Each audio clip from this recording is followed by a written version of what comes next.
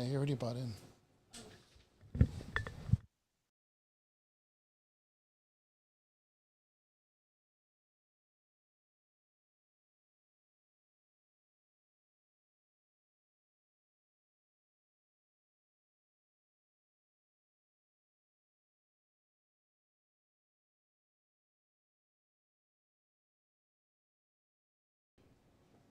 I gave him the thumbs up.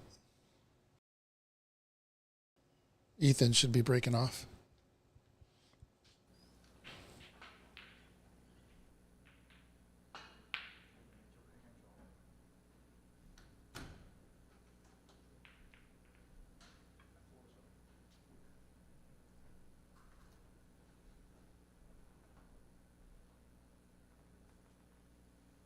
All right. Ladies and gentlemen, we are live here at Ox Billiard. Ox Classic Snooker event. This is a USSA tour stop. Welcome wherever you're watching from. Got some folks over on YouTube and Facebook watching. It's going to be a shorter tournament today. 8 players, most local players here. I think Ethan Huang here playing against CCU. CC is a popular player in the area. If any of you have been watching any of our streams, you know he's been around. And yeah, it's gonna be this is part of the U.S. National Amateur Tour, happening at a bunch of different venues all across the country. You can take a look here. The map. We've got a lot of spots. I think this is. We've already had a few tour stops so far: Texas Open, Virginia, Tennessee State, and this is the Ox Classic. And yeah, first match. This is a group stage match. Ethan versus CC. I don't have a list of the groups, but I'm sure we'll get an update at some point soon. Looks like 2 groups happening here. 8 players. We're going to do a round robin and to eliminate the bottom 2 of each group, and then the top 2 will advance into a single elimination knockout stage. I think every match is going to be a best of 3 until we get to the final, which will be a best of 5. So should be a fun day. I think we'll have enough time to finish it all today, from what I understand. Only 8 players, reducing down to 4. Should be 2 semifinals and then a final.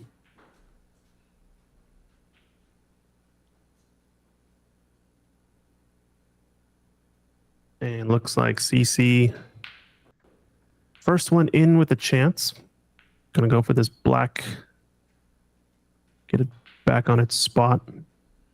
Probably gonna play for either red to right middle or red to left corner next. Oh, decided to break into those balls. Not a bad choice there, I think, because he did have that red to the left corner pocket kind of as a security blanket to hopefully get on. But unfortunately, it has gone awry. So first match of the day, just getting started.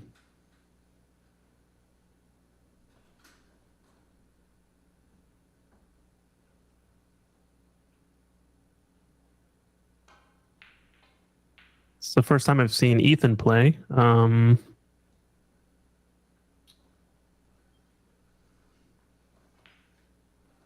Doesn't seem like he likes bridging over that cluster.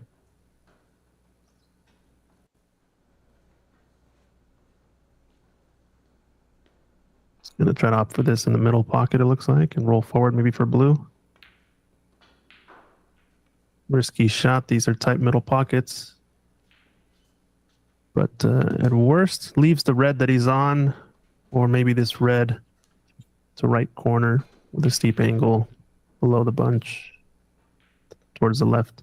I think CC's got this into right middle, though, and doesn't want to nudge the blue. He wants to pot this clean.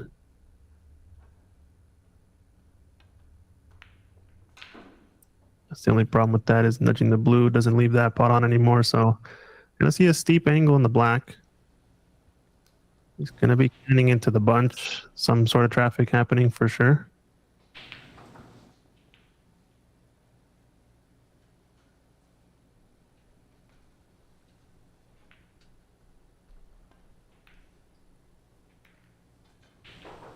Good pot there by CC.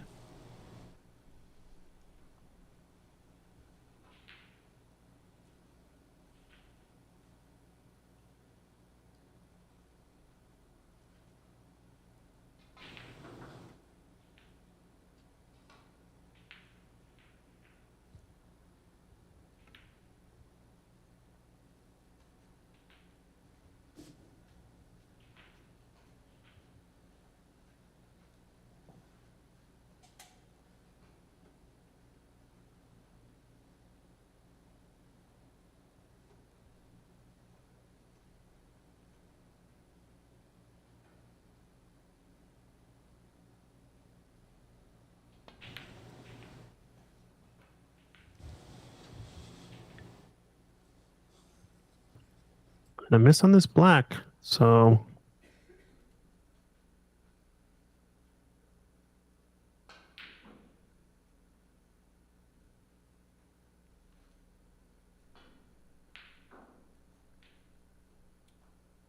not the worst start here for CC, but left an opening.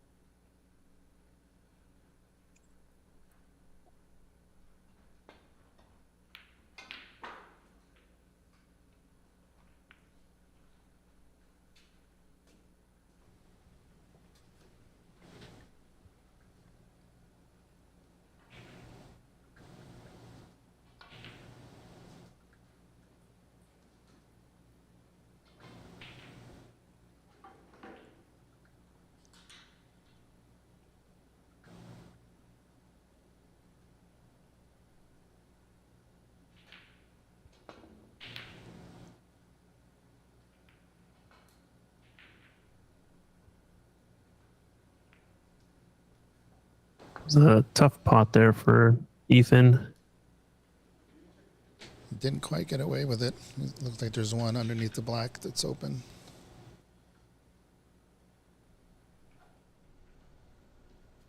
Yeah, a couple of options, but this looks good. Stun it for the black and left middle pocket. Came a little bit short. Would have liked to have been dead straight. But he can roll forward. Play for the top red. The left corner, I think. Can also screw back.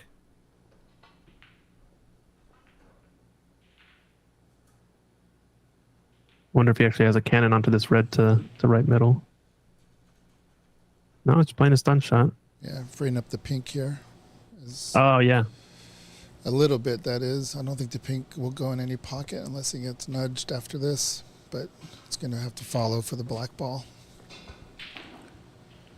Yeah, just roll forward, keep a high angle on the black, or go one cushion. Good angle. He's got choice of reds now. I think the red just to the right of the pink, slightly above it, goes to left middle pocket. Yeah, pretty clearly there. Can play for either of the two reds, kind of below the bunch as well. Yeah. Looks A lot of he's options. following it quite a bit. He's got that red that you were talking about, plus the others that you were talking about if you went too far. But yeah, good shape.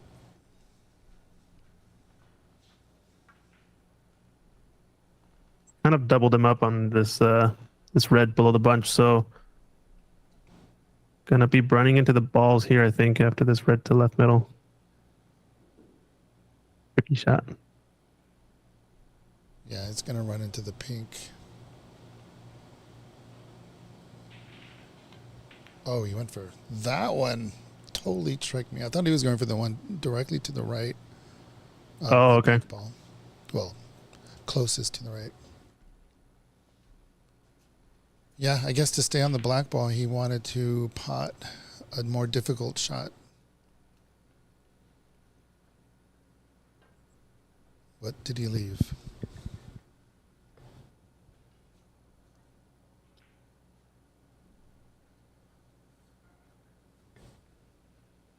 Nice run, though. Was it a break of 8? Is that right? 26-0. It should be.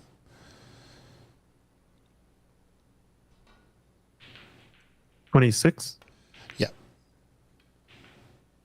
Okay, so a break of 16 so far. Not bad. This is the first time I've seen Ethan play. Is he an He's an active unknown. player here at Ox, or He's definitely an unknown. He said that he has been to Ox a couple of years ago. It couldn't have been more than that because we weren't around. But he came in with CC, so I would imagine as the day goes on, I'll learn more about him. But I would imagine that he plays more at Empire. I see. But yeah, real friendly guy, very pleasant, very nervous for being on the TV table with CC, but he gave a little look like, uh-oh, it's going to be pressure, but then he kind of just took to it and was like, all right, well, camera or no camera, you still got to go out there and play. Yeah, Seems yeah. like a good fella. Yeah, I mean, first time you're ever on a TV table or any sort of live stream, it's always kind of nervy, but you sort of can get used to it once you've been to enough events, I feel like. I'm still not used to it, so. That means we just got to get you out there more. Yeah, that's all. no.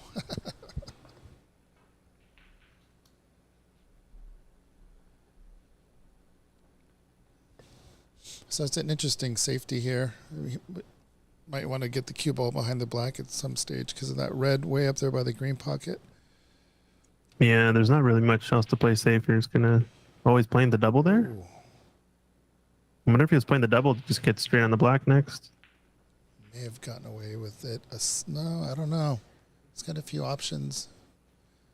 Got a thin cut to right middle pocket, the one closest to the blue. Don't know. Their angles show. I think all these reds have each other covered to the left middle pocket, except for the one at the bottom of the bunch, maybe. Yeah. No, that one doesn't. That one doesn't go either. The one to the far right of the pink spot goes to the yellow pocket. Yeah, that might be the best look. You'll be on the. Oh, what's it doing? Maybe just playing a safety now behind black. Hopefully. Yep. Let's get a good bounce. Oh, that's a huge bounce.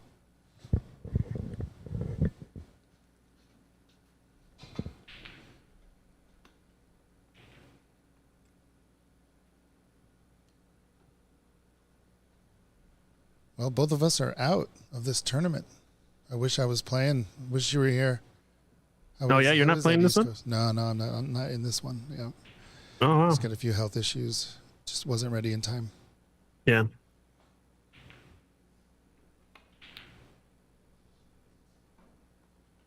Wasn't really going to sell out a ton with that shot other than the red he was playing, so I guess that's why he went forward.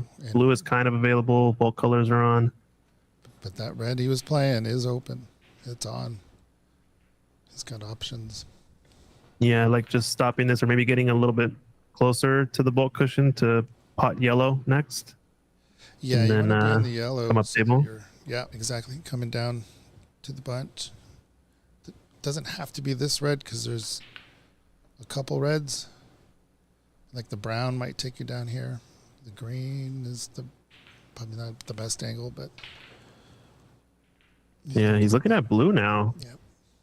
Maybe he just wants the points. I think understandable. And I think he might get at least a look at red to green pocket up table next. Yeah. If not, Putting tons of draw on it, so he's trying to get that loose one to the left, and he's on it. Nice shot. I think I might be talking too loud, but that was No, a you're good. pretty good shot. you just turn down your headset if you if you think you're. I got one ear to the room, one ear to the headset. Nice. Oh yeah, so he's dead straight on this one, left of the bunch. Perfect. Yeah, just dead weight into this pocket. Can also speed. shoot it kind of like a stun run through if he wants to. He's got a real tight grip on this backhand. But yeah. Oh, really nice. Nice stroke. His backhand, it looks like a real tight grip. You can tell by the knuckles. Oh, But really? he unfurls it pretty well, and he doesn't end up squeezing at the end of his stroke. That was a really nice stroke. I can't see from this angle, but I had a perfect view. So yeah, this guy Ethan can play. Looks like. Is the score correct? 26-12. It should be. 12. Okay. not sure where that.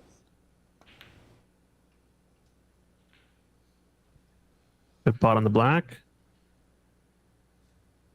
Yep, he's on the middle. Now with this angle, he's going to be going. Ooh, He's looking at what's available, but he's going to be going short of the blue spot naturally. I think he's going to the right.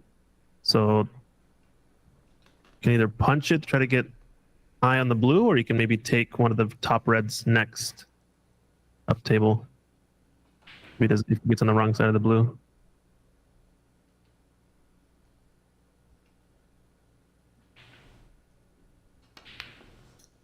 Ooh, juiced it and played for black. Don't know if that was enough angle there for that type of shot. I feel like I would have rolled forward into the right cushion and out into the kind of the middle of the table and just take what you get on the blue. It just seemed more natural. If that double kiss didn't happen, I think the cue ball would have ended up behind the black ball, which means that there was way too much force. Yeah. For that shot. I think the shot may have worked, but I think you hit it way too hard. And with these side pockets, you can't do that. And yeah, you got to be super precise.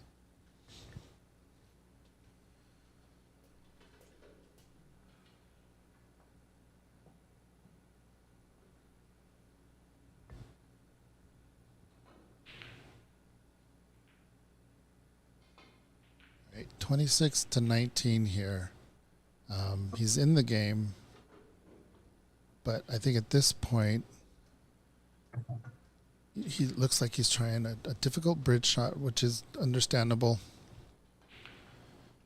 But at some point, he's going to have to try to play a little bit safer because these are do or die shots, whereas that previous do or die shot, similar on the other side of the table, led to a big break from CC. What kind of miss is this going to leave for CC? So he was hesitant to pull out that rest before taking this shot. And I think maybe he might have done better playing safe. Sometimes you just feel it. Sometimes you try to ignore that feeling and think you have a shot. Yeah, I think the rightmost red up table is probably easy to play safe on because red on the left cushion is definitely safe, barring a double. But the brown's in a good spot, so you definitely can get that red covered. As a let off. So Ethan's still alive. Yeah, I think he wants to be offensive on this spot. He can definitely pot these mid-range shots from what we've seen. So this one's a little bit of an angle going towards the black, so we might need to roll forward off of the top cushion and up. Yeah, he's going to end up being too close to the black ball if he doesn't use the cushion. Let's see what he does.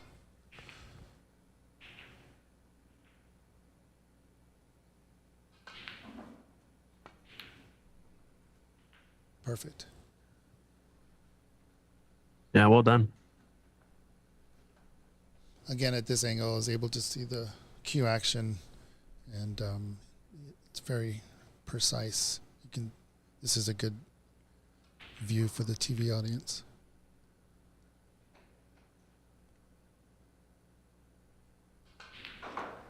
Nice. I love to see that. People getting up on their shot. Something I wish I had more control over. Yeah, you don't like it. Stand back up, reset. Get up.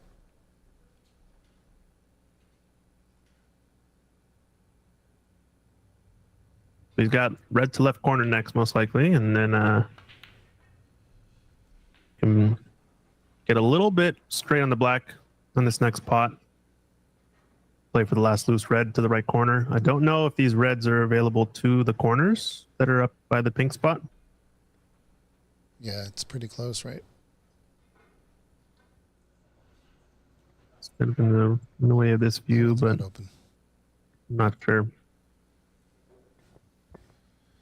From the looks in the booth, it doesn't look open.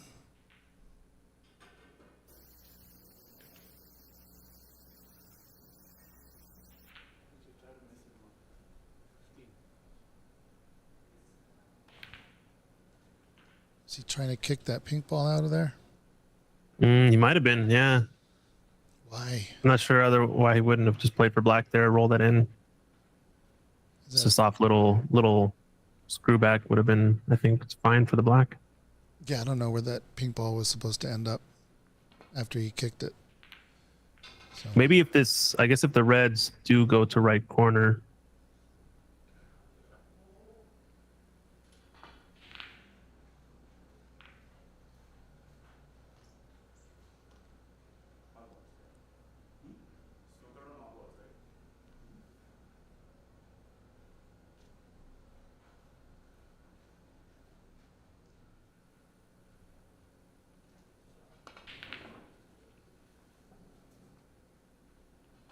we'll find out. I think you're right. I think it was playing for the pink there because it looks like he's dead straight on one of these reds. So he's gonna have to squeeze this. If he has any chance, he's gonna have to use some side here. Let's see. Let's see what he's. I can't tell. It's like, yeah, he's definitely putting on some.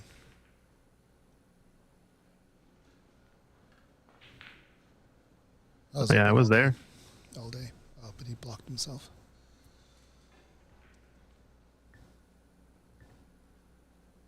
Interesting tournament. So I think he's got the mentality of kind of one visit snooker. It looks like trying to open up that pink.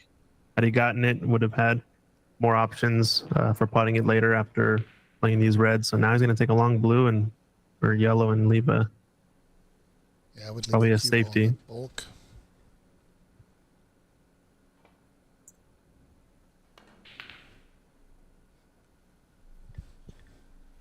So end of break looks like a 12 break.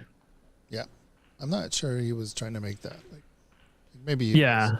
Yeah, but Or just an element of safe. You know, take the points and then play a safety next anyway. I'm sure he's not bothered by it not going in.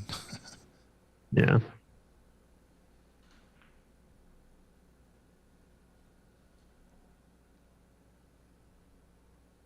It's always good to have CC in the room.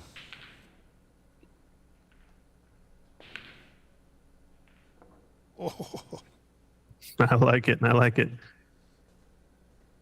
He likes taking on those sort of low risk of leaving a pot on shots down the cushion. I've noticed that in previous matches that I've been watching.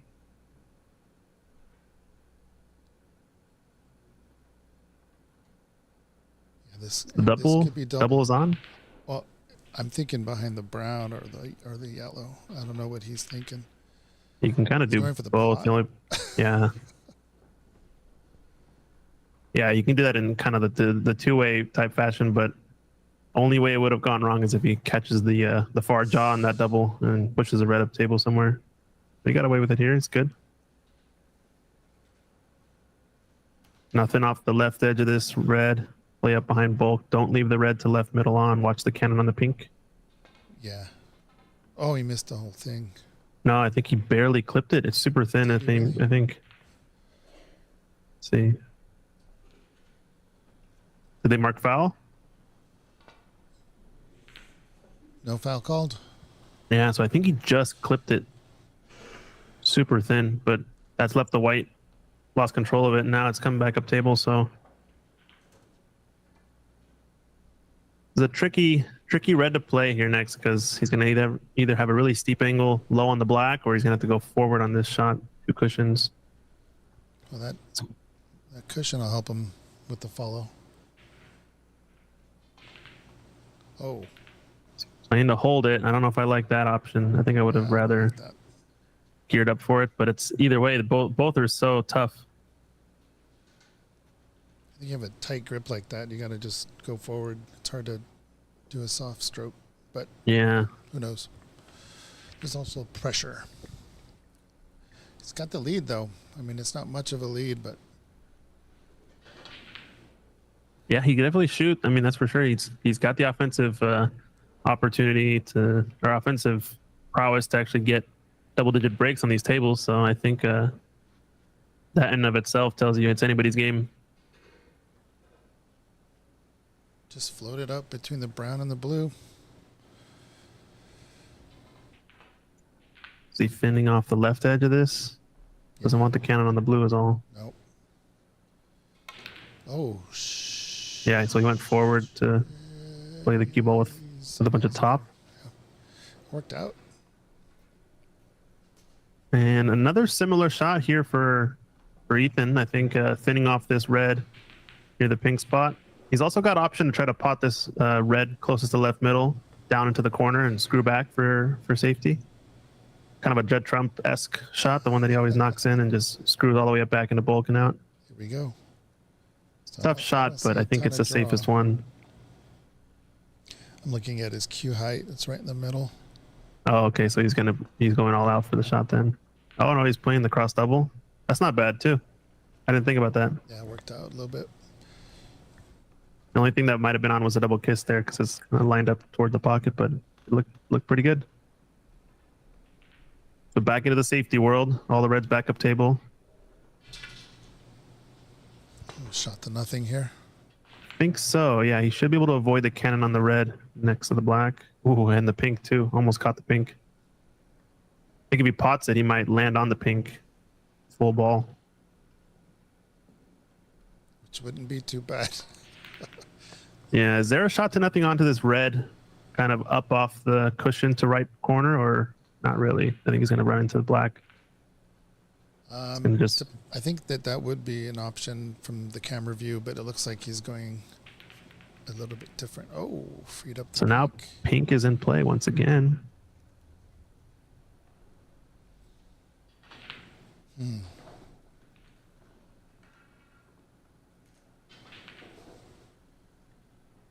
I like CC making this.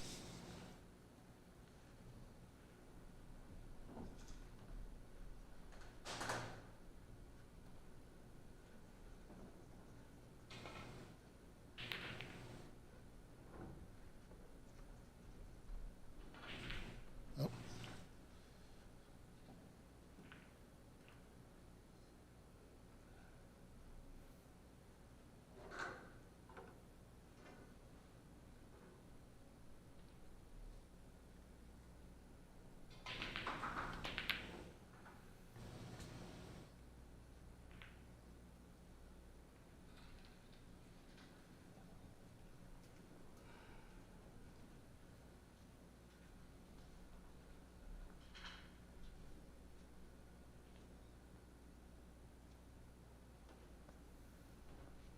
Interesting. I think CC, if he has this red just above the white up into yellow pocket, he's going to take it on. I've seen him make this shot many times.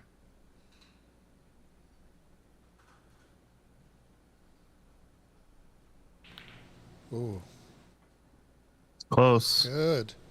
Yeah, it's in. Oh man, almost from the get-go, it looked good. I think just the fact that those balls are so close to each other, he's so close to the red with the cue ball, and he's got almost a straight in angle. They're usually pretty good to judge those. So off to the races, needs to establish his lead again. Oh, misses this uncharacteristic pink. I guess he was playing with a ton of right hand side to play up table for the red. Huh.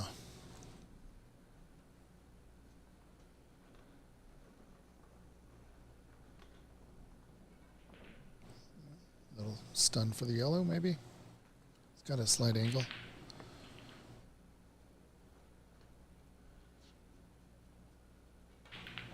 Oh, went too far. What's he got? He might just barely be on the yellow. I think he might have gone too far, but it's super close. The brown, he's got to come down the table at some point. It looks like yellow. He's on the wrong side, but he's definitely going for the yellow. Nope. Rolled behind the brown. Yeah, that was a good shot. Prudent shot there. 2 reds left. It's a good situation to be in. You're up by a few points. Are they playing 3 attempts, 2 putbacks? Yes. So I don't imagine if unless he kicks it really safe, he's probably going to be putting him back, or going to be taking on a red that's on Ethan. I mean, if CC leaves something on this kick. Should be able to get this. But getting it and getting safe is Oh, he's missing the whole thing. Yeah, but like I said, I think leaving this red on, I don't think Ethan will let CC back in on that. At least I don't think I would, knowing how well CC can kick after calibrating one. Yeah.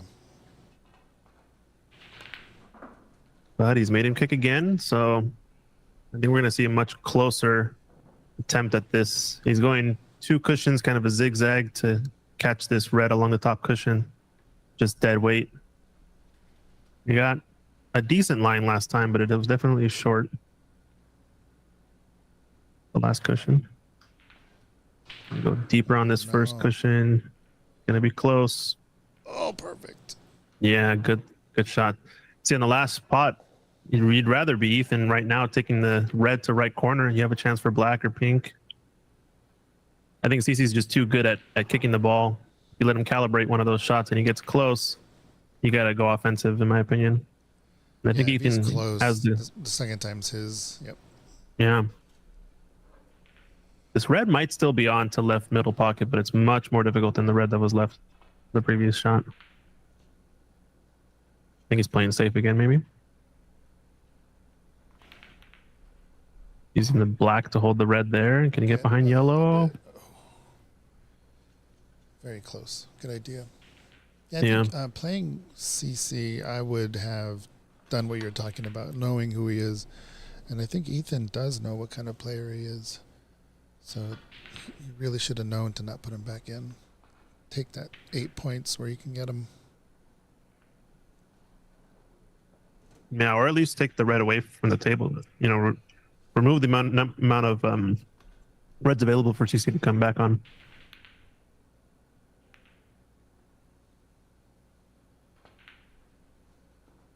Black to the rescue here. I think Ethan's gonna have to nudge this red off the top cushion maybe next, or might have a chance at a cross double. And it's gonna be kind of hard to keep the red safe. If I was Ethan, I'd try to use that red in the middle of the table. Yeah, it's just tough to get cue ball up table. Maybe you can push through and push it off of 2 cushions around the black and play cue ball behind the black. He is hampered queuing too, so this is gonna be tough. I think he's trying the cross double though.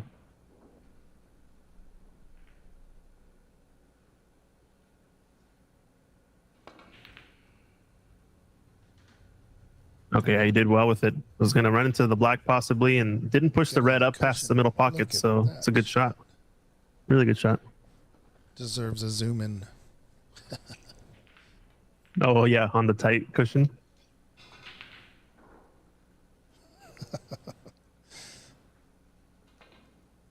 We'll get it on the next one. Yeah, that works well. Pink helping out. Forcing your opponent to get the red off the cushion is a minor victory in these long snooker stories, or we call frames. Yeah.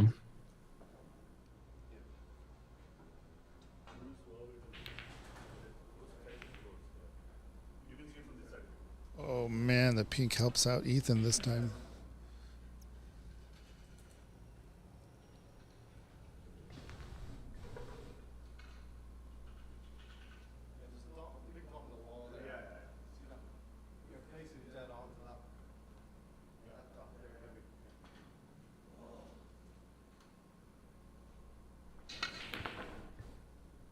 The only other score in the room I see is Kevin versus Francis. Both of them are smiling, having fun. What's wrong with them? This is a battle to the death. That's not allowed. It's not allowed. What are you doing? Who do you think you are? It's 28 to 36. I just don't know who's winning. So this game is 27 to 36, right? Oh, it's Kevin ahead, 41 to 28 now. Oh, okay. First frame. You almost. I thought you were talking about this score. It was almost right. the same score. It's almost. What a shot. Oh, wow. Great pot. Oh, my goodness. And nice. I don't know if that was on purpose, but that cannon on the green is what made the shot. Because now he's got some opportunities here.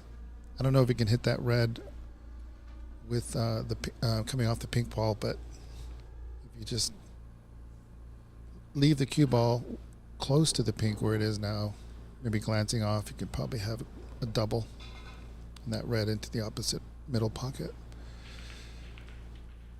Yeah, he might be able to drop in behind. No, he almost could get him behind a pot that's into top right corner pocket, in the green pocket, but I think he's gone way too far for that now.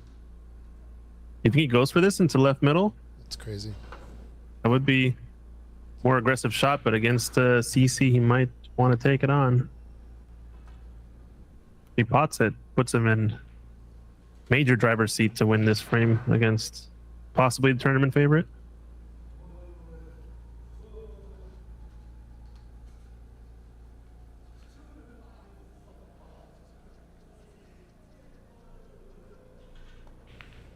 Oh, he went for it. I guess he felt it was there. And look at this. Wow, and he got safe too. That's prize. not. He definitely wasn't playing the safe outright, but you know he was playing up table somewhere just in case he misses it. Oh my goodness, the look on CC's face was priceless. It's like, what the hell is this? Good contact. Nice cue ball. Now, once again, do you take this pot on? Oh yeah. Oh yeah, because you have the cushion to help you go up the table. Just on bottom right.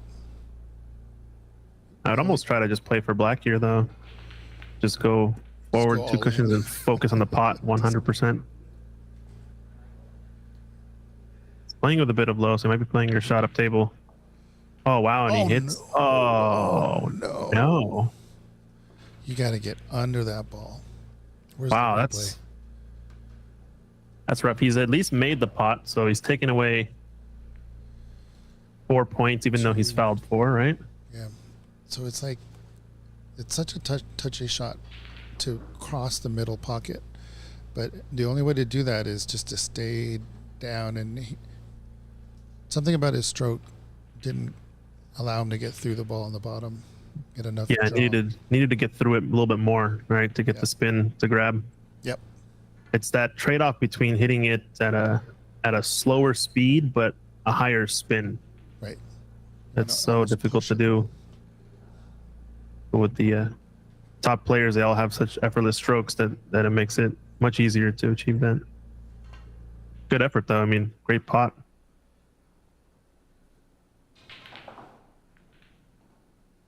Ooh, he caught the jaw maybe a bit there. He seemed like it came a little straight, or he just didn't shoot it. It didn't have any right-hand side on it. It's come a little bit steep on this round. Yeah, the blue ball's in a strange position. So he's gonna need pink at least to clear to win the frame.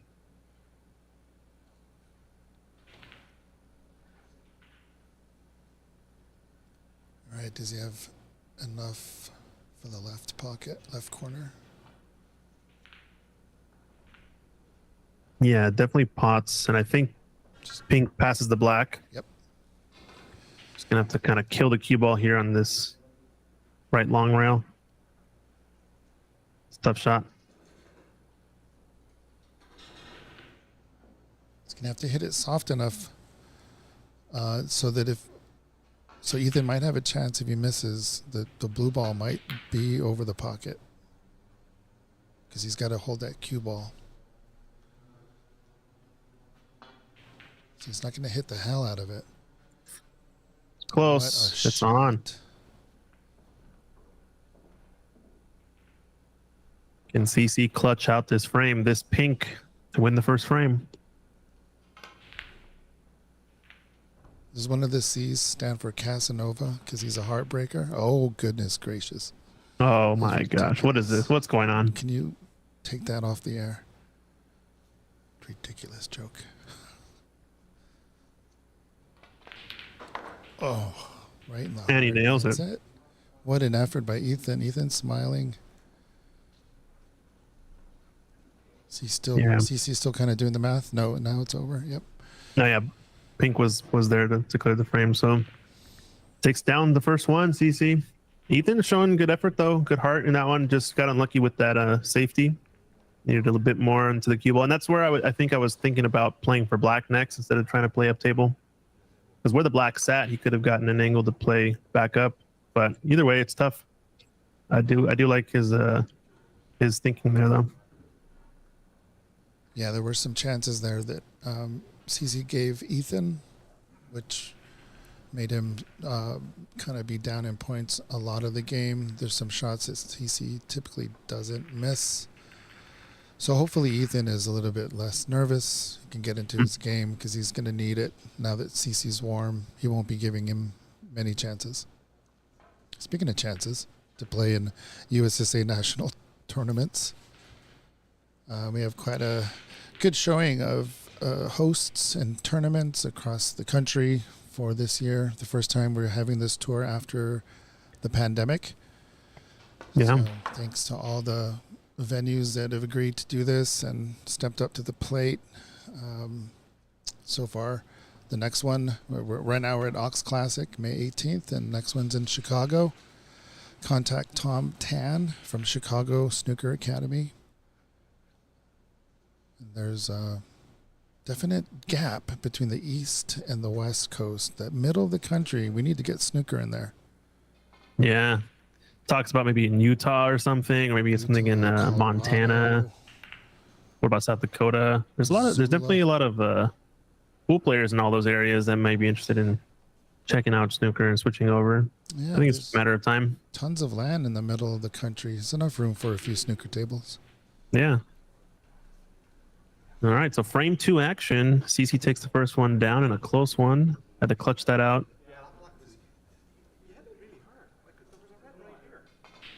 I think he's got a shot to nothing here.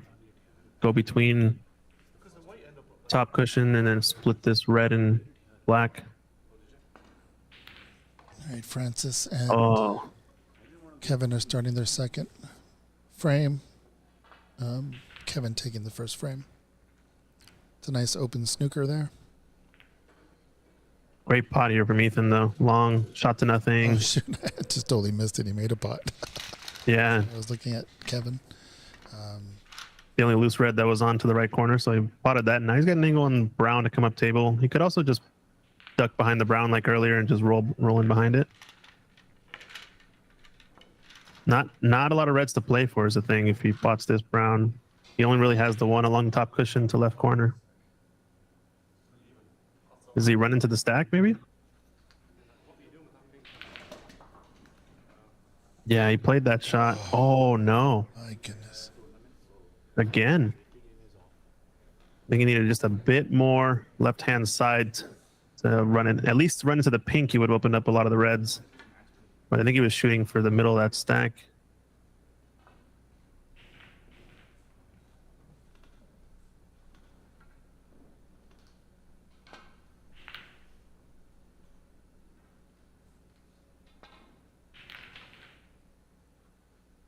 A little bit more of an aggressive safety here, opening up some more of the reds.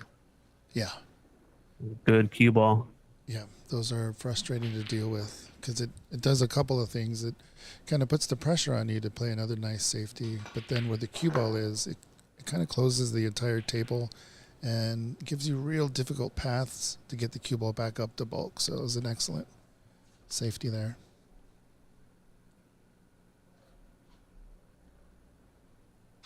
He might have the full ball snooker on everything.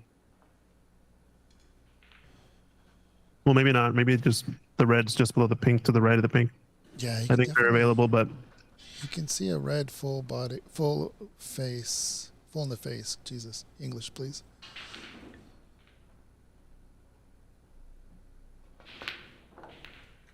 What a pot! Get on something. wow, I didn't think he had that red, but excellent pot. I think he was playing the dump shot primarily, but in terms of the cue ball, kind of how it rolled forward. Actually, no, I think he must have been going for the pot all out because he would have left red to left corner next with a dump shot. So really good pot. Wow. That's kind of what that shot does from CC, though. It kind of makes you go do or die.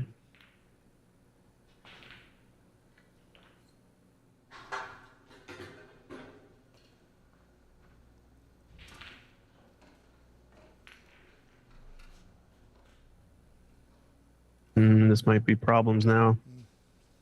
Yeah.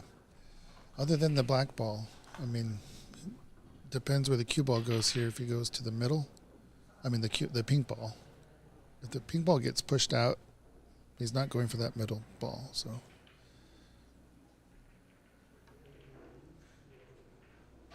she's going to try to go for the black off the cushion here then.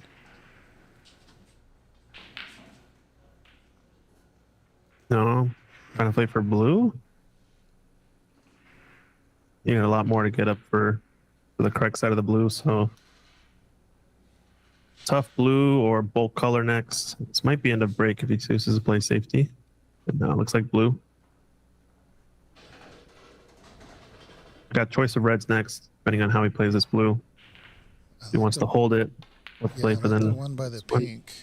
But I don't know. It went too far, I think. But I think if you pot the red next to the pink, if the cue ball was a little bit towards the middle of the table, you can run into the pink after potting. Yeah. He might be playing here one cushion and dropping behind the black, maybe. No, he's playing low on the cue ball, so he's definitely got too much angle for that shot. Let's try to get on the correct side of the blue here next. He's understroked it.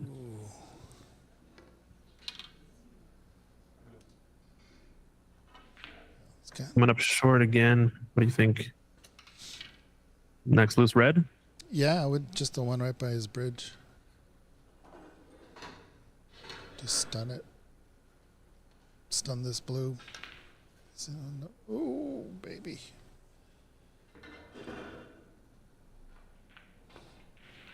I don't know. With the rest, I think stun is an easier shot. Didn't need to draw it that much. Yeah. I think CC is usually pretty good hand on the table when he's that close to the balls, but with the rest, definitely changes things up, I'm sure.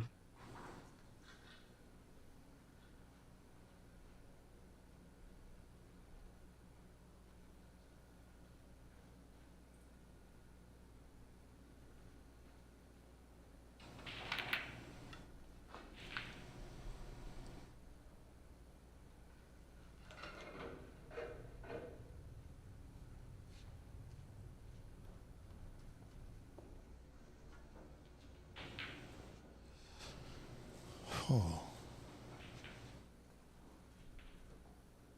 Like he's playing black there, I think. Definitely got to look at it next.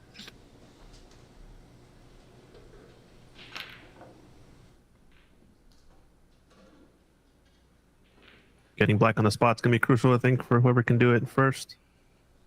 I wonder if he can cannon the black from here. I think he was looking at that path.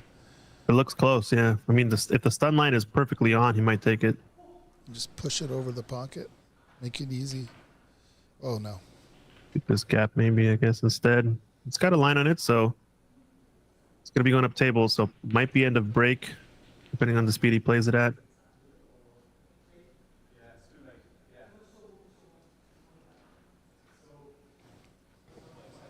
No reds available to right corner in the bunch, as far as I can tell. I don't think any plants are on, so I think he might just be optimizing points here. Bridging over these balls. It's going to be tough to play with too much side. Yeah, you got to be sure on those shots because you risk leaving it. I think he has a window actually here. Play this red closest to the black, yeah. Yeah, just a gentle touch because just a slight follow. You'll be all right for the black ball again. Yeah, just play with maybe a touch of running side as well if you want. Yeah, he should be good if he pots this. Ooh, hit the hell out of it. Okay, yeah, maybe just playing it up table. Didn't want to try to hold it there. I guess holding it might be the only way you really would miss it. Always playing with an element of safety. So there's a 9 break. Correct. So far. Yep.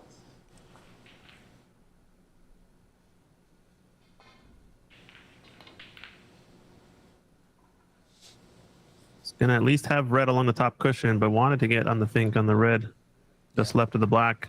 That's a bouncy table there.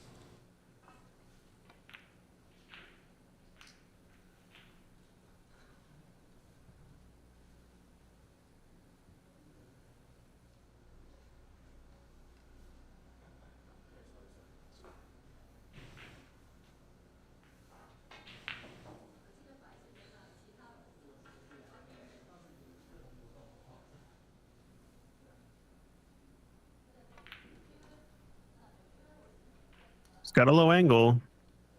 It's gonna be natural to run into the reds if he catches the cannon on the red, just in line with the pink at the bottom of the stack. He can hold for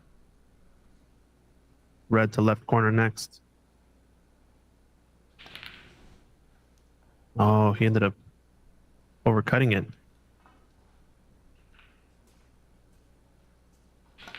It was a lot of I force. don't think he had to hit it that hard either, just because I think the reds would have naturally kind of opened up.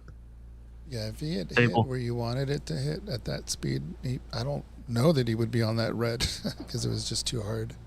Yeah, he would have to hit it perfectly full. But if he hits it mostly full, this red at the bottom of the pack, he'll always have that red to left corner next. If he hits it fairly softly, kind of I call it hand distance away, or hand speed, where you only cannon the reds at about a hand width away from where they started.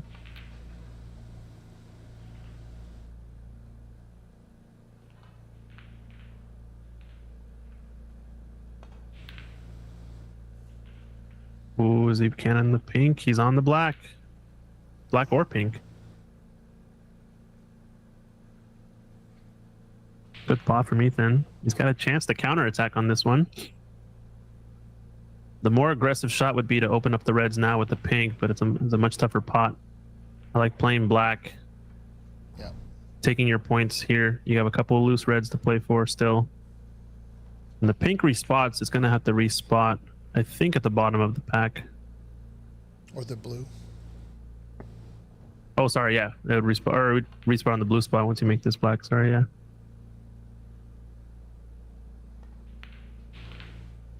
A little bit more bounce would be nice, but still all right.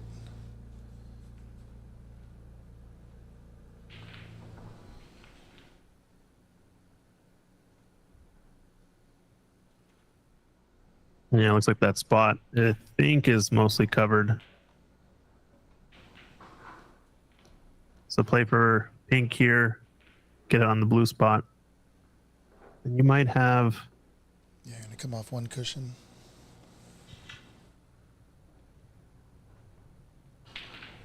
You might have to run into the stack next. Problem is getting on the next red. I don't know which one of the two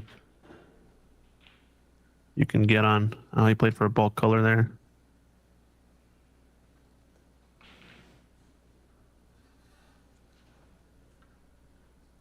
Tough layout. I don't know if don't think any of these reds are onto the corners. The two just outside the vertical stack of 4 and in the middle.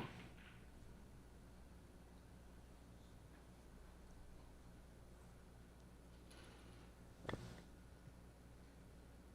we can get a high angle on this pink, he has a natural cannon into the reds. Yeah, I just saw that as well. We'll see what happens. Might have rolled too far forward.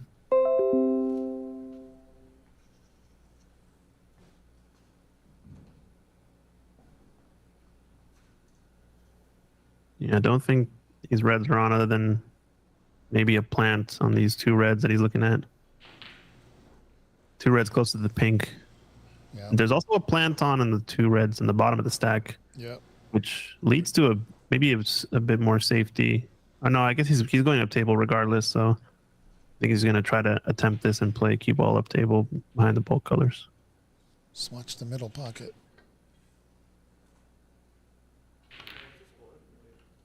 Oh, we caught it very thick. That was interesting. Yeah, no, I wouldn't think he'd be playing it that way. I think he would want to get the cue ball further up bulk. Because that was not a gimme. Yeah. It's left a mid-ranger here now. Stun run through for the black or forward off 2 cushions. And now I think there's a I think 2 or 3 reds that are all open. Looks like these 2 reds bottom of the bunch go to left corner pocket. So a real chance to get a pretty decent break here for either player that can get in.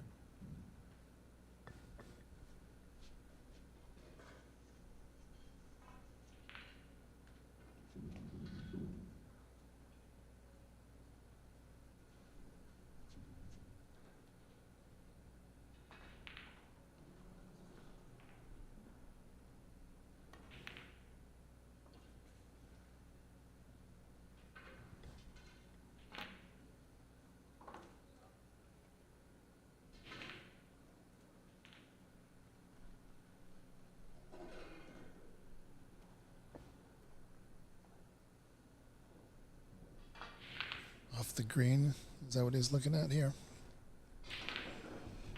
Trying to get to the red on the bottom of those 3. Yeah. And the red at the bottom is available. You'd like to get the one to the right of the pink spot off table as soon as you can so you can access the rest, but just a roll up safety here. Another smart shot.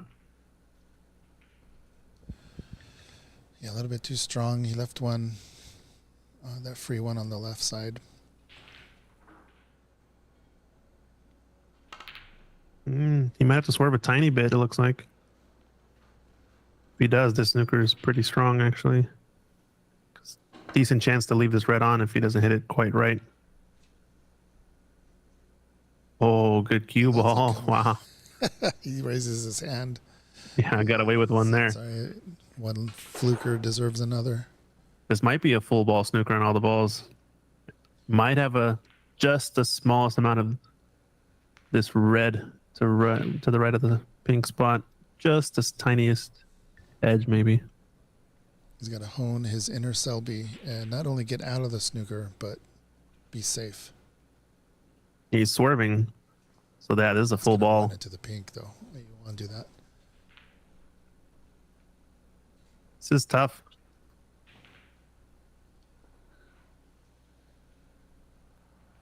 I wonder if he can go 2 cushions, though, and just bump the red to the left of the black. Because I wouldn't be leaving any pots on to right middle pocket.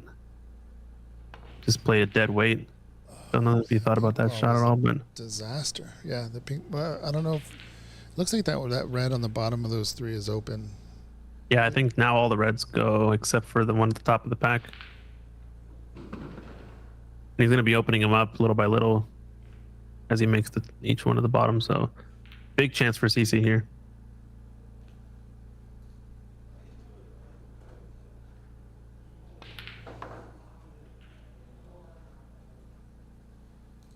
It's gone a little bit far, so now we might see a cannon.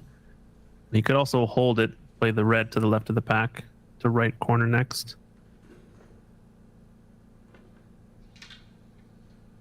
Or play the loose red. That's perfect. Yeah, he's perfect in that red.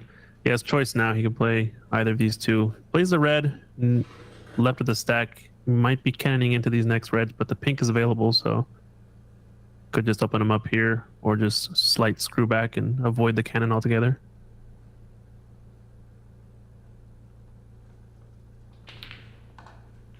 Yeah, he was straighter than I thought then. So Yeah, but just held it there with a stop shot. And now he's got a nice angle to come towards these reds, get fairly straight. I think I like taking the top red first, as it gives more options for once the pink respots.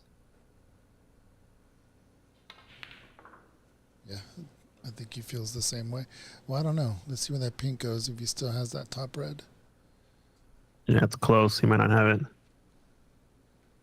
Doesn't matter. The pink can still go in the right pocket. Yeah, it's just all about giving yourself most options, I guess, right? But Yeah. should still be able to clear.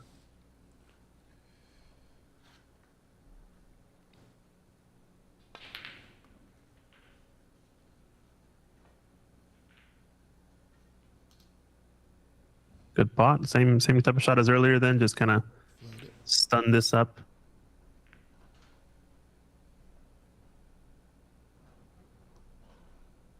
The red up in bulk is also available.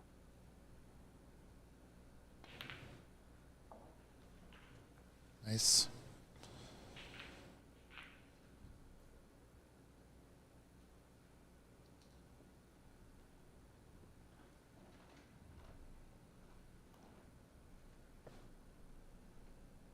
Should have a score of 47-11. A break of 23. Score is slightly off.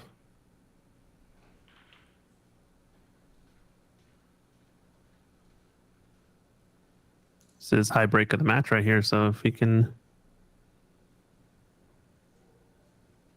clear this last open red, it's going to be in Snooker's required.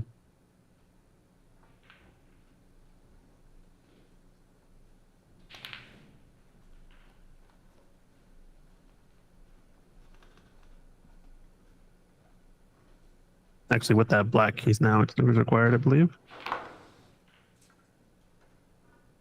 But pot this red to surely keep Ethan out of his rest of this match.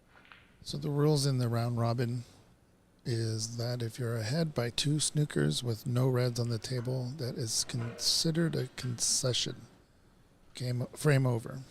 Frame over, automatic concession. This Okay. match. I mean, in this instance, it might be the match. Yeah, it makes sense. You kind of have to keep things running in the round robin stages quickly as you can. And that's surely going to be end of frame now.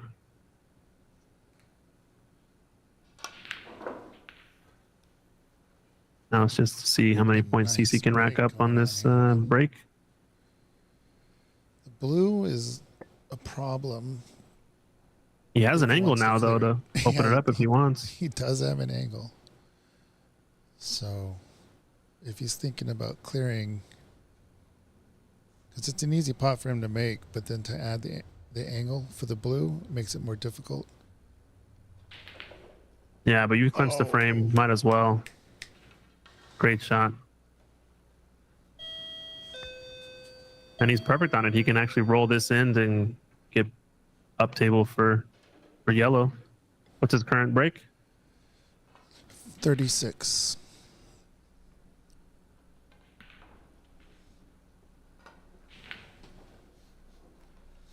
All right, now this is just a practice for him. It'll be a nice clearance.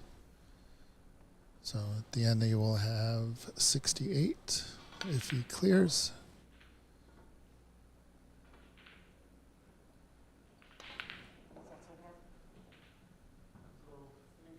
What's the current score?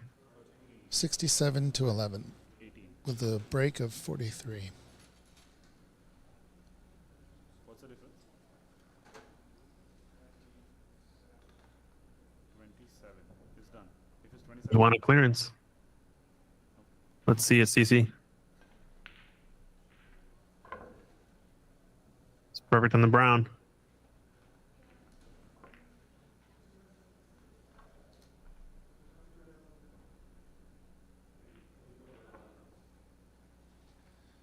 All right, back to the game.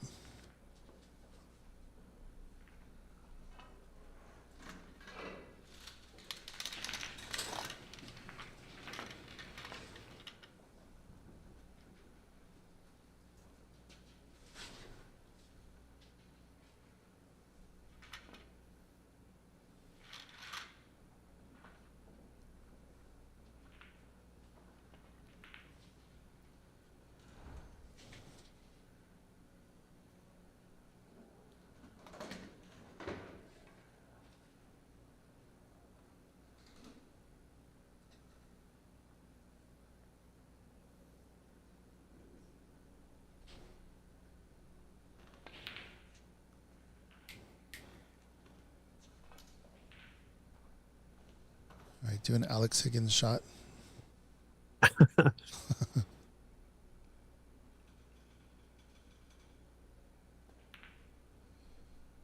Wow. Rolls in the black. Well done. Good clearance by CC. I guess that's how you win a match. Very nice. Yeah. 68 break, it looks like.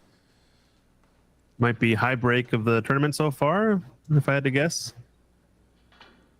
Yeah, we got to keep our eye on Angus. Okay. But yeah, well, that'll do it for the first match. We have some other matches that have just finished up. So I can't tell you who's going to be on next, but it should be a good one because we have a lot of strong players in this Ox Classic, our first USSA ranking tournament at Ox Billiards. I will be back, and I'll see you in a bit, Christian. cool. That was Mike Dominguez on the mic. And yeah, he was saying Ox Classic is our first event here at Ox Billiards for the year. It's gonna be another one later on this year. The Washington State Championship coming up in the middle of July. So make sure you tune in for that. That'll definitely be live streamed. As far as I can tell, I think San Jose Open might be moving its dates slightly because it does conflict with another event, but I think that will also be live streamed. So if you guys are interested in playing in other events, make sure you check out USSA. Let me see if I can get the chat up here. Who's tuning in? Let us know where you're watching from, whether you're on Facebook or YouTube. I haven't been checking the chat recently, but looks like we have Dasani watching over on Facebook. Stephen Wong saying hello, hello. Great tour. How's it going, Stephen? Stephen Wong, your U.S. national champion of 2022 and runner-up from 2023. Congratulations to him. He's down in Embassy Billiards. And if you guys are interested in more snooker as well, we have the Seattle Snooker Open coming up in late June, 22nd through 24th. We'll be hosting a big event, our biggest snooker event of the year, typically, here at Ox Billiards. And the big tour that's coming up is Sean Murphy coming to North America, hosted by the Wine Cellars. He's going to be visiting a few clubs in the area. Like I said, Stephen Wong was in the chat. He'll be down in Los Angeles at Embassy Billiards. That's the third stop there. Here, the third logo you can see on the list. And he will be stopping somewhere in Calgary, I believe, and in Vancouver. So do check out Sean Murphy North American Tour if you guys are interested. There are still tickets available, I believe, for Ox for viewing. I don't know about playing against a frame with Sean. He's going to be doing a 10-frame exhibition here at Ox, but here are the dates and the clubs that he'll be visiting. So it looks like he's going to be in Canada first at the Ranchman's Club over in Calgary on the 11th. Star Snooker Club up in Richmond area near Vancouver, and June 14th. He'll come down here to Ox Billiards next, Seattle, Washington on the 16th. And he'll be visiting Embassy Billiards a couple days later for an exhibition down there in Los Angeles. So a bit of a West Coast tour of Canada and United States, North America in general. So if you guys are interested in tuning in and watching Sean Murphy live in person, he's going to be doing some exhibitions. Make sure you guys check it out, and make sure you guys like and subscribe to the stream. Share it out to folks. This is more of a local tournament, but we do have some good matches coming up. That's for sure. It's gonna be a good one. It's gonna be fun. And yeah, if you guys are interested, also USSA National Tour. We got plenty of stops. If you're a player in the U.S., want to play in other tour stops, like we said, reach out to Tom Tan at Chicago Snooker in Chicago, Illinois. He'll be running the Chicago Open. Washington State Championship will be up next here at Ox once again. Northwest Regional Championship in the Pocket Snooker Club down in Rochester, Washington, a few hours south of Ox. Great club there by Carl Hancock. And the Georgia State Championship over in Columbus. One more East Coast option if you guys are interested. And then we got, kind of to round it out, Arizona, Houston, sort of in the southern part of the country, San Jose, and Legends to finish it up here on the West Coast. And if you guys know of any other snooker clubs in the area, want to get them interested into being part of maybe a 2025 tour, do let us know. I know Mike is on the board of USSA, can get folks in contact with who they need to be in contact with for future tour stops. But yeah, it's going to be a pretty good event. We just got to get more and more things coming up. Hey, Handmade by Joe 2020 is over on Facebook. How's it going? Saying hi from over the pond over in the UK. How's it going? Good to see you tuning in. Friends and sponsors of Bex Kenna from World Women's Snooker Tour.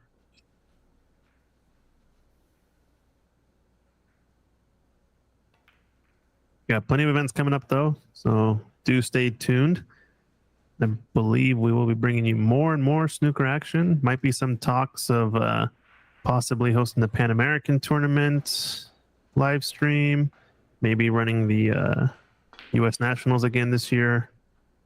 We'll see. Definitely a lot of snooker action. So stay tuned. It's gonna be a good year for snooker in America, and hopefully it'll be growing up bigger and better every year. If you guys enjoy the content as well, make sure you subscribe to the YouTube channel and Facebook. Follow us on Facebook and like the videos. We're slowly churning out videos little by little over on our YouTube page of previous matches. So far, I think we're still on 2022 content, but we'll be slowly catching up and posting stuff from last year, and then eventually just get right up against what the most recent event is. So if you guys like the content, make sure you guys like and subscribe. Definitely help us out a lot to get our views up and to get snooker on the map here in America. So I think I'm going to take a quick break as folks are in the room figuring out which match is going to be up next. So I'll be back in a bit once I get confirmation of the next match.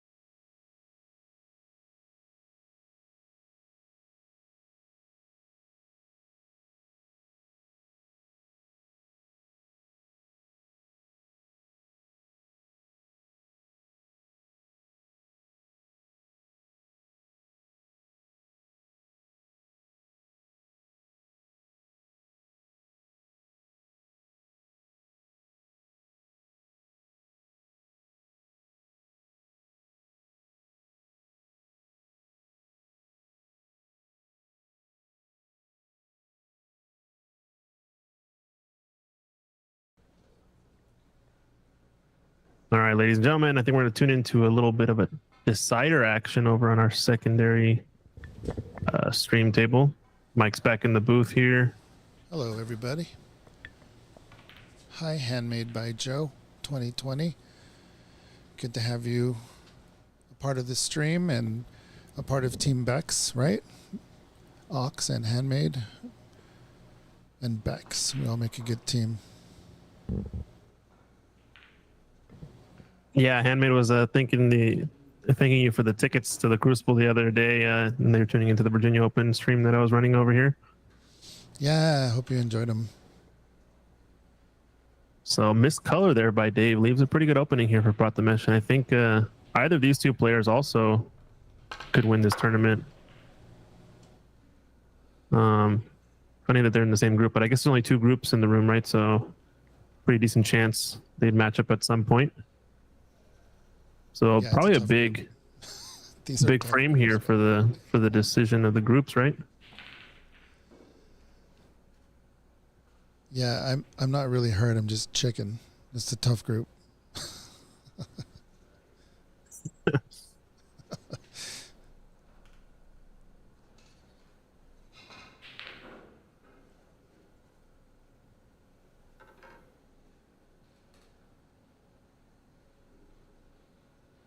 So blue and green closest to this lower left corner is going to make things a little bit tough.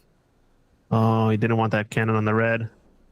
I think he was trying to play underneath the entire stack, maybe get a gentle cannon off the bottommost red, but I think he was playing for the red closest to green next.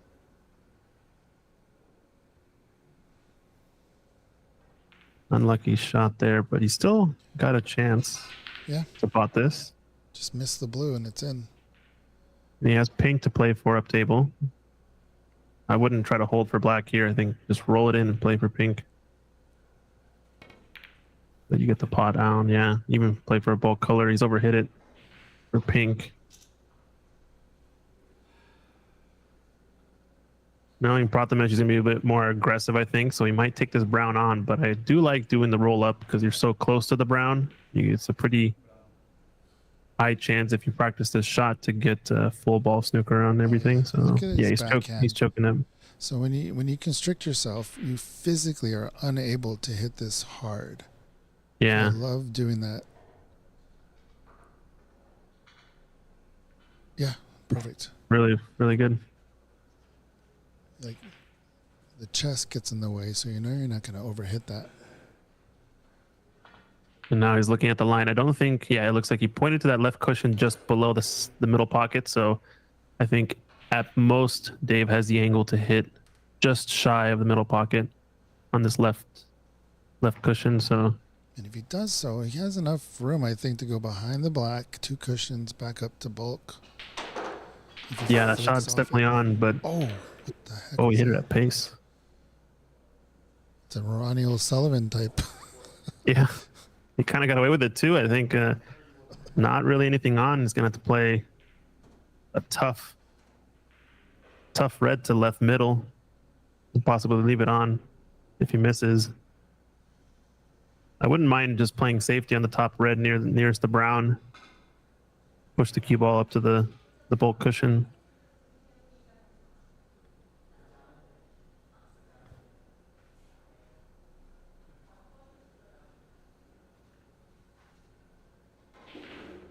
It's gonna go wrong for sure. It's going offensive, it looks like. Might be playing a little bit low in the cue ball just to stop the cue ball there. Or is he rolling forward? It's hard to tell sometimes with Prathamesh's cue action. I know he addresses the cue ball slightly to the left of his actual final tip contact point.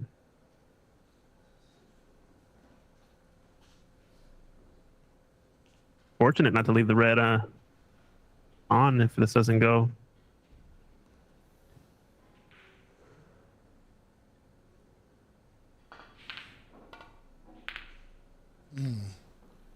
Uncharacteristic. Dave's usually pretty good at snookers. Yeah, he ran in full ball to the black there, so it just had a miss hit, I think.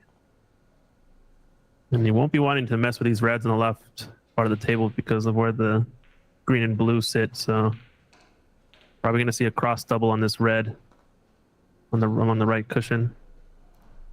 Does have an option to thin off just an edge of this pink next to the black, or this red next to the black, but if he's in any way hampered over the brown, I don't think he's ever going to take that pot on, or that safety on. It's got a chance here to put Dave in a really tough spot, though, if he gets this red tight up against the others.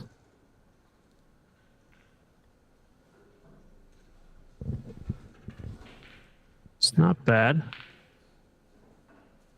Dave's probably going to be playing off the same exact red, just trying to hold it there behind blue and green.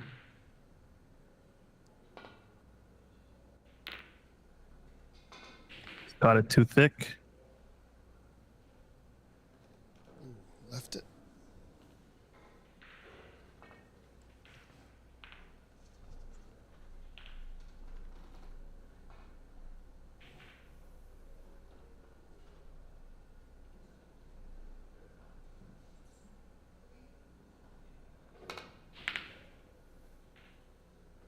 Good pot, and he's played that with inside. Stay away from the yellow. He might have come far enough table to play the pink next.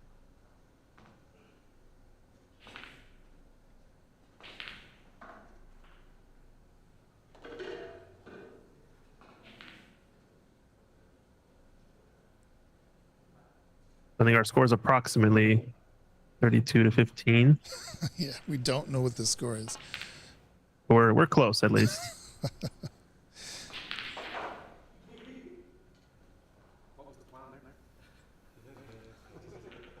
He's way over hit that. You can hear him say, I meant to end up there. And he's hit that half a table distance too far. So a little bit of extra juice in the arm.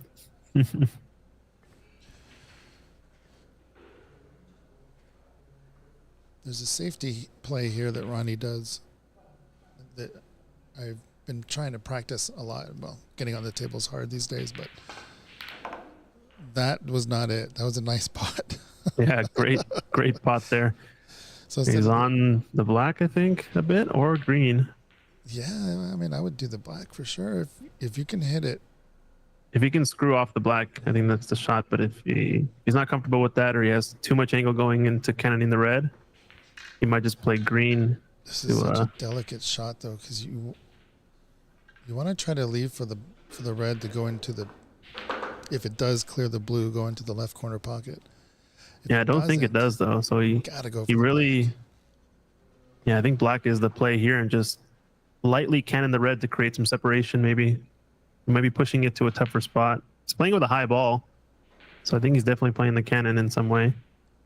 Might hit this a little bit harder just to make sure he gets a good hit. Yeah, that was the focus all along.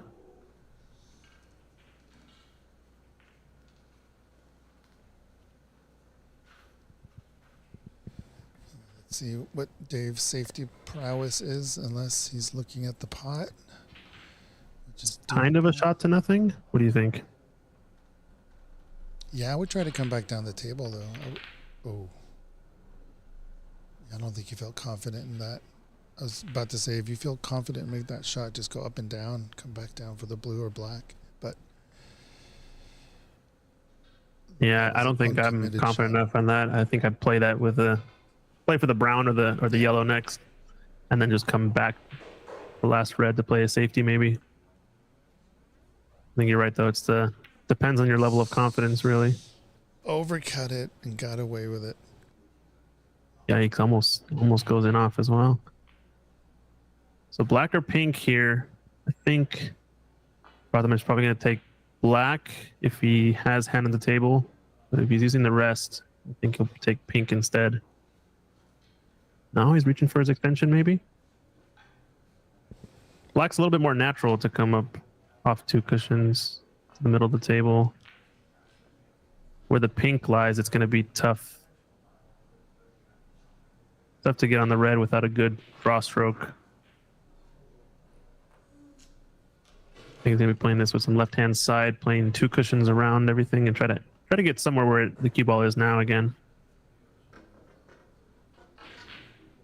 Just I don't know if I like this with the rest. Is all.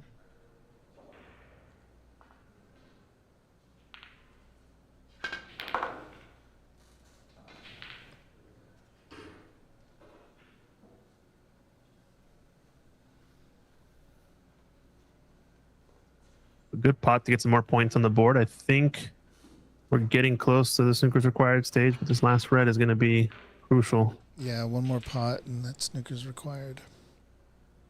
We Scott? think. If our scores are correct. If our scores are correct, yeah.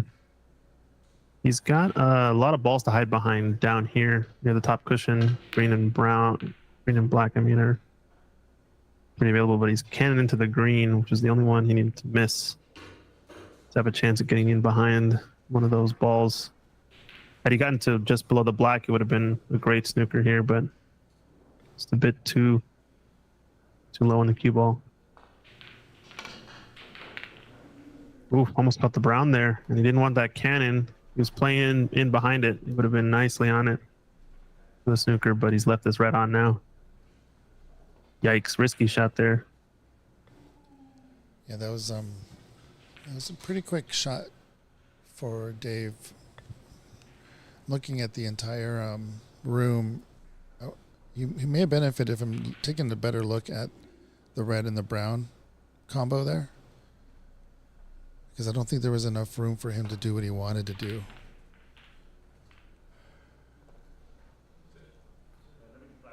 He just kind of got down and shot it. Yeah. And it feels like that's like a sort of a rhythmic thing. I don't know if that's how Dave normally plays or not. That's it. They do the Oh, fist there's the bump. frame. So takes it down. Prathamesh wins that frame in a decider. 2-1. Probably going to be pivotal in terms of who advances in that group, but I imagine those two are favorites to advance out of that group. Oh, I don't know who else is left in. Kevin is not in that group, right? Or Kevin is not. No. Kevin, Francis, CC, and Ethan are in one group. Is that right? Yes. Yeah. And then it's Prathamesh, Dave, and who else we have? Angus and Angus. Chris. Oh, Chris is in 2-1. All right, I'll get back to you guys, Chris Lamb. and we'll see who else is going to be on the TV table now that we have a few players open up. I'll see you in a bit. Alrighty. That was Mike Dominguez, everyone. Nice little decider there between Prathamesh Savant and Dave Daly. Prathamesh takes it down. I think the tougher group, actually, looking at who's in the field, Chris Lamb versus Angus are playing there in the top left corner of your screen.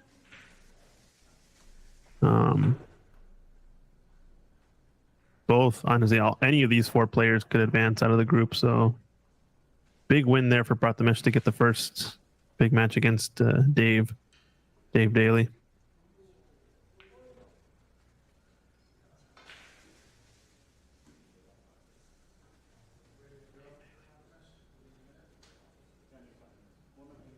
And I think we got Prathamesh coming up next on the TV table probably soon. So this is the Ox Classic USSA National Tour stop happening today and tomorrow. I believe we have few enough players that today will be able to finish hopefully the whole tournament. It's a best of 3 round robin, 2 groups of 4, and top 2 advances out of each group. And we're going to have a semifinal and a final. All going to be best of 3, except the final will be a best of 5. We'll be streaming that all day today here at Ox Billiards. If you're liking the contents, subscribe and like us on YouTube and Facebook. Share the stream out. Get folks to check us out. If you're interested in snooker, especially snooker in America, we're trying to grow the sport. It's a tall task, but one that I think we'll eventually achieve in due time. Yeah, there's plenty of other tour stops, though, if you're living along the east or west coasts for the most part. Georgia State Championship, I think, is going to be the last real East Coast stop. Then we got some in the Midwest, Chicago Open coming up in a few weeks. Down south is the Houston Open, still happening later in October. Arizona is going to be hosting a stop, and San Jose is going to be hosting a stop later this year. I believe the San Jose one's a little bit, it's going to change the dates. But yeah, plenty of snooker action coming up. And I think we're going to have the Nationals as well stream later on this year. And if you guys are interested in more snooker action at the professional level, we've got Sean Murphy.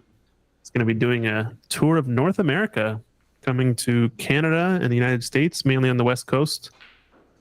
We're going to be seeing him in a few clubs, 2 and 2. Ranchman's Club over in Calgary on the 11th of June. Star Snooker Club in Richmond, June 14th. Make sure you reach out to those clubs for tickets. Ox Billiards here in Seattle, where we're at for this tournament today. He'll be here on the 16th.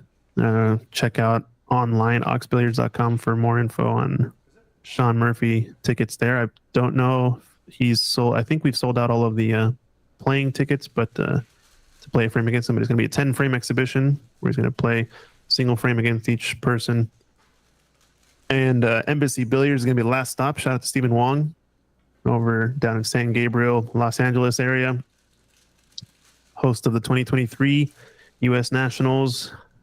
I think Stephen was a runner-up that year and champion from 2022. So shout out to Embassy. If you guys also are wanting to play some more snooker coming up in June, weekend after Sean Murphy is in town, we're going to have the Seattle Snooker Open coming to Seattle. We've had some qualifiers in the areas to qualify some players to play. I know there's been one in Canada.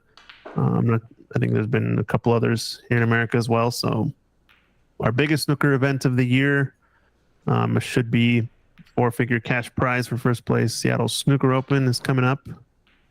It's going to be a good one. Excited. I think we're going to have a TV table match coming up in a little bit. Hey, See, Mike's back on the mic. So yeah, we're gonna have Prathamesh versus Angus coming up. All right. The table's So all we're ready on for them. table 3. So let me corral the players, and then we'll get started in just a bit.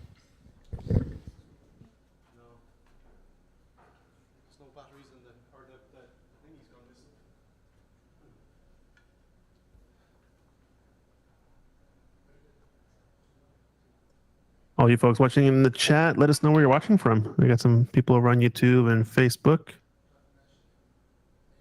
saying hello, hello. I know there's a lot of events coming or happening this weekend. I know there's a World 9-Ball Tour stop here in Virginia. A lot of players tuning into that. I think Upstate Al is running that event. Anybody watch the the World Snooker Championship? Was a year of upsets for sure this year. It was a lot of fun to watch. Tight pocket tables.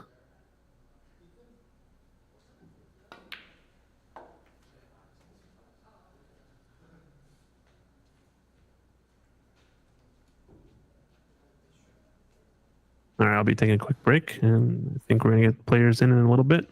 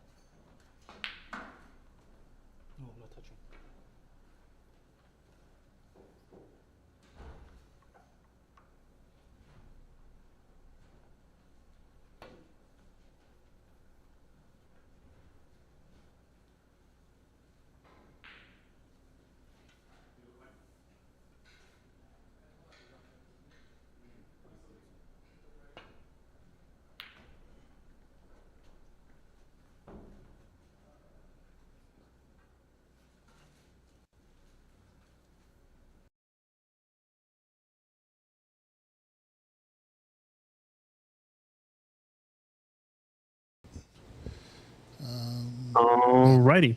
So we've got another match coming up. Angus Liu versus Prathamesh Sawant. Should be a pretty good one.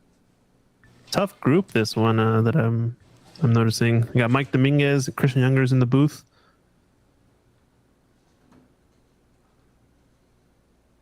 Yeah, so this group's going to be Angus, Prathamesh, Dave Daly, and Chris Lamb, as far as I can tell, right? Yeah, Chris Lamb beat Angus 2-1 in their first round, or their first match. And Nice. It's a good win for Chris. Yeah, I wouldn't have called it that way. So yeah, it was a nice showing by Chris. But I haven't watched Chris play in a bit, and I've only been following him through like how he's done in tournaments, which has been okay, pretty decent. Mm-hmm. So I would think it's a big win for Chris. He should be feeling good. Yeah, I think I remember one time Chris playing in, was it BC Open, and he did not play to the level that he expected or that he wanted to play at least. I think he underperformed to his liking from what I remember talking to him. But yeah, it sounds like he's getting his tournament shape in little by little. Yeah, those Canadians are rough. Even their mid and low level players, they know how to play safe. And they're used to those tables. They're like snooker rats. That's a good one. I'll have to use that in the future. I'll have to tell Dave Burney, but no, wow. Straight. It's exactly 2 straight on that one. So we got two heavy hitters here. Both of them don't like to tuck in their shirts. Is that part of the dress code in this tournament or no? I don't. Yeah, it's a pretty casual here. Okay. Just didn't want any sweatpants, shorts, or torn T-shirts or anything like that. This is a USSA ranking event, people. We got to show up, right? Yeah, for sure.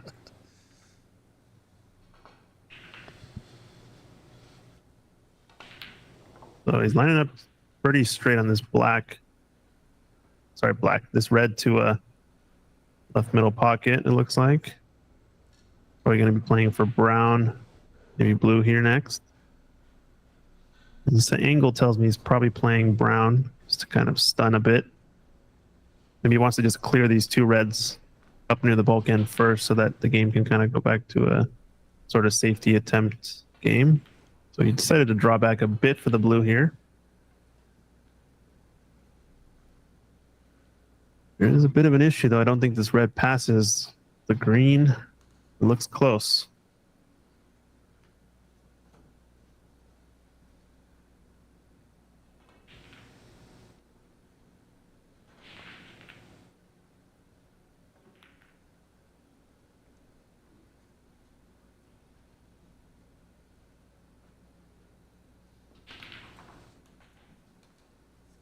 Yeah, he's trying to stun that in so he can get behind the red to play the same middle pocket as the previous red.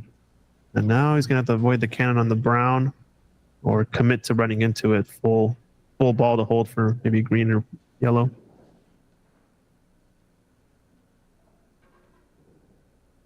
At least blue is back on its spot, though.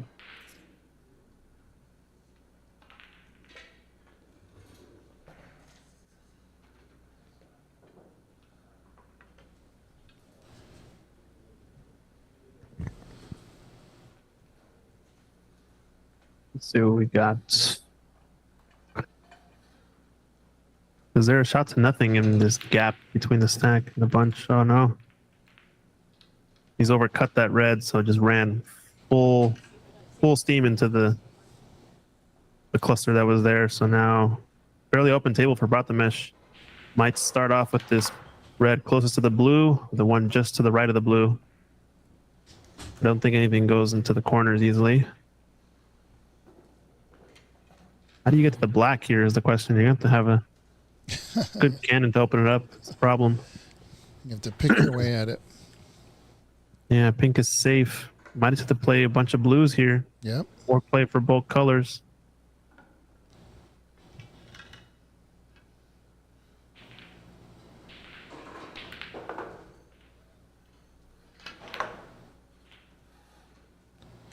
That's a surprise. He's overhit it. He was playing the brown, I think, all along. It's got a natural angle to come up if he's flat on it.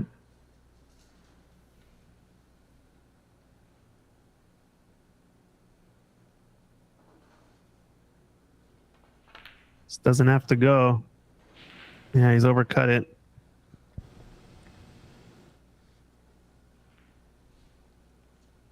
I should be disappointed with that. Getting 1 point.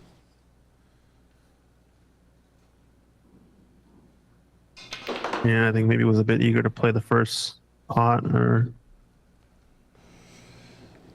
Yeah, didn't take enough light just on do the easy shots. on the angle on the brown. A little, a red, a blue, a red, and then once you're in the groove. Uh-oh, where's the brown gonna spot? Where's the brown gonna spot It's here? a nice snooker he laid on himself. Oh, that was close. Wow. Still blocks his attempted red. Yeah, it would have been nice to be on the red to left middle next. You got to and know when the break pink. is over. Is he playing this long red? Cannon into the black. He's, okay, screwing back. So we went from an opening shot from Angus to bust open all the balls to now things starting to get a little bit more clustered.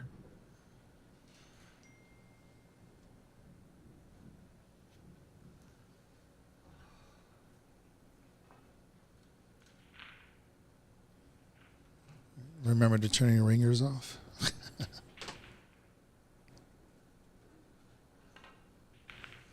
Oh, do you hear something in my background or? Oh no, that was my phone. I'm the Oh, okay. I think that's the only way that shot goes wrong is catching the far jaw and having it kind of come back at you a bit. Oh, look at Angus did tuck in his shirt. Nice. Nice. He knows what's up. Get in. Oh, no. overcut it. He's shaking his head. He looks over at me like, that wasn't on camera, was it? Unfortunately, Angus, it was. Even the good players miss. Yeah, I knew it was a pretty decent chance, I guess, so maybe that's why. But now, pretty straightforward red here for Prathamesh to screw back for blue or bulk color. You can tell when he really tries to dig into the cue ball. Yeah.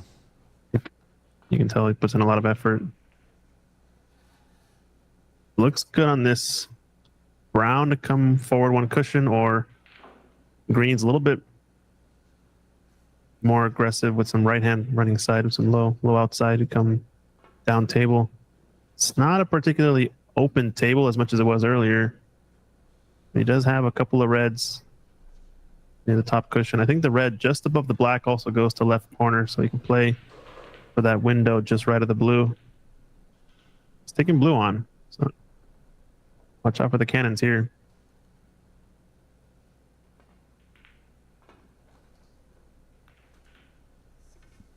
Yeah, didn't actually mind that cannon because he's on this red to left corner.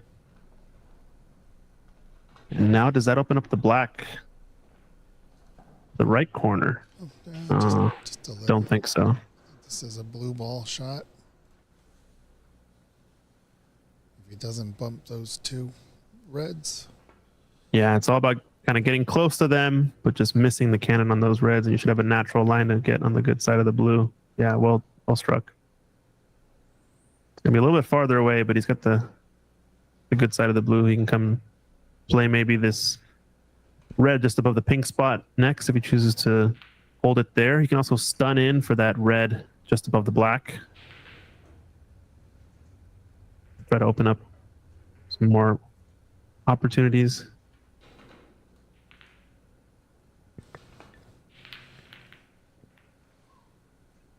On a break of 7. Addressing a little bit low, so maybe trying to stun and hold there for this red just above black. Oh, So he's that missed the pocket pot. is beating both of them up. I gotta go loosen that pocket after this. Turn the screws a little bit looser.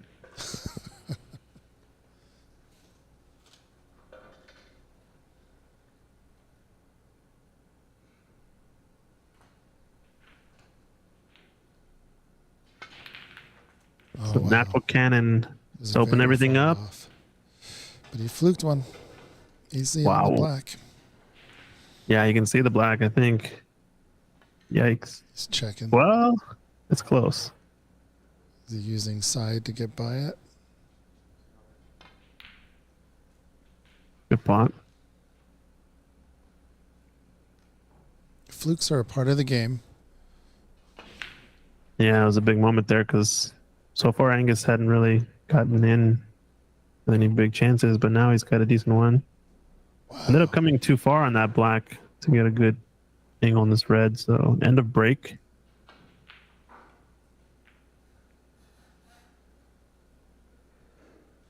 $13 to 5, or sorry, 13 to 18, a 5-point difference. I was in Lou. I was in Angus's group for the Seattle Snooker Open qualifier here at Ox, and Oh, there was each frame was very close for a little bit, and then if I made one mistake, he would clear the table. Like, not joking, just clear the table. So, yeah. he could lull you to sleep a little bit by missing shots by a huge margin, like something like that. Like, just kind of like, what the hell's going on? So you kind of think you got a chance. You keep things close. You're within 10 points of each other. And then he starts making them. He goes on a run, and the frame's over. And you don't know what the hell happened. Yeah. There's something to that, I think. The way he misses those shots by such a wide margin, and sometimes by higher speed, just tells you that even though it might be a tough shot or he might miss it by a lot, it doesn't really discourage him, it seems. He definitely still continues to just go for it, not worried about how he might look in terms of how he misses it. It's like miss proudly and as well as run out proudly, right? So don't change your demeanor. I know exactly what you mean. You kind of have to keep all the faucets off while he's playing, just enough to get to maybe the colors, and then you might have a chance. Yeah. Keep it close. It's a good pot there from Prathamesh. It was a little bit of a back cut, but he used a ton of left-hand side to come off the top cushion and come up table for this pink. It's going to force the angle for that red if he wants it near the brown and yellow. Back in the green pocket. A lot of left on this shot. A lot of left-hand side, and he's overcut it as a result. And he hit it 2 feet, 3 feet, 4 feet too far. Yeah, that's the problem with that running spin shot is it typically will swerve a little bit if you hit it softer. You give it enough time to swerve, and those are typically missed thin, at least in my experience, when you try to shoot that with some outside spin at a slower speed. So tricky to gauge that sort of automatic swerve that the ball gets. Does this red pass in between yellow and brown? I think it does. From my angle, yeah. Perfect on it, actually. If Prathamesh looks up, he's looking directly in my eyes, so I'm trying not to move.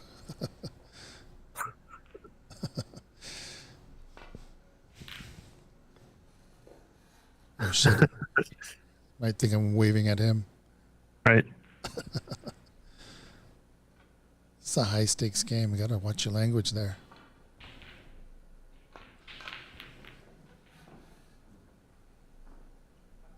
Oh, is it too far? Yeah, he's going to be close to this red. I don't think he's got a pot on, so end of break. Probably just playing a safety off of these two topmost reds along the top left just cushion. Push into that red. Everything's on the cushion. I wouldn't want to be the one to disturb him. If you can, Unless you get a good cue ball, I guess. yeah, that's true. If you can get a good cue ball, then go for it. And does he get by the brown? Still a good cue ball. Yeah, tight to the full cushion. He'll take it.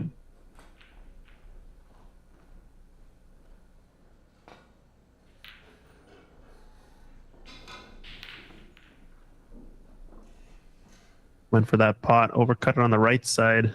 That was a good little angle to watch how smooth his his feathers were compared to how jerky his final stroke was. So it's like the feathers aren't really doing anything if you're going to end up activating muscles, right? At the very end, Yeah. that you weren't preparing. So I mean, it's pretty much the reason why he's missing so by such a wide margin is his final stroke is very different from his feathers. Yeah, it's kind of that tightening of the grip, maybe, or I think from what I've seen, Angus has a kind of like that wide open hand, unfurling of the fingers. Like he almost just lets all fingers off the cue except for his index and thumb, and then just tightens his grip on the cue as a way to bring the hand in. Yep. I wonder if that's part of what you're describing, which is that kind of tightening of the cue, making it a little bit more of a jerky motion as opposed to a smoother action. It's a good play. Yeah, does he get there though? I think the red might still be accessible. Not sure if don't think any pot is on, but you can at least try to screw back behind it or thin off the edge. Oh, the pot was on to the left middle with a natural safety in mind.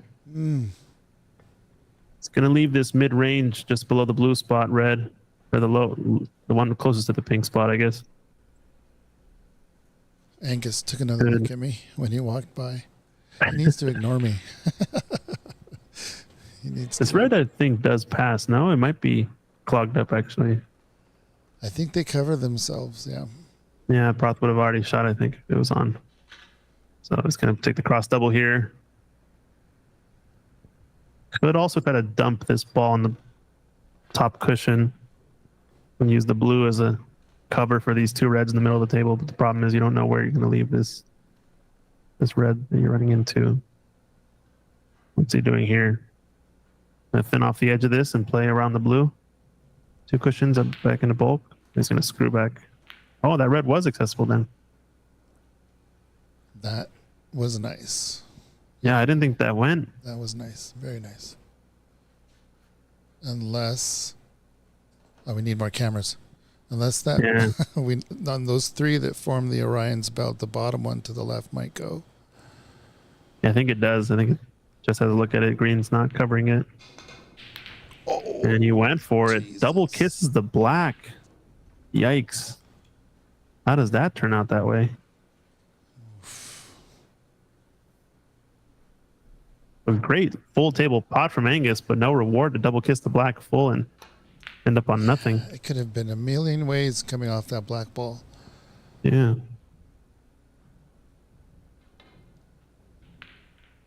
Oh, the pink ball to the rescue. Oh, the pink ball saved the end off. Yikes. A little grimace, a little smile by Prathamesh. I think he has him angled to this red on the right cushion, but He might be in the jaw, no? Is he?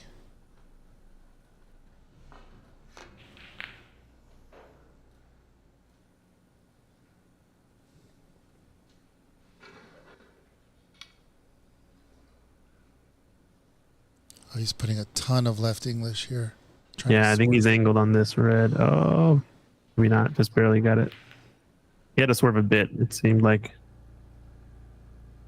This red pot's to left middle. And a light little Yeah, don't need much. stun. You could stun it for the blue, or you could just light little screw back for the black.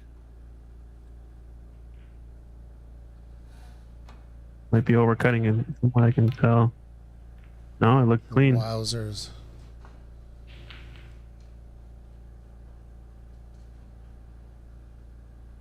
This angle's a little bit flat, so he's going to just screw back. Oh, he did have enough line to go into those reds. That was nice. Was always going to have that red to right middle next. You can tell just by that shot. You look at his final stroke on that last shot, and it is more comparable to what his feathers are. Yeah. So he's not adding anything. He's getting closer to the pocket as a result. He's not playing his full potential yet, so Prathamesh has to kind of take advantage. I don't think Prathamesh is playing to his full either. It's hard to do your full potential high breaks when you have the ball spread out like that, though. So, in all fairness to them. I think the only real chance to get a big break on was, I think, the first opening Prathamesh had when it was a wide open table. But even then, the black was off the spot. Pink was safe. Yeah. It wasn't going to be that big of a break. But at least the balls were more open at that point. Oh. 3 cushion middle. Oh, it caught the far jaw. He's going to leave this red on, I think. Oh, it's tough. He may have wanted to get behind the green there, it felt like, but didn't quite Yeah. get there.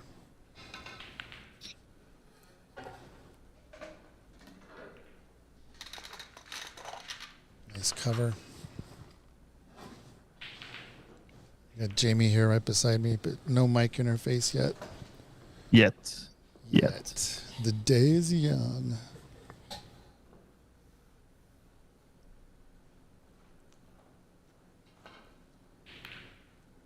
Oh, do we have any active people in the chat? I have a question for them.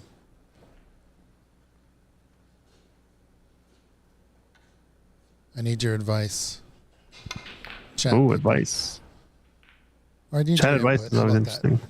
Advice sounds weird, but input is much better. Okay.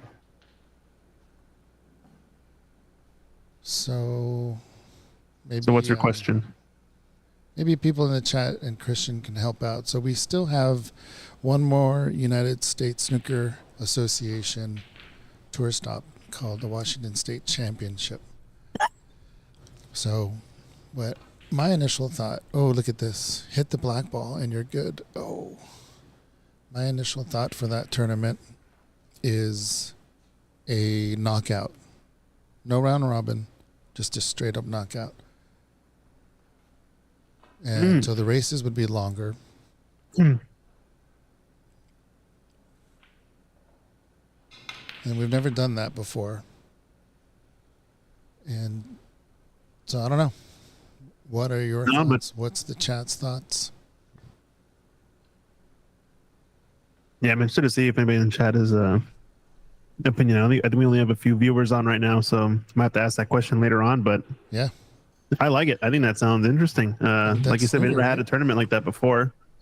And obviously, there's some trade-offs. You're not going to get as much table time as you would necessarily in a round robin if you get eliminated in the first round. But if it's a state championship, a little bit different standard at play. I think I don't mind it. Like you said, some long races might be interesting. I wonder. One question I would have is, how would the draw work? Would there be any sort of seeding based on kind of current USSA rankings or anything like that, or any local rankings that would cause any players to be seeded? Because I think you can definitely get some early big matches that if you seed could potentially end up or should end up in the final. Yeah, I would definitely have to seed them. That would be the tricky point, the tricky part. We can seed. I can safely seed, honestly, with like a lot of the players in the area. I can write a list down and they'll be pretty darn close. I would have to get somebody to check my work that's impartial as well. So that could either be somebody like you or Dave Daly. It's pretty impartial.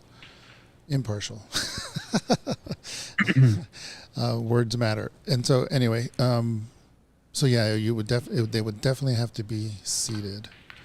Okay, that's one question I have, and then the other question I have, which I also found interesting, was if you're not seating it, there is possibility of not doing a bracket, but doing kind of the format that Virginia Open did, which is a random draw every round. Ooh, Red Han just said random draws.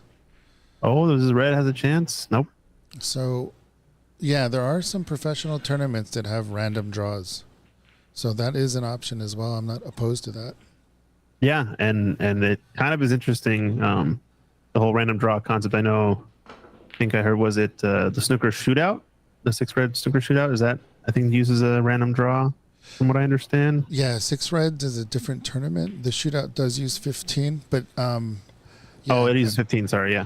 There's a major tournament that uses random. I forget which one. Correct me in the chat, but I think it's some British Open think it was the British Okay. Open that had the random draw that people were get their feathers ruffled for. But anything that we do differently is going to ruffle some feathers. So Yeah. I mean, that's going to be expected. You It's like, whatever. can't satisfy everyone, but I think trying to do something new, I think, is definitely a good idea. Just to see what sticks, or have this be the tournament that is of this style and format every year. I think that's also a good idea. One thing that comes to mind in the pool world is the Derby City Classic. That is the one tournament that does this type of format every year. You know that it's kind of unique to this tournament, which is a random draw, like we're describing. Every round is a random draw, and it's just however many players are in the field. You just do a random draw. Everybody matches up. If there's an odd number, then you end up with someone having a bye. I think their random draw calculator just makes sure to not give the same player or a bye before everybody else has had one in the field. So I think that would definitely be an interesting approach. It kind of sounds like that format, what we're describing, right? Yeah, if we went that route. There's also a second chance tournament option. It's not a real double elimination, but for the World Women's, after the group round, whoever doesn't make it out of the group round is eligible for a second chance. And so we can do that with a knockout tournament. Because whoever doesn't get out of the first round in the knockout, Okay. you know, They would have a chance for a second chance tournament that would happen tournament. in a little Still have bit to later buy on in, or whatever, buy in for or once $20. tables open up. Yeah, we have added money pushed to the side for the second chance. Yeah, that's a good idea. I think definitely should brainstorm some of those ideas, and that sounds interesting. I just want to check the score. It should be 26-22. Is that right? We have 26-25. Oh, 25. Angus is 25. Must have missed a green that he potted or something. Yeah, we got off topic. Sorry, folks. Redwan Ahmed is in Facebook chat saying random draws. Yep. And that's it. Red One, congrats on winning the one of the spots for the qualifier. Correct me if I'm wrong, but I believe you won or were in the finals against CC in the Empire Seattle Snooker Open qualifier. Oh, is that right? Okay. I believe you took second.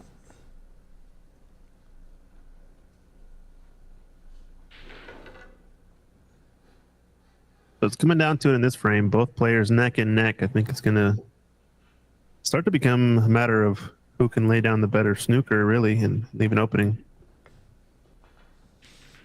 Cool. Red One confirming in the Facebook chat.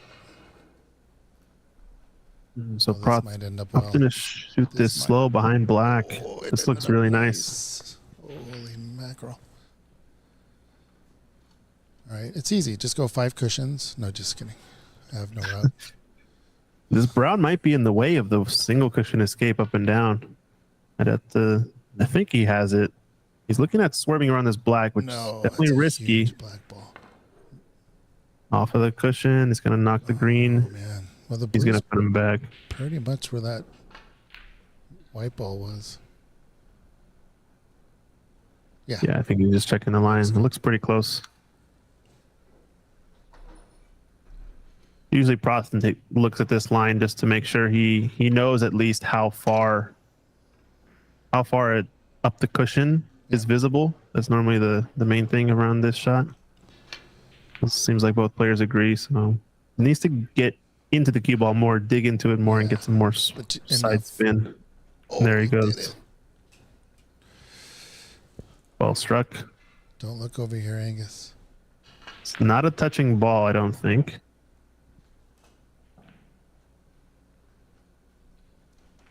Has the ability to go to the right of the green. I think that's the route I would take. Just spin off the red and go right of the green, play up between pink and blue, and try to get behind the brown, or leave it on the full cushion. But looks like he's going to tap it because it doesn't pass.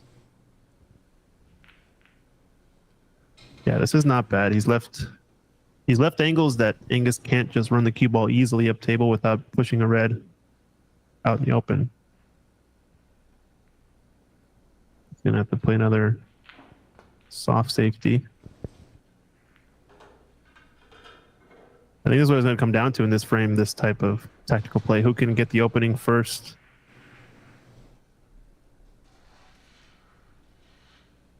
I think this is just you want to dead weight and roll up against this red, but you don't want to leave advantage to Angus to roll this in.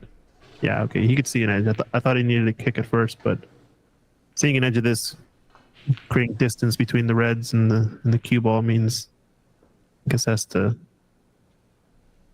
play a bit more of a conservative safety. I think advantage is going to come down to who can snooker with distance on the reds, or leave one open. That was a good play. Didn't leave any of them.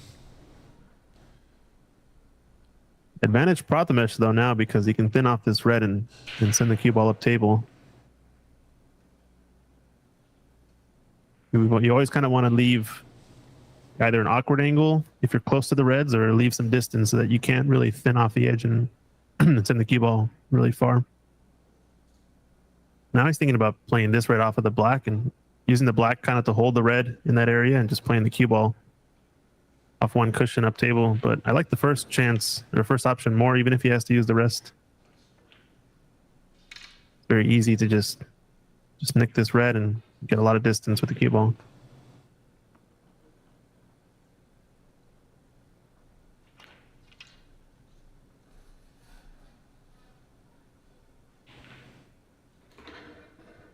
Perfect pace. Yeah, well struck. Good shot. Really nice. If he doesn't have the full snooker, it's a little unfortunate, but yeah, he did get him. So swerve shot is expensive. Uh-oh.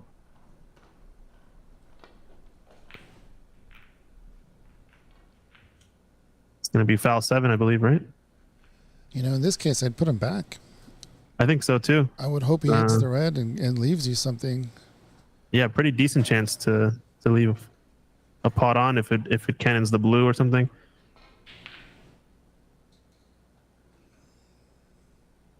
So foul 7 and another attempt at the swerve shot from Angus, I think.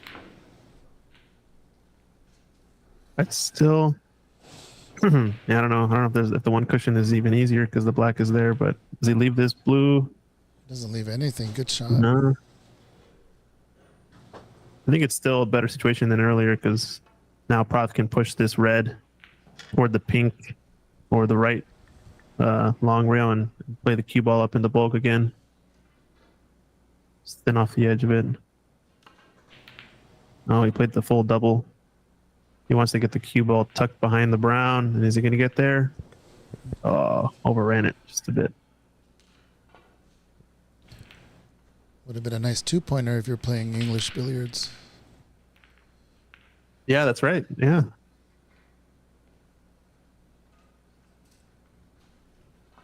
So now he's got to pick which side of the table you want to play safe on and send the red, ideally towards the other red, to kind of create a smaller area to hide from.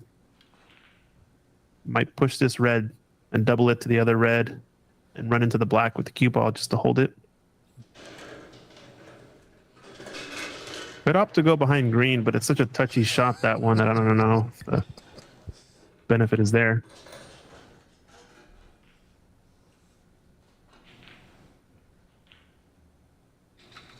Let's get the long rests out, so it tells me, yeah, just hold it on the black with the cue ball. Watch the pace. Get that red up tight to the ball cushion. Yeah, you just don't want it over the pocket, though. Yeah, only way this really goes wrong is if you get the double kiss, or if you catch the black too thin, the cue ball either cuts it in or cue ball comes way up table.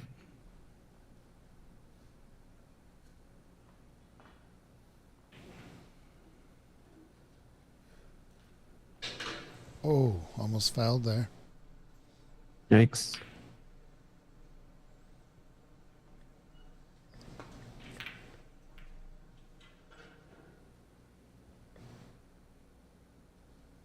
It's going behind the green, it looks like. Yeah, changing his mind. And this one needed to be really precise because now I They think he's gotta going to leave a slow. pot on. There it It's always a is. trade-off. It's like high risk, high reward, that type of shot.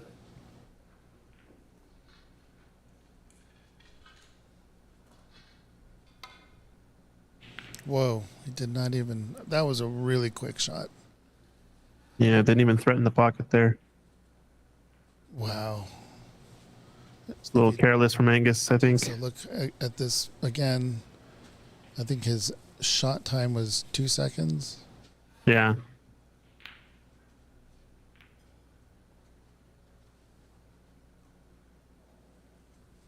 Yeah, he was on the pink. I don't know if it double kissed. I'm not sure if that's where it would have ended up anyway, but surprised at that. And the first chance for Prathamesh here, or second chance, I guess, squandered. The bread over the pocket by Angus. To be honest, it was a lot of distance. That was always going to be built into the shot. But I still think he was a favorite to make that, in my opinion. Maybe if he just takes his time a little bit. Now this red, you can cannon onto it, or you can just miss it.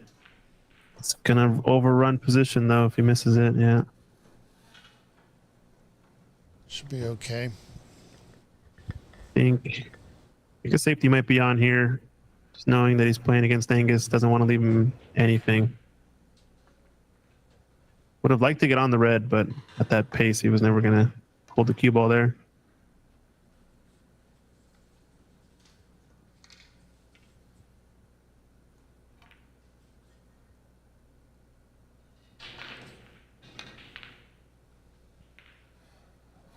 Oh, almost made the yellow. Once again, he's right up and ready to shoot.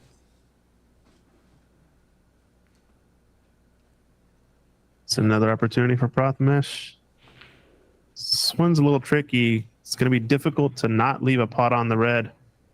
You miss this into either corner pocket, so I don't mind playing a safety again here. I like doubling the red just to the right of the brown and have it come down in between pink and black and playing the cue ball in behind the brown. If that line is there.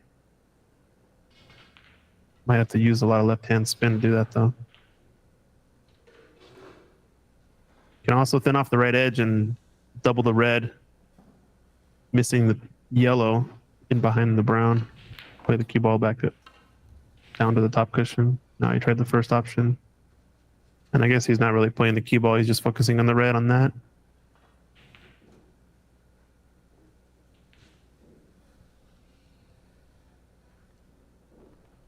This definitely pots. Yeah, at least. shot to nothing. I've seen Angus make these type of pots before. Does he have the touch? At least he's not up and shooting. He's taking a look at it. Yeah, to your point, he's in a different cadence this time than the last one he had that was somewhat over the pocket. Not taking this shot for granted this time, so is the outcome gonna correlate to the demeanor, I wonder. He's down in points in this frame.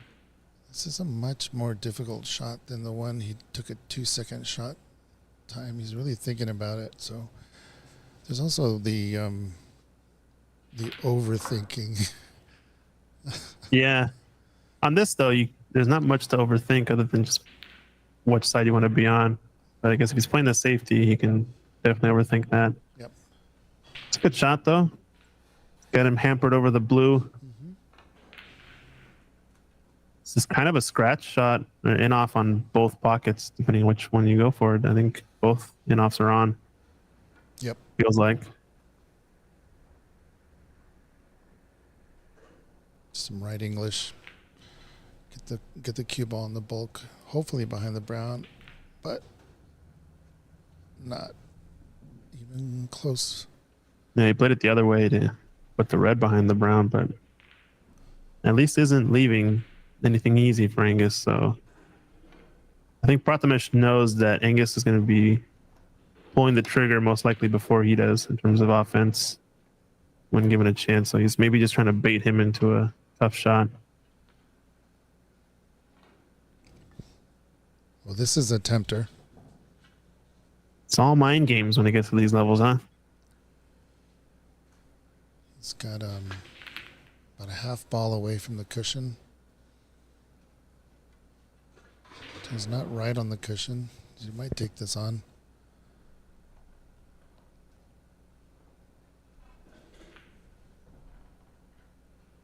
Mach 10 or Mach 20? Which one? 10. Oh, neither. Oh. Yeah, he just rolled it in. Playing safe. I think pink might get it. There's a nudge on the yellow there. Got some patience. This looks potable. Again, same situation, almost a little bit easier than what Prathmesh was looking at. Mach 10. Where's the cue ball, though? Where's the cue ball going to go, though? Oh, it's safe.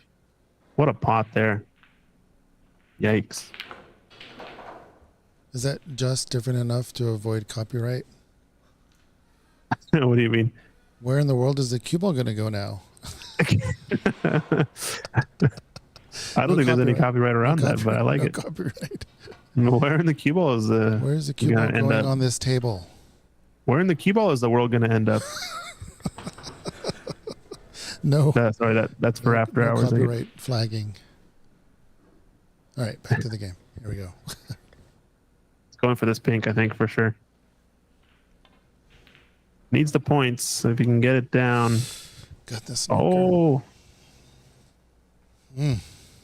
Wow. Built-in snooker, I guess. I think it's with the one break there, loses out on some points. Still not out of it. He's no 18 behind. Yep. It's gonna need most of these colors though, so no.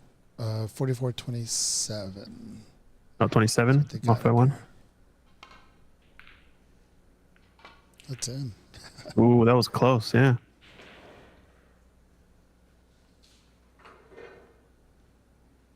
$17-point difference. 27 on the table. Oh, this favors Prathmesh. Yep. Unless the blue gets involved. Maybe he's going to be hampered. No, I think he's okay.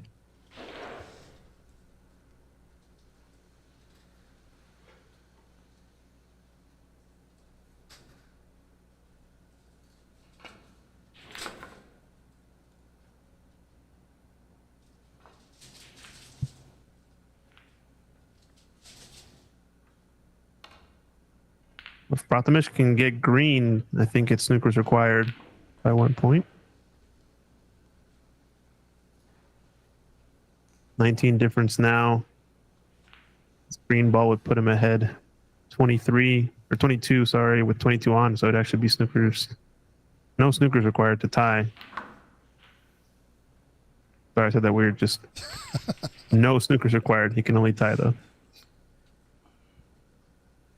So big pot here. Let's roll this in.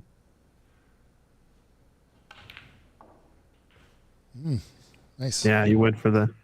He wants the clearance.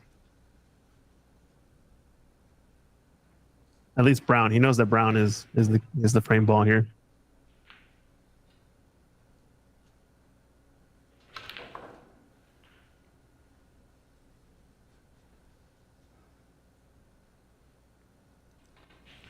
Well, Prathmesh is looking pretty good. Battled it out. It was a real tough game.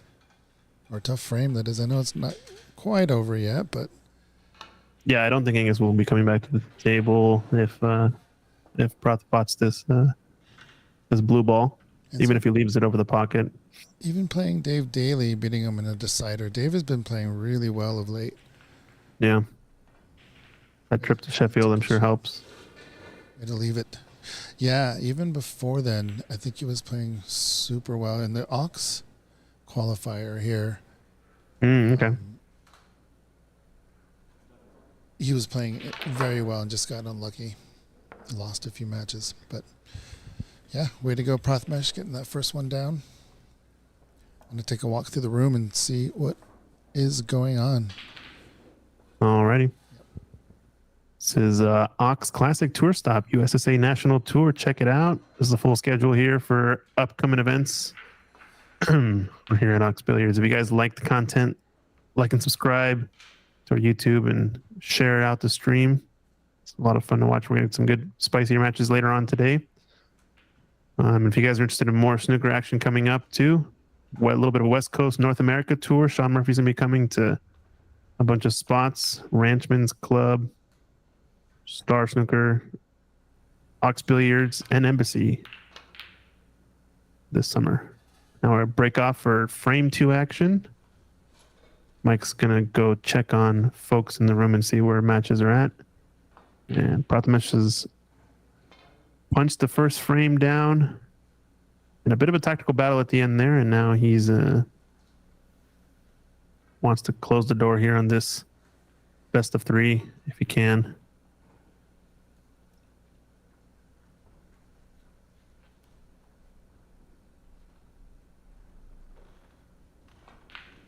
I think both players have the firepower to kind of take over a frame whenever they get a chance to table. So I think it's going to come down to who can out-tactic the other player if that's what the frame gives you, you know? There's definitely a chance that one player just runs away with the table if one of the others leaves a wide open table with a bunch of pots on.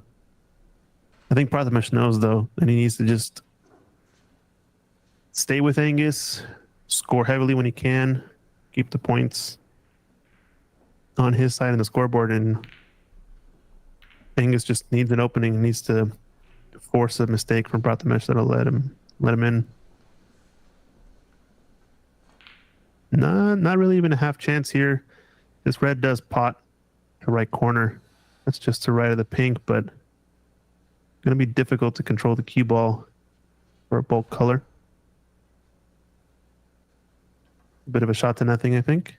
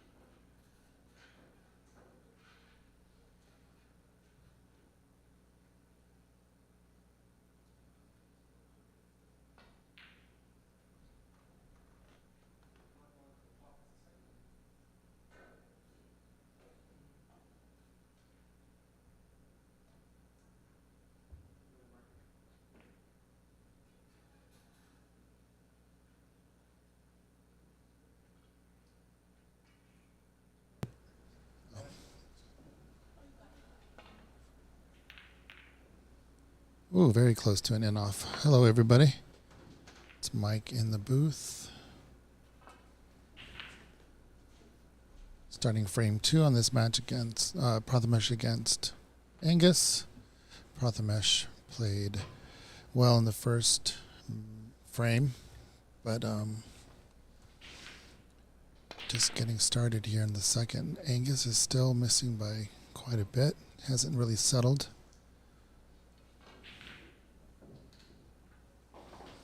What did he leave Prathamesh? Not too much. The black, I mean, the red above the black is potable. Not too much reward going for that.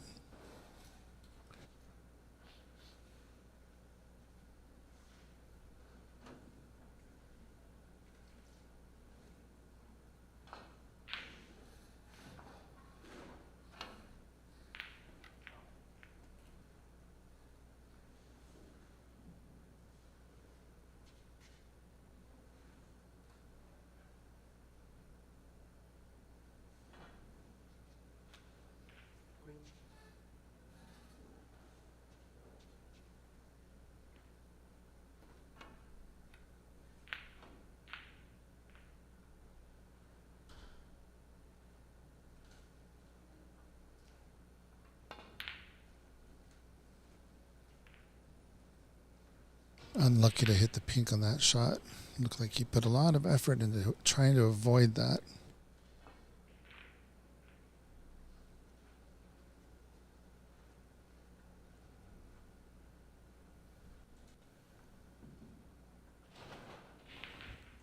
And some of our other matches, we have Ethan versus Francis. Ethan lost, or I should say Francis won the first frame. We have Kevin versus Cece. They're in their second frame, and Cece won that one.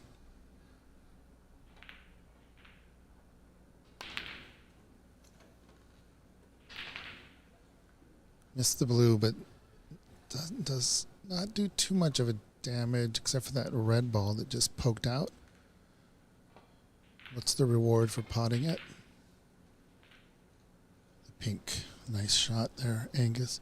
And then we have Dave Daly versus Chris Lamb on table Bex. I don't know the score on that one yet. But they have a pink and a black left on the table. So looks like a close one.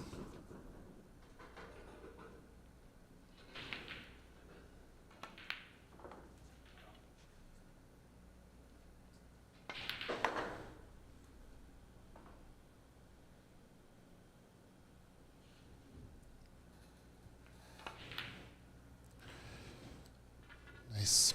Get the blue back on its spot. It's going to start to resemble a snooker table once again. Or the black. Look at that. So the black's going to go on the blue spot here. If it is potted.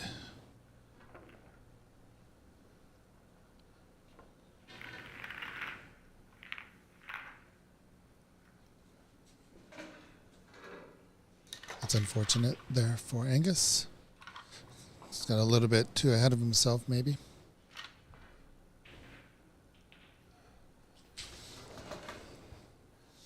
So looking at this, coming to the table, it almost seems like you just want to go for that red right by the black spot and try to leave for the black. But I like how Prathamesh sees that as the obvious shot and then maybe tries to talk himself out of it, looking for a better shot. And if there is no better shot, that tried to cannon into it. I think he tried to do a little bit too much. But to my point is that if you're looking at other shots and instead of just rushing up to the shot, you know once you've looked at the table that there really isn't another shot. So then you can fully commit to the one you saw in the first place, which is usually right, but you still got to look around the table. But yeah, he missed the cannon on that black ball. Don't know if he actually needed the cannon. Just going for the green pocket, or no, just going for a safety.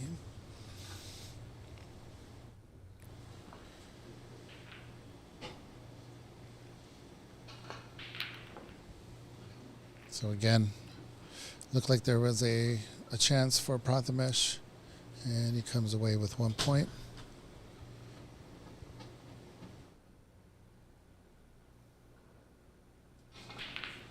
It's very early.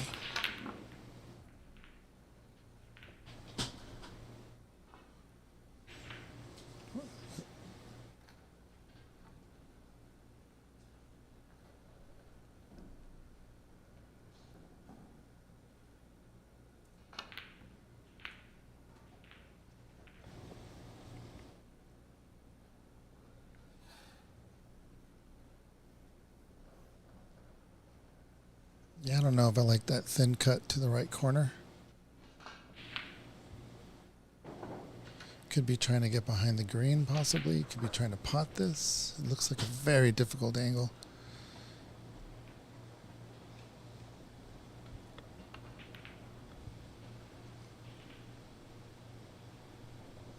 Nice cue ball as well. Well done. Great pot. So he's trying his darndest to get a break going before the table gets kind of out of hand, I guess. But that was a nice red.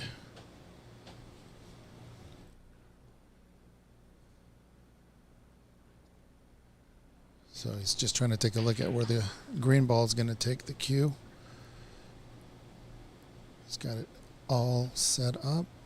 I like the way he just knows what he's going to do, gets down, and just execute. Don't have to think about anything else other than just potting it where you want it to go. And he overcuts. Wow. Wow, wow, wow. Wow. You were expecting a nice break from Prathamesh here. I don't know if I got that green ball. Well, he didn't make the green ball. So 8-3 overall.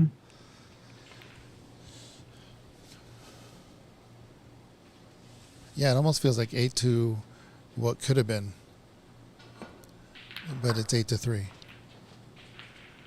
But it's also what 8-2 what could have been. I guess that's what pool and snooker are about, I guess, right? The phantom points. Yeah. It's wild to think too, like what the cascading series of events would have been had you done one little thing just slightly differently, you know?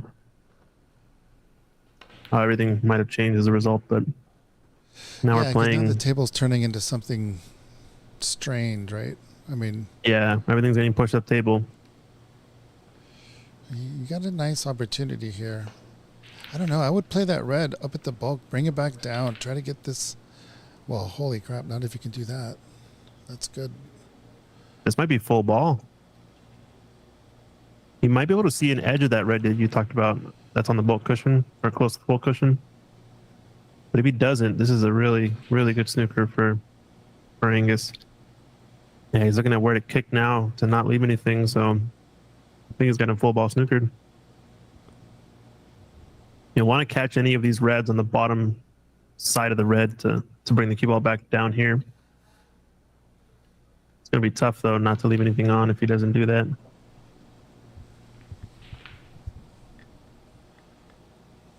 How do you play this? Do you play dead weight into the red just to the left of these four? Oh, man. That's a tough call to play dead weight. He's playing into the balls, into the cluster. I don't think that works. He left anything. Yeah. Yeah. Gonna try the same shot again. No, get him tucked in behind this black. How's the pace?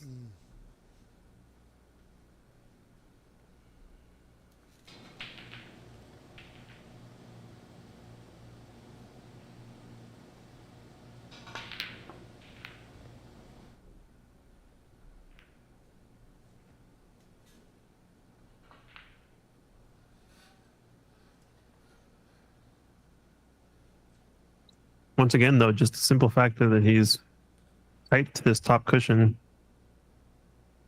means he only really has the top of the cue ball to work with.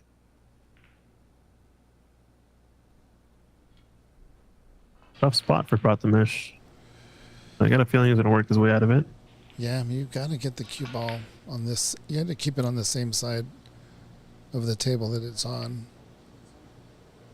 Question is how to do that. He has a tiny bit of space he can try to draw back, but watch out where these reds end up. In the pocket.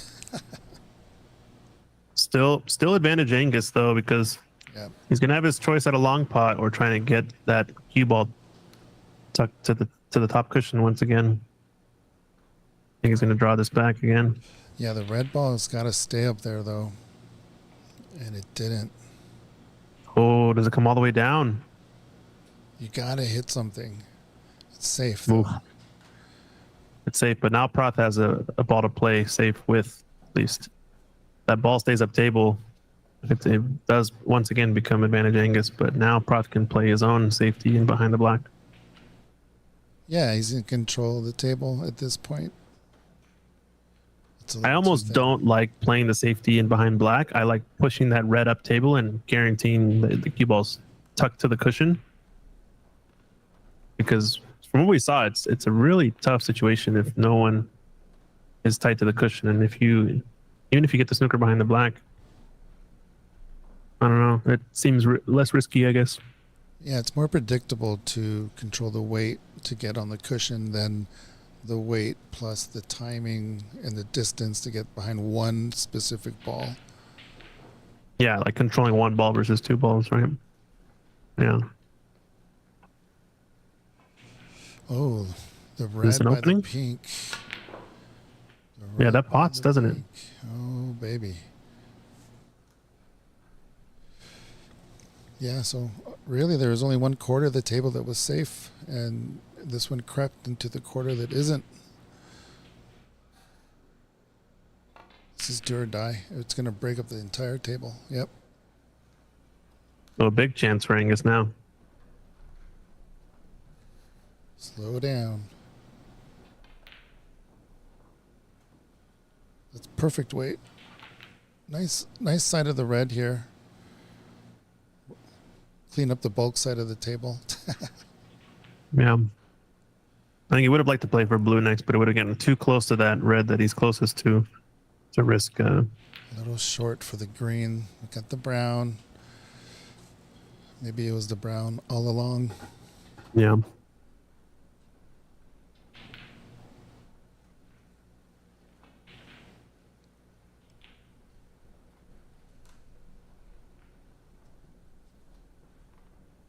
Probably brown once again, if not yellow on its spot. Oh, I guess he's playing green here. Oh, overran position a bit. Oh, I think he's barely okay. He's Playing green hampered all along, there. I think, but His now it's a little bit elbow is tricky high to in be the hampered. air, I should say. The bridge elbow is high in the air. Yeah. Does it cause the miss? Uh-oh. And an opener now for prop. A big chance there. Tough shot. I think once again, I think with Angus's pace, he just has to I think focus on staying in rhythm, not so much playing fast or slow. I think he generally has a pretty quick cadence compared to most players, but Should be 20-2. 20, yeah. Yep. Is that 2 or 3? 3. Okay. Overran this a bit. Got on the wrong side of the blue, I think. So now he has to play for a bulk red, most likely. So now it's 20-8. Is that right? Sorry, he played the red only so far. Okay, gotcha.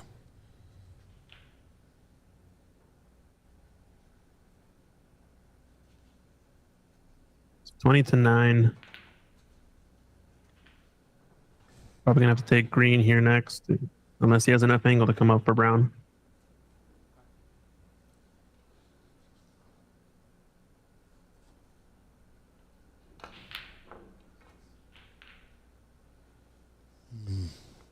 Once again, though, that's that soft running side shot.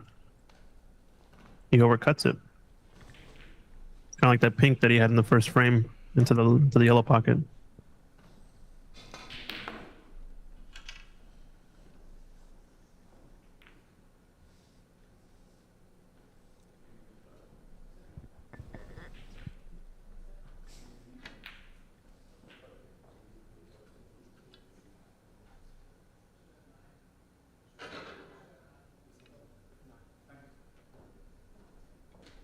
Okay. We're all square on the scores here. Is that right? 20-9? Yeah, 29.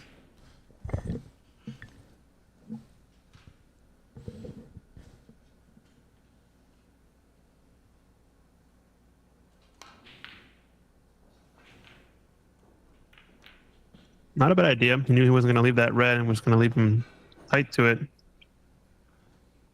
No, if he can push this up table, this might not be as advantageous.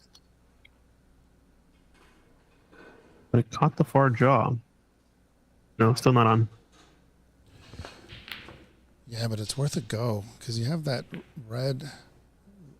If you follow the same path, if you're to just really skim that red near the left pocket, left middle pocket, you have that other red to save you from fouling. But he's not going for it. I I think he knows that he wants to play it kind of like the previous frame. Oh, unlucky there. Is it?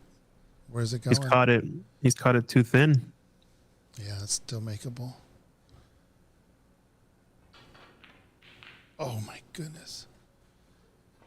That's the second time we've seen Angus overcut a ball to one of the corners. He had the previous, I think, red to right corner that he overcut the same kind of way. It's so easy to be target fixated.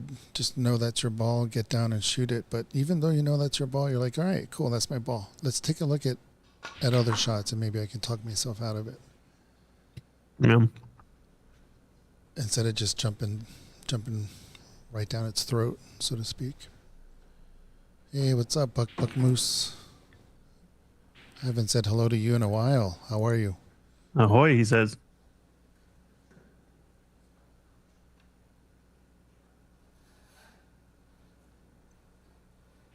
I think he was thinking about possibly signing up for the Chicago Open. I think he lives nearby. Oh, the ranking tour stop? Yeah. Yeah, do it.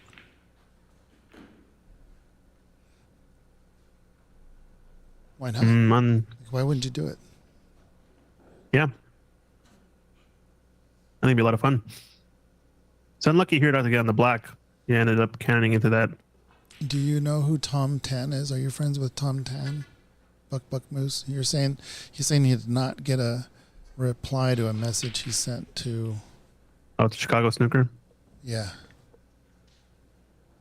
Oh, okay. Tom Tan, yeah, that's the one to reach out to, I think, for sure. Water. What? Risky shot. He's going to have to take this pink, but big rewards if he can knock this in. Black over the pocket, reds over the pocket. It'll be a big opportunity to score points. Cut it way too thick.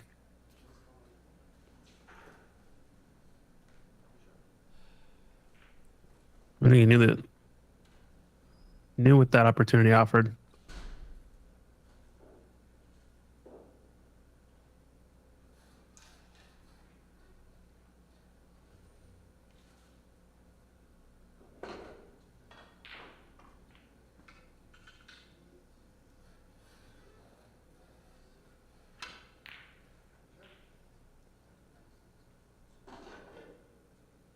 Oh, it wasn't on Cloud Snooker now. CloudSnooker.com. Okay. Yeah, I think just sign up there then, and you should be good. I believe Tom would be getting that list of players, as far as I know. I think Mike might know some more, but I think he's talking to someone right now.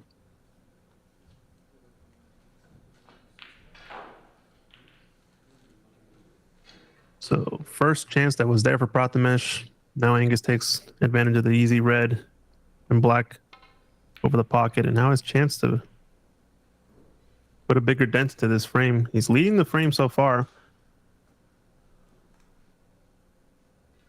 Let's get 19-point lead. Gonna need, I think, another 2 colors to get the Snookers required.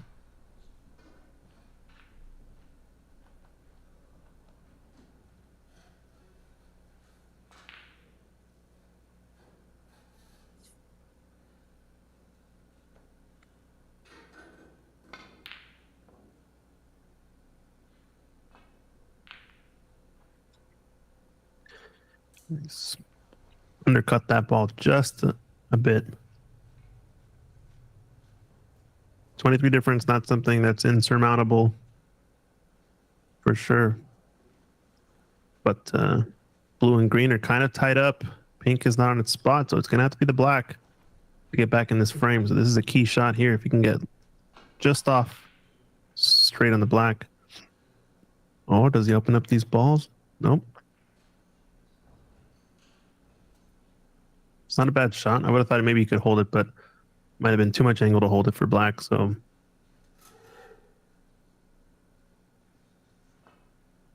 we're going to see an attempt to get on this red just above black to right corner next. Just to really just clear up these reds to kind of get scores a little bit more level. Oh, doesn't want to flirt with this red. He might have actually dropped in behind it. He might have this pot on. And if this red goes, well, this would be great coincidence for him. Yeah, it looks like it's on, but he's got the wrong angle to get to the black. So he really would have liked to have been dead straight on this red. It would have been ideal. Don't think he was playing for it necessarily, though. Big chance. Get on one of these colors. Oh, just overcut. He's played with an element of safety, and he's gonna cover it almost.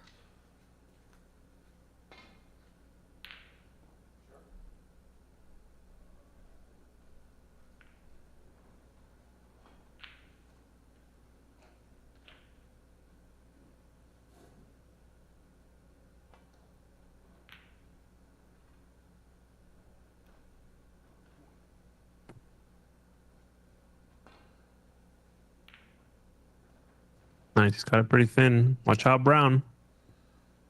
Watch out, Brown. Watch out, Brown. Perfect.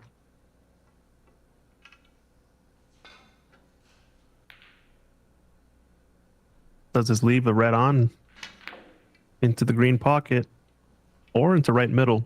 I think right middle is definitely a choice as well because he can run the cue ball up and down the table, come back for the black. Does play as a bigger pocket as well. Only problem is the higher chance of leaving a pot on if you miss it.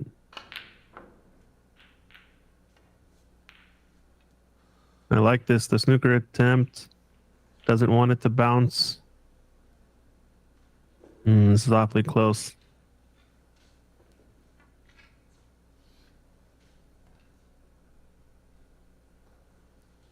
Soft kick.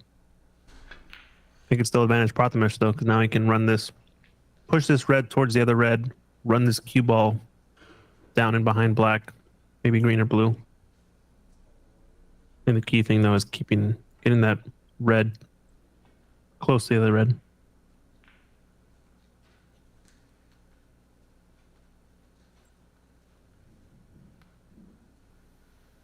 Buck was saying the cutoff for Chicago is June 7th. Let's see if you can make it. Okay. Yeah, I say do it. Wow, he's gotten away with one there. I think this red is eclipsed by the green, and I think only might have a left edge of the red, so.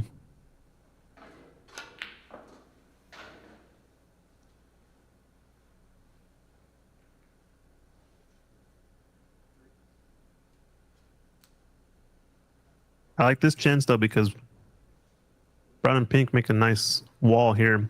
He really just needs to do a stop shot and guarantee that the red doesn't cannon into the pink. And the other way it can go wrong is if he overhits it and the red comes around the table. Oh, but he played it great. He played a cushion first. That's the shot. Is there a window? He's left the window. Wow.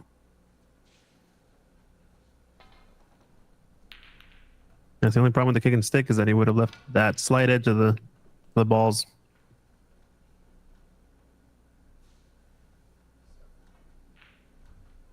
There's a lot of traffic here too, but I think I still like playing in behind brown and pink here. Double the red, run the cue ball off the right long rail. Two cushions in behind brown and pink. Bit of an issue is that you're going to be pushing this red close to this lower left corner. You can also choose to go forward with the cue ball and hit it fairly full and push the red around the table. Oh, he's almost fluked it there.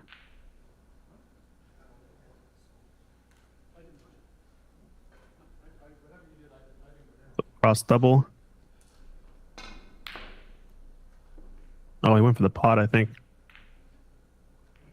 Everything's double kissing and banging around, and I think he's got away with it.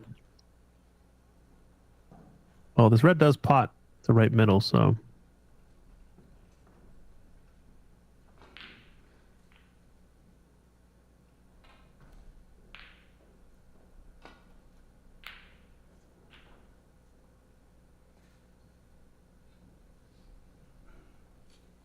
He's worried about the cannon onto the blue.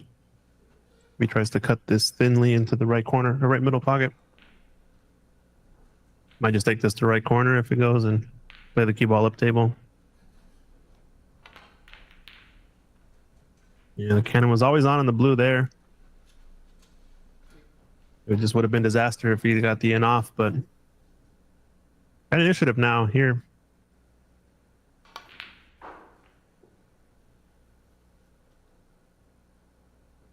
Now where the blue lays, you can play to follow, just double the blue and follow the cue ball up to the bulk cushion and use the black as a snooker. Where the brown lays, you can just roll up to the black, get dead weight, and snooker him in behind the pink. It's got a lot of options. Gotta be careful of the nap of the cloth here. It could swerve him thin. Yep. The nap going up table, that way the nap kind of pushes the cue ball just offline to the left.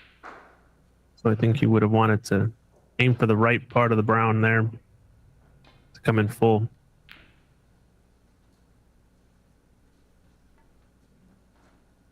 But Angus left a shot on here. Mid-range pot. Pretty easy to get on the pink unless he has to screw back a lot. I think he can just go forward the one cushion and it'd be fine. A big opportunity for Prathamesh. It's down in the frame. 17 points only though, and this pink put him within 10.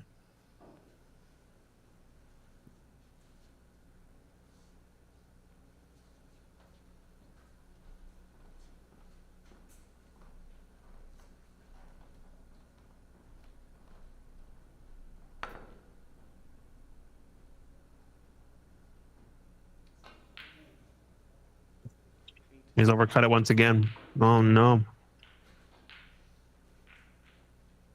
And the window's on.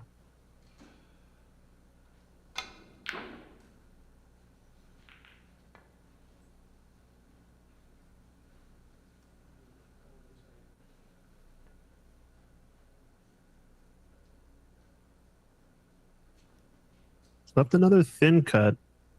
Almost like playing safety here though, off of the right edge of the yellow and sending the cue ball. Zigzagging around the black. Yeah, he's overcut that one. Wants it to hold up. Pot is on.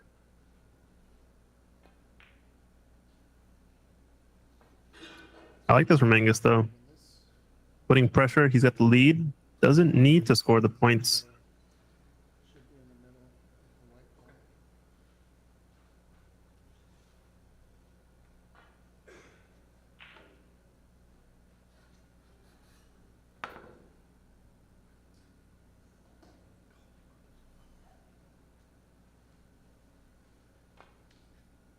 Might be wide. Oh, it's come short actually. Well, 5-point foul.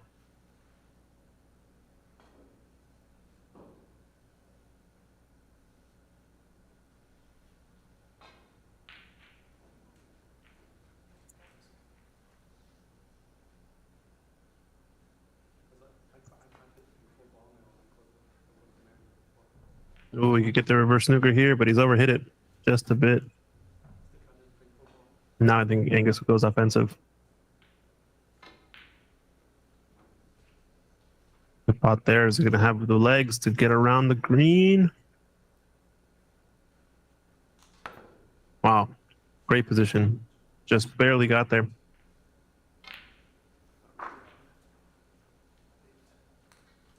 And I believe that is frame ball there. 27 the difference, 22 on. Just got to roll this brown in dead weight. Prathamesh might come to the table, but needs only one snooker, assuming watch this brown. Would be 23 difference and 18 on. So it would be one snooker or one blue ball snooker to tie and all remaining points, or a pink snooker to win. If my score is correct.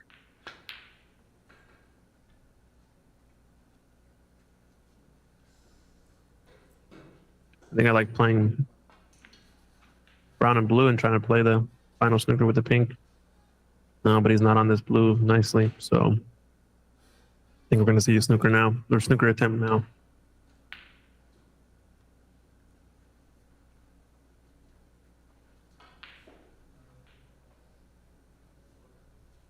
Where the black and pink sit?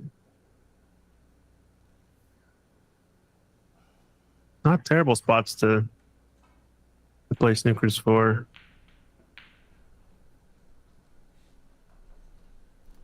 You'd like one of those balls to be about a ball width away from the cushion, ideally, but as long as they're not touching. Oh no. Then he's knocked the black in. 7-point foul. That's going to be a concession. So Angus brings it back to level with that frame, kind of a grinding frame. And we're going to be going to a decider, ladies and gentlemen. So check out what events we have coming up. The USSA tour stops. We were talking to you earlier about Chicago Open, June 8th through 9th at Chicago Snooker. Go reach out to Tom Tan or sign up at cloudsnooker.com on any of these events if you're interested in playing.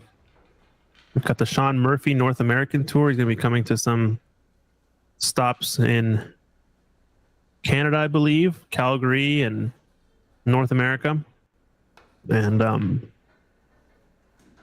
let's just take a look at the dates. We've got Ranchman's Club in Calgary. We've got Star Snooker Club in Richmond. And then he's going to be coming stateside, USA to Seattle and Ox Billiards on the 16th of June, and then Embassy down in Los Angeles area on the 18th. So make sure you guys tune in. It's going to be a fun one if you're nearby anywhere. It'd be a rare chance you get to see a top snooker professional come play here in America. And I know he's a previous world champion and he's been in the top 16 for the past few years, been performing at a pretty high level. And we've also got the Seattle Snooker Open that we're going to be streaming here at Ox Billiards coming up towards the end of June, the week after Sean is in town. Ready to go. Decider action here. Angus Liu versus Prathamesh Sawant, two local Ox players, two big guns.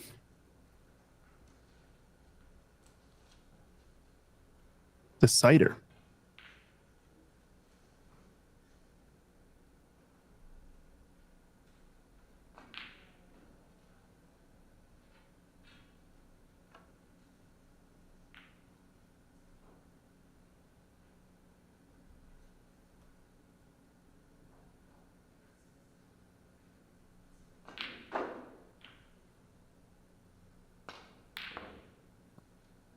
He went out a lot for that one. I think he's going to leave this pot on to left corner. And Angus is going to be taking this on. It's a shot to nothing. Let's play up for blue or bolt color. Just caught it a bit too thick. He's going to hold for the blue maybe.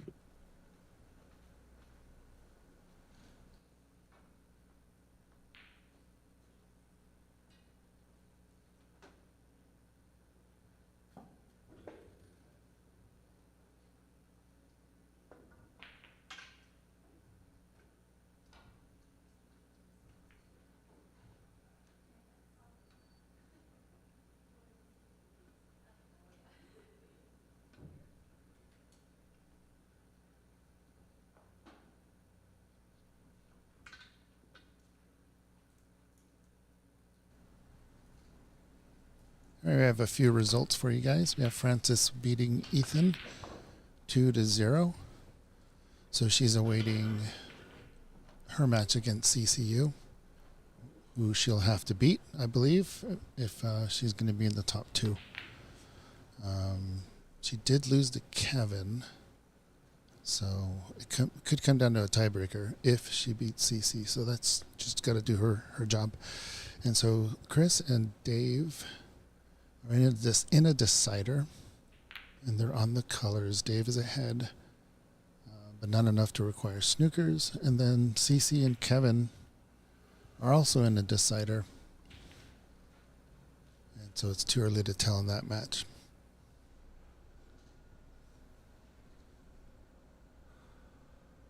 This is the Dave one, right? Dave and Chris. Yes. Nice.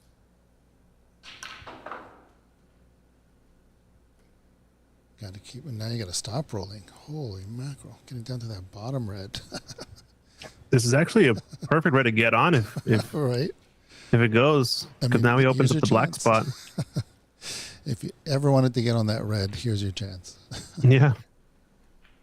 Obviously, I don't think he was playing for it specifically, but oh no, he's gonna play this low red first to get the black first. The only thing is black's gonna be out of commission unless he gets a nice cannon.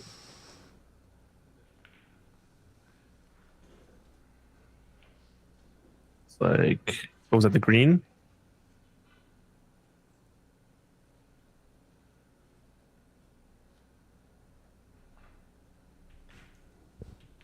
Can you check the score?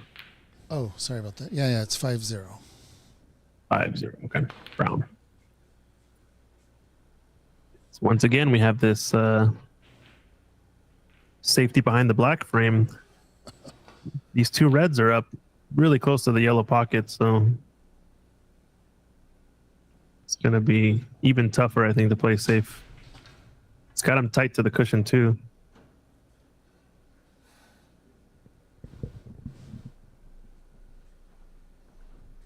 There's also something about it when you have these type of frames where you play an easy shot just to make your shot is very easy and trivial to do, but your opponent has to play a perfect shot next. When you keep doing that, it sort of starts to take a toll mentally, maybe on him. I think that's what a lot of the game starts to become about once you play these longer frames as well. Oh, does he have the flick of side? A little bit short, fairly short of pace. Hey, now that I'm back, I can see Buck Moose's Twitch chat. Cutoff for Chicago is June 7th. I need to see if I can make it happen. Yeah, so it's very true that the cutoff to signing up on Cloud Snooker is June 7th. However, if you get in touch with Tom Tan, you can sign up through that club as well. They may have a different, and I'm just guessing, they may have a different cutoff date. So I would try to get in touch with Tom Tan if June 7th is a little bit too soon for you to make a decision. I think it's on the 8th and the 9th, the event, though, so it would be So that makes not sense. a big difference, yeah. You might be able to only find out on the day of, I guess. Just walk in, dude.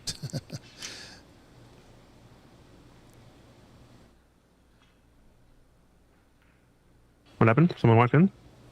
No, I'm just telling him just to walk in. Just walk in and play. Oh, he's walking in play. I see. Yeah. They do have a camera set up there. Tom does. Mhm. I don't know if they have the scoreboard overlay. Do they have that? Are you aware of that? I haven't seen any scoreboard overlay, as far as I can tell. I'll get with him and see if they need help with that. Yeah.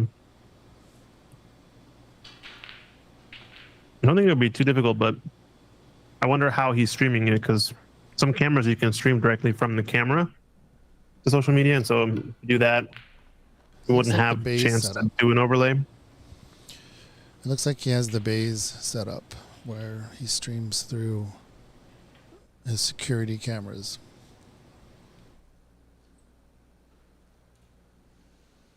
Yeah. Yeah, so I wonder if he's just running it through a PC and streaming software, or if he's just doing it directly from the camera.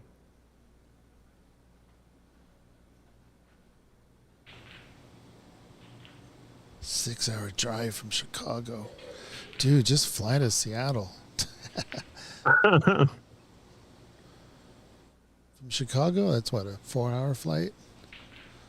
3 hour flight. It's only 30 minutes. Come on. By the time you sit down, the plane takes off, and your movie gets started, it's really only a 20-minute flight. Bring in the peer pressure. Oh, Buck Booze has been there since almost the beginning. I know, yeah. So yeah, we gotta meet him. Yeah, he is an OG, that's for sure.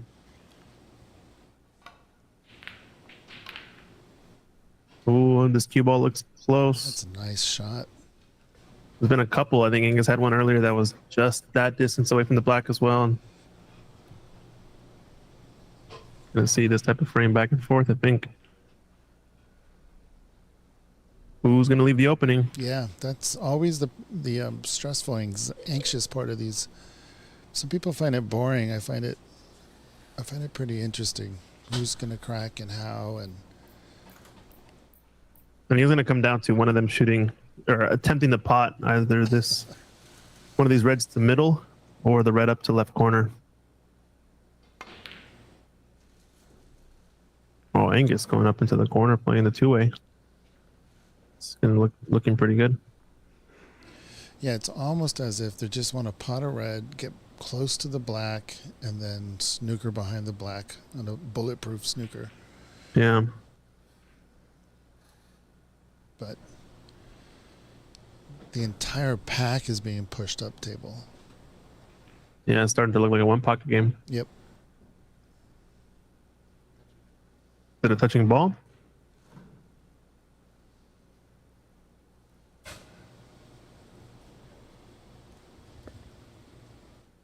So yeah, he's got a touching ball. I believe on the one directly north of the God, it hurts me to watch The cue. Angus fold himself like that. What are you? Oh, okay. I just remembered it was touching balls. yeah touching ball. Yeah. Buck Moose saying they never play on a snooker table in ideal conditions.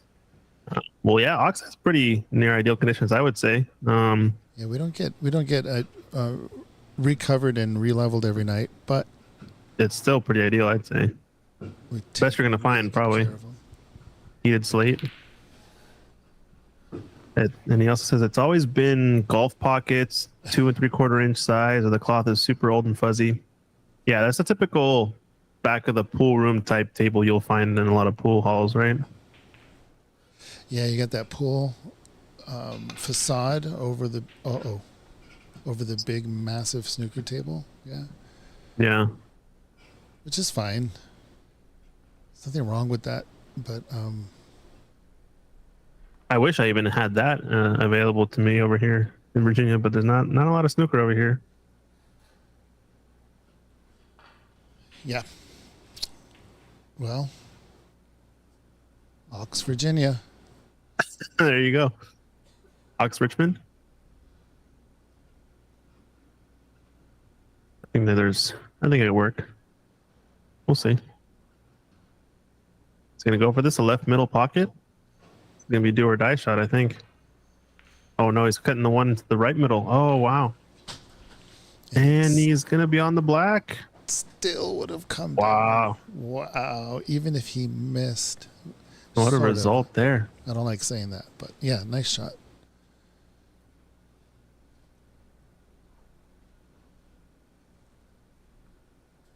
All right.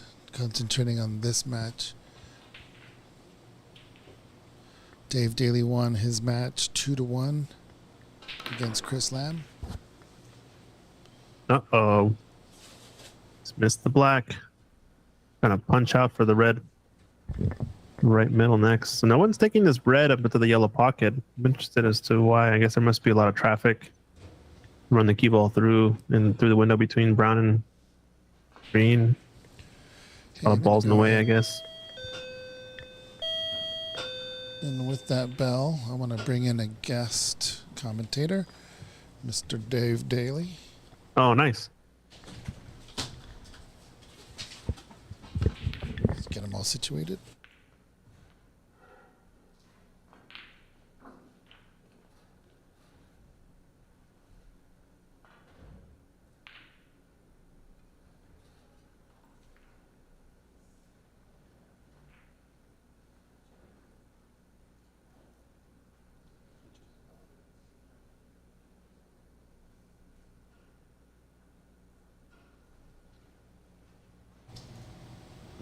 All right, we are back with Mr. Dave Daly, fresh off his win against Chris Lamb. How you feeling, Dave?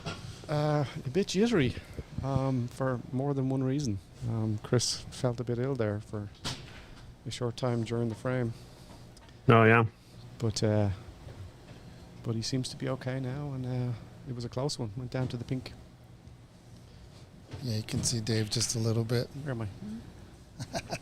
There he is. There he is. It's hilarious. How's this game been going? It's been like this for a bit. Yeah, once those top two reds near the bulk, near the yellow pocket, once those got there, it's been like this. Just kind of like no one wants to give in the decider. I don't think there's enough points here to really care about this match. I think they should How do you mean? consider a re-rack, yeah. Oh, possibly, yeah. Should be 10-0. Although, yeah, we'll see if they start nestling up. Then you might see it.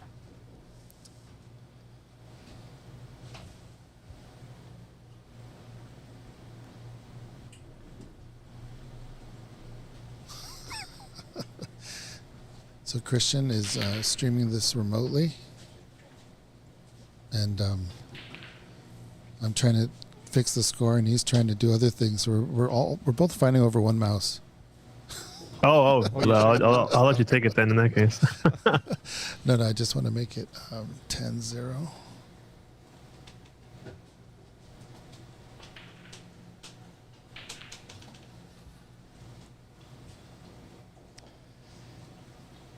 Okay. So I noticed when I played Prathamesh, his average shot time is a lot slower than the past. Is he the same in this match? Seems to be slowing down quite a bit. Yeah, he has been more deliberate in his pre-shot routine. I just want to check one thing. Christian, can you hear Dave? Yeah. Okay. I think I may have had his mic too low. But yeah, he's been very deliberate, and it's been paying off. Who has been less deliberate is Angus. Angus has been very quick. Yes. Well, that's Angus. That's our friend Angus. That's our buddy. Yeah, Angus is the Jimmy White of the Northwest.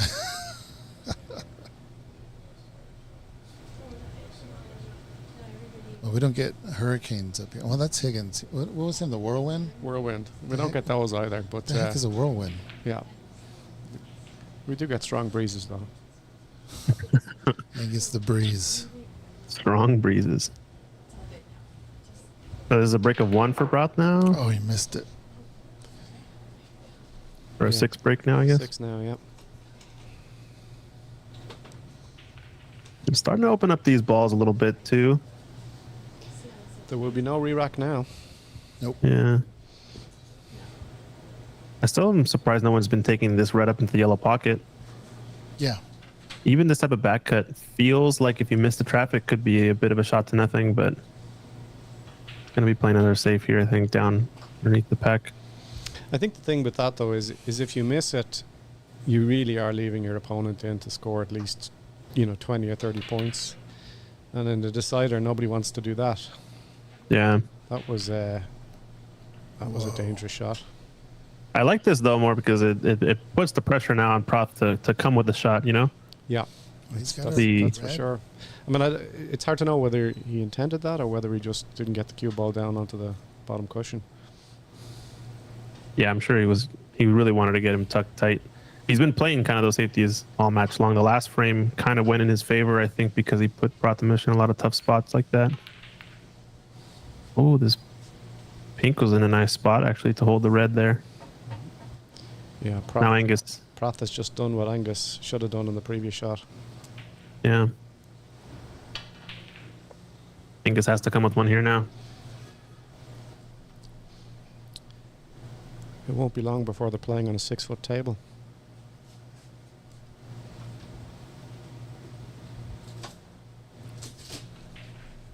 It's very reminiscent of playing one pocket in pool. I don't know, Dave, if you have a lot of experience watching one pocket games, but Never. you tend to see maybe a quarter of them go this direction where everything gets pushed up table.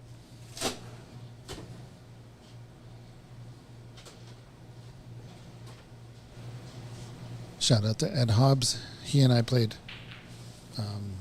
one pocket on this table here with 15 reds. And even on these 12 footers, Ed does not give you a shot. Yeah. Just won't do it.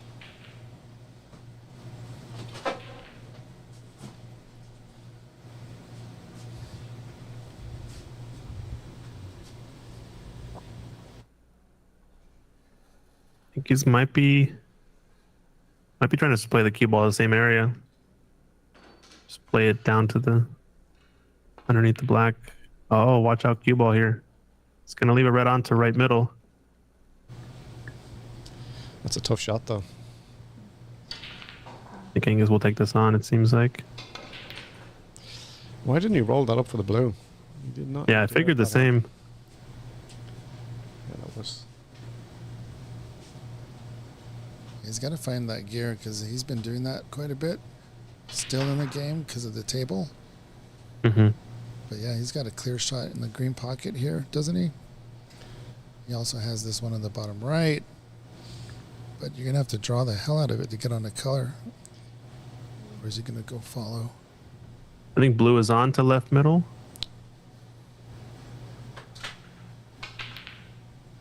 Ooh, yeah. Oh, Yeah. It'd be difficult for him to avoid colliding something here. yeah, tricky frame. Tricky. I don't know. I think he's just gonna play the same shot again. Just play the blue up in the corner and play down No, down to the black I spot. think he'll go middle and try and maybe cannon the brown. Oh, does he have middle? Yeah. Yeah, this would be a good shot if you can cut this into the middle pocket. Yep.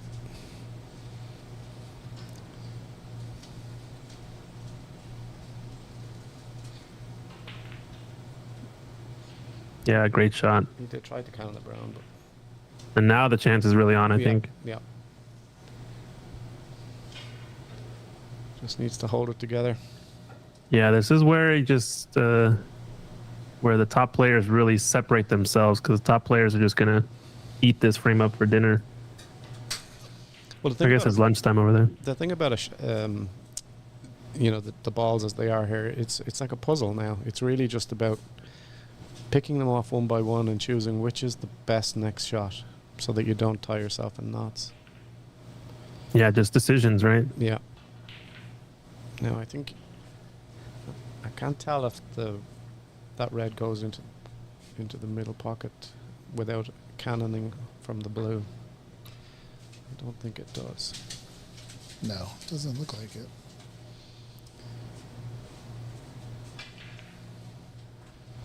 So let's see if he tries that.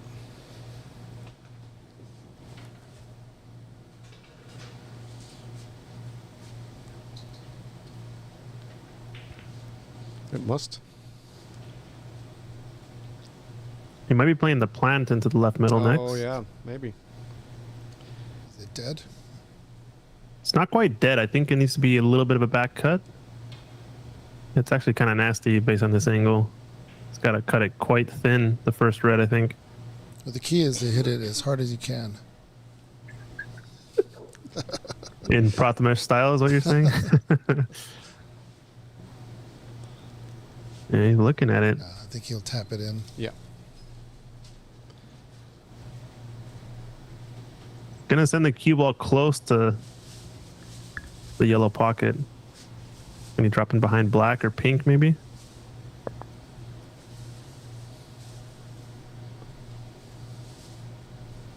Or is he gonna spin off of it and cannon one of these reds up? Stuff. Yeah, it's got.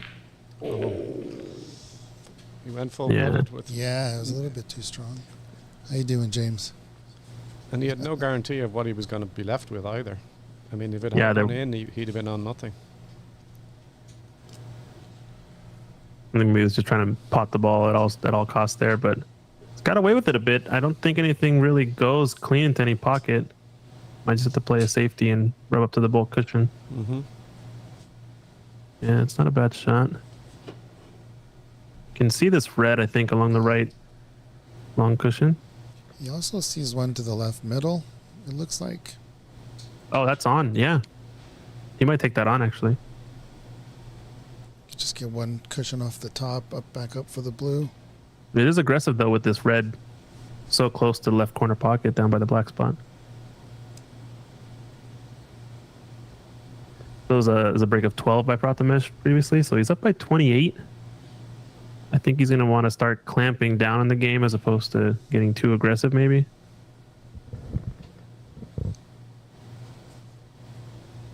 Kind of like get your points and duck and hide. Yeah, this is where you kind of win and lose frames. These type of moments. What are you going to pick? Just play safe or go for the jugular. He was trying to play in behind the black there, but did not want that cannon.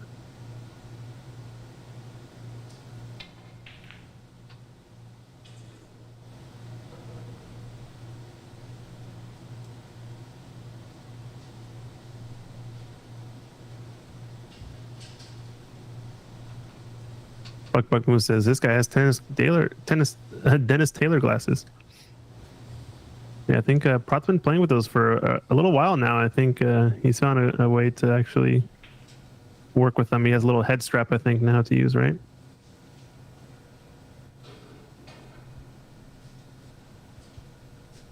They're not as common as I would think, too, those glasses. I feel like a lot of people would benefit from using those type of glasses, but... Allison has a pair. Yeah, I've seen that, yeah.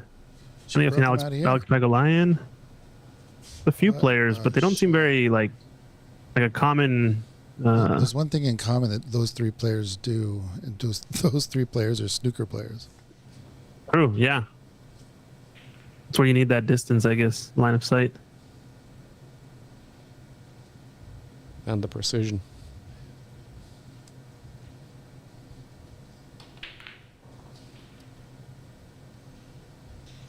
We could have done with rolling another 3 inches there, 4 inches. Yeah, just a bit short. Bridging over the yellow. Yeah, if he's been bridging over the yellow, that's a big... I think that's actually a big mistake. Because he had 2 reds really to play for there, right? He did, yeah. Could have been on either of them. Green next. Yeah. In fact, I mean, he can't go for those now because I mean, he would need the spider, and that would be. Oh, he's going for the double, is he?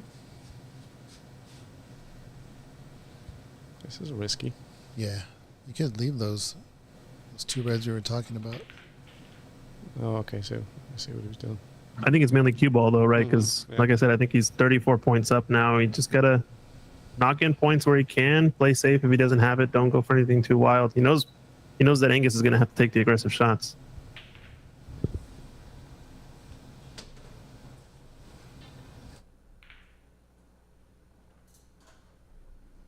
Red is on to right middle, technically.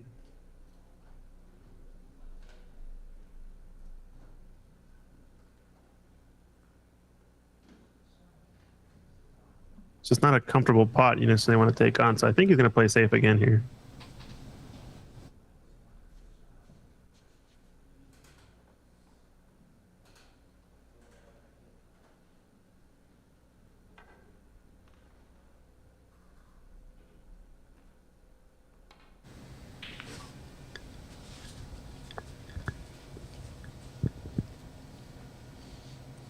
He likes that spot on the full cushion, it seems.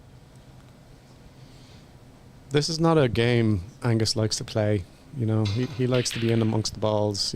As you can tell by that shot, that's probably some degree of frustration. Like he yeah. I think Proth knows that though, and he's probably doing it a Exactly. bit more on purpose as a result, I would imagine. Yep. because I mean, look, he's getting left these type of shots constantly. So if he could just chip away at a big lead, it's a pretty easy way to win the frame. That's what he's doing. Like between 6 and 8 and run, 6 and 8 and run.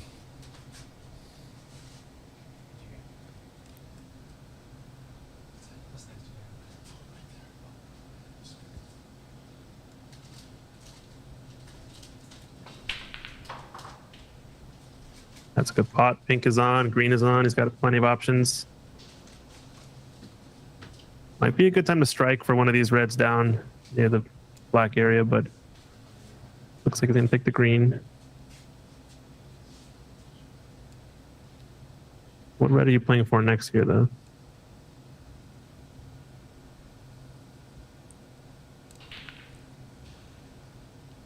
Says go past the Let's go past the pink. pink. Oh, okay.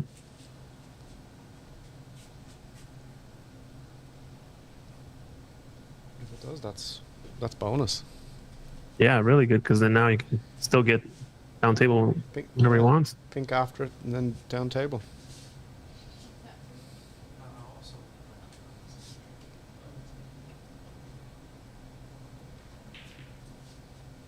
Blue needs the cannon. I Yes. think he's okay. I think he still has the angle. Yeah, just slight, I'd say.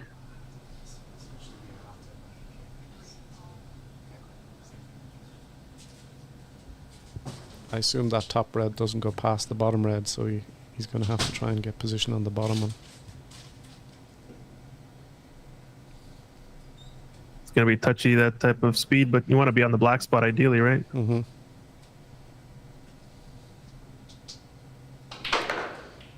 That's pretty good. Oh, maybe a little too far. Ooh, nice pull up. It's okay. He's just okay, yeah. He'll probably go for blue. It's a real chance now, I think, to close out this frame because he's got 2 more loose reds after this. Would be putting him pretty far ahead.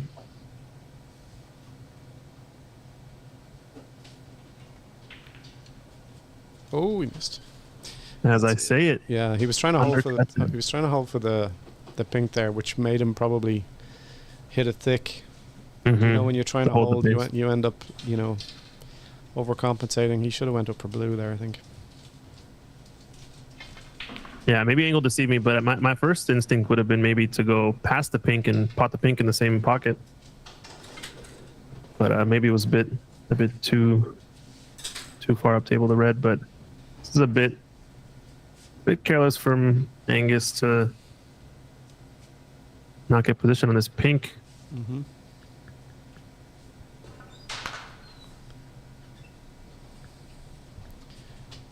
I think he's going to try and chase points, which is, it's do or die this. Yeah. Yeah. Not sure about that shot.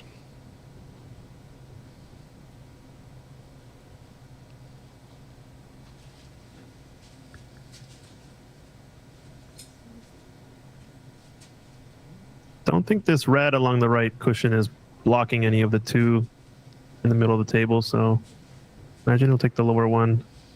Yeah, stun across for the pink in the same pocket. Yeah, maybe not even stun, maybe just roll forward and play pink in right pocket, but You mean make sure you cover the red nearest blue. when you say right pocket, you mean which? Yeah, right corner. Oh, he won't be able to hold. It's Playing this red, gonna play safe, I guess. I think he knows that Angus is a little bit frustrated maybe and just Yeah. wants to grind it out. yeah.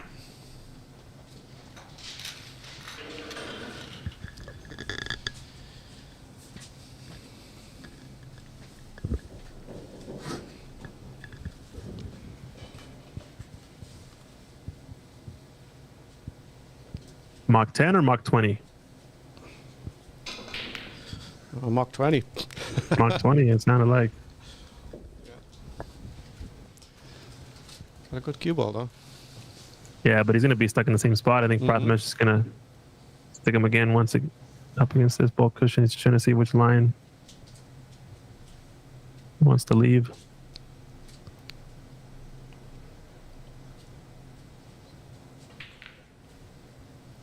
We don't want to Oh, move away from this action, but the next match we'll have is going to be CC versus Francis.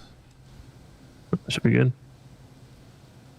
Yeah, should be good. If Francis wins, we'll have to see what kind of tiebreaker there might be, if there is one, between Kevin and I haven't Francis. been following what's happening so far in that group.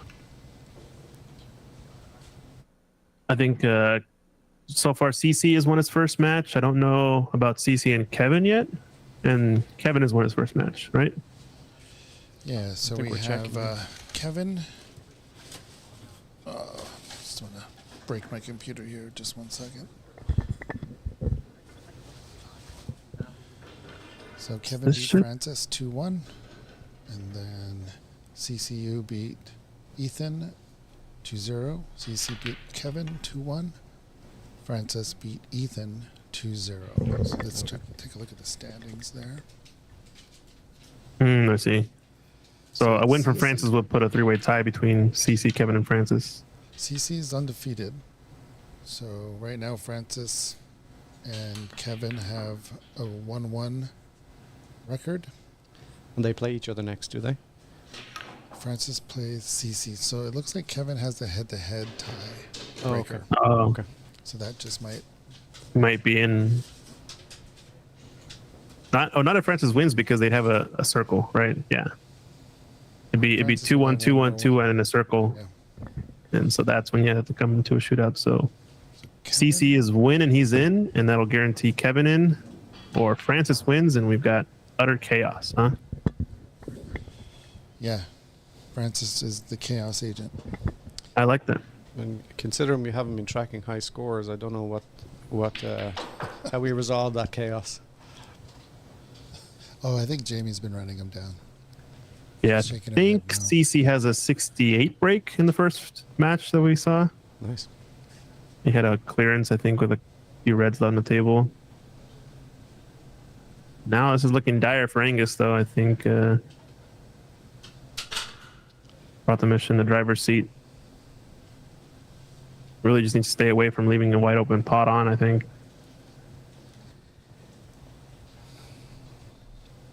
Angus is capable of clearances, so Pratt definitely needs to be careful still. There's still 5 reds on the table.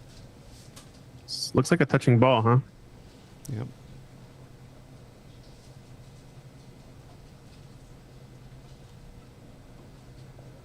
Yeah, true. Where the pink and black sit,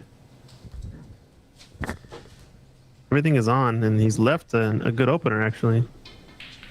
I think I still would have tried to do the same thing and push him to the bulk cushion instead of trying to get him perfectly in line with the green. But a rare miss from Angus. Doesn't take advantage of the mistake.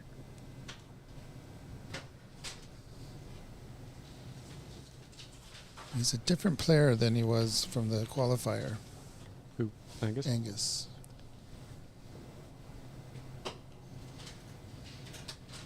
How so? I think during the qualifier he was making more breaks. He was a little bit calmer. Mm-hmm. Oh, got a little help there. He just doesn't seem to be in rhythm today. No.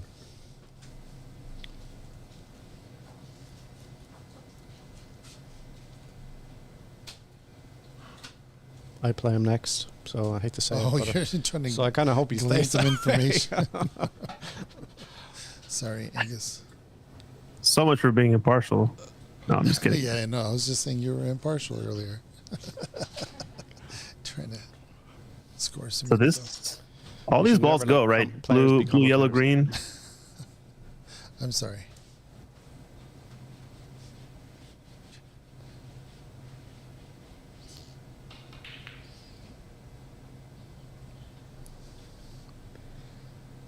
So 59 on and 50 ahead, or 49 ahead. Yeah, at least taking reds off the table is what Prathamesh wants to do, but he would have liked to get that blue in and have a chance at this red first. I think he was maybe playing a stun run through for the one up at the brown, but now can freight train that is Angus run away with a few points here. You got to be careful not to make too many low colored points, right? Yeah. I mean, pretty much he needs pinks and blacks now. Yeah, potting that yellow.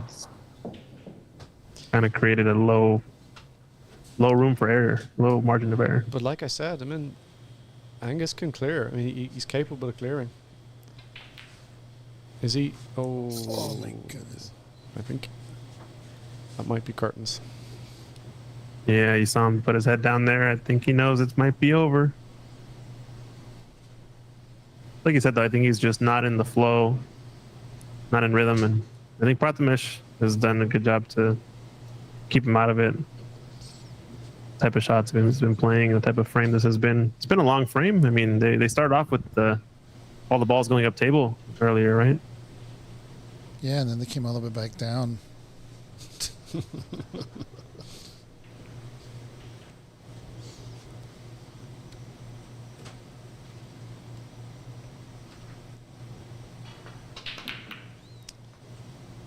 And there will be handshakes. And it looks like that's it. Should be. Off-screen handshakes by the looks of things. Yeah. All right. Yep, looks like they're packing up the queue. So congratulations to Prathamesh for winning that frame. Not sure exactly where that puts him in the groups, but He's topping. Prathamesh has won both his. Angus has lost both his, and Chris and I have won one each. 1-1. All right, so it's kind of up to Chris, I guess, to play Prathamesh next, and we'll see how that group ends up. And you got Angus left, right? That's right. All right, so still chance for a possible tie as well in that group. So Yep. not over till it's over. Still all to play for. Yep, and we got a match coming up, I think, Francis versus CCU. You guys want to also check out what events are coming up. This is the Ox Classic, May 18th through 19th stop. We got the Chicago Open coming up. We're going to be back here at Ox Billiards in about a month for the, or 2 months, sorry, for the Washington State Championship. Next month is going to be the Seattle Snooker Open. If you guys are interested in a lot of snooker action, it's going to be Seattle's biggest snooker event of the year. It's going to be a great event. I think we've got pretty good prize money in there for top players. Defending champion Varun is going to be fighting it out. CC is going to be wanting his revenge for sure. And I expect us to get some Canadians down from north of the border as well. And if you guys are interested in some professional snooker action here in North America, we're going to have a little bit of a West Coast tour. North American Wine Cellars hosted Sean Murphy Tour. It's going to be coming to 4 different clubs in North America, hosted by the Wine Cellars. Thanks to Jason and Diana Miller sponsoring the event. It's going to be a Ranchman's Club in Calgary and on June 11th. Star Snooker Club in Richmond, the middle of June. Coming south of the border to Ox Billiards in Seattle, Washington on the 16th, and then he'll be down at Embassy Billiards in San Gabriel on the 18th, Los Angeles area. So definitely tune in and get some tickets to come watch. I think each club might be running their own event technically, but I think at Ox we're going to be running a 10-frame exhibition. It's going to be playing 10 individual frames against 10 different players. I don't know if tickets are sold for the playing event, for playing tickets yet, but I believe there should be tickets available to watch still, but check it out on oxbilliards.com. There should be a link there to buy tickets. If not, reach out to Mike at Ox Billiards for more information.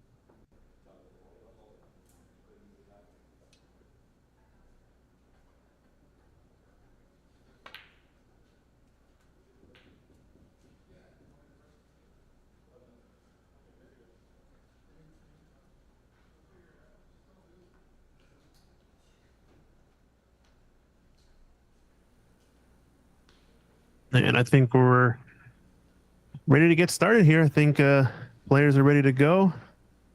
Or CCU versus Francis Cho. We're going to see who's going to break off first. So CC with the choice. We're ready to rock and roll. Ready to go. Here we go.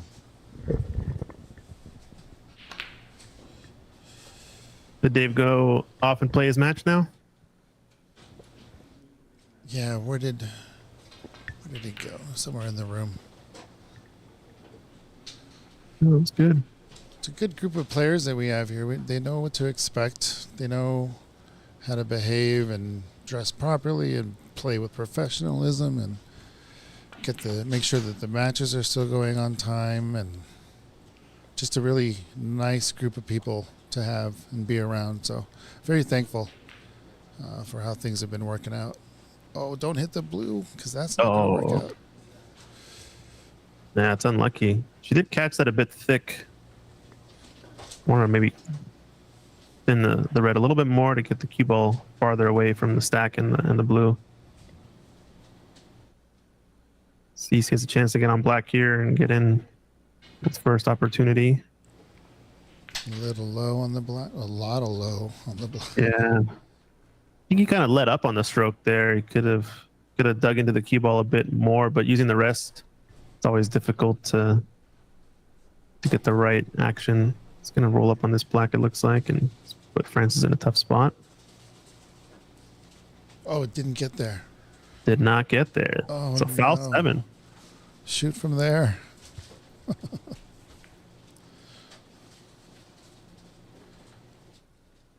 May have said that too loud.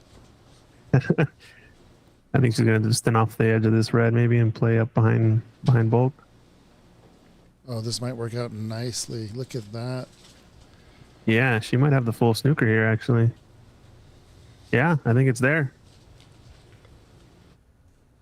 That nudge on the brown was perfect.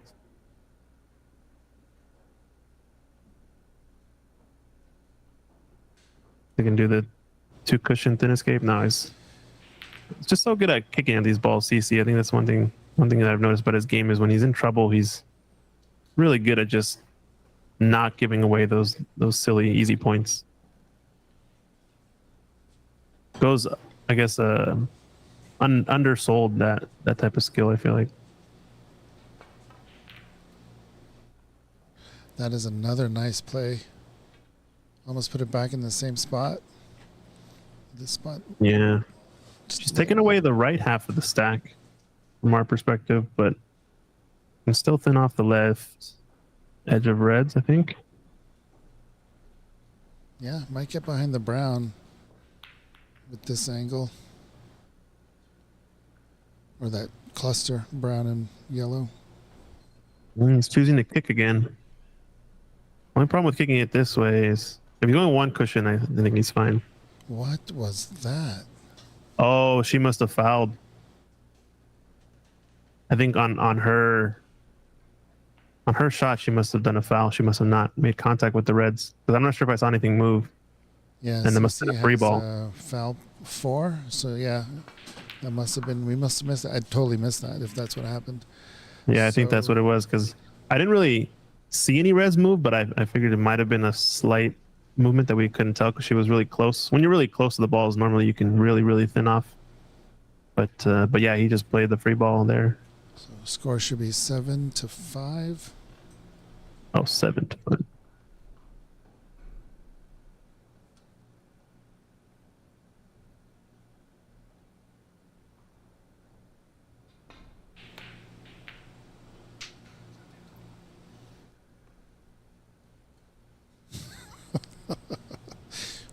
When CC hit that green ball, I was like, what reality did I just enter? Yeah, I thought he was going to kick at the stack at first, and I was confused as well. I think Francis has a bit of a shot to nothing here. Just try to pot this clean into yellow pocket and hold for black. Did get it enough? Nap. Is it going to get it? Yeah, nice pot. At that pace, she got a little help from the nap. Dead weight.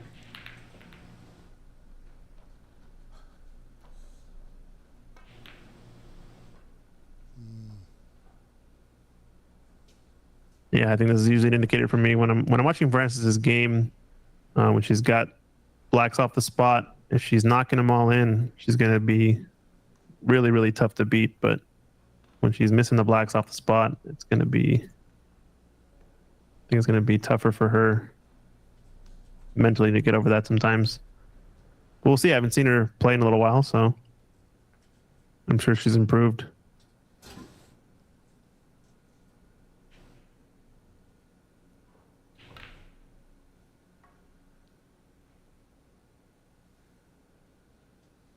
Is blue gonna get away? Nope. I think he's left it for Francis to have an opening.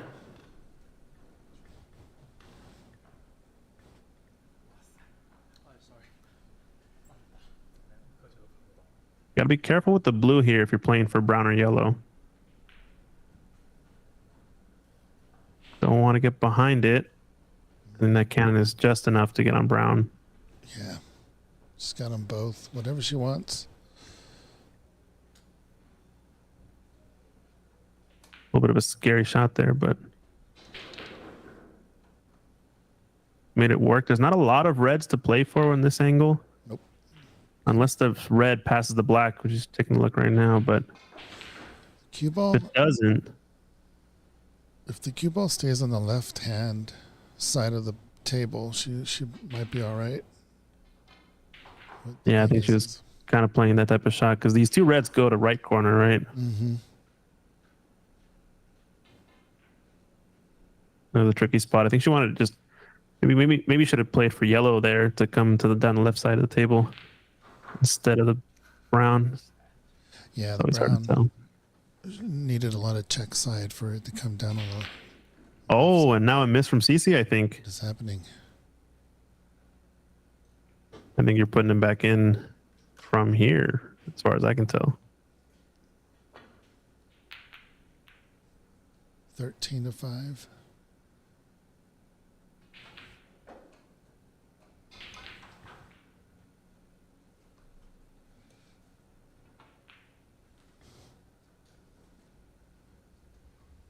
So this brown, I think, causing a bit of a headache. Brown and green, if he Yeah. goes off the right edge of the stack.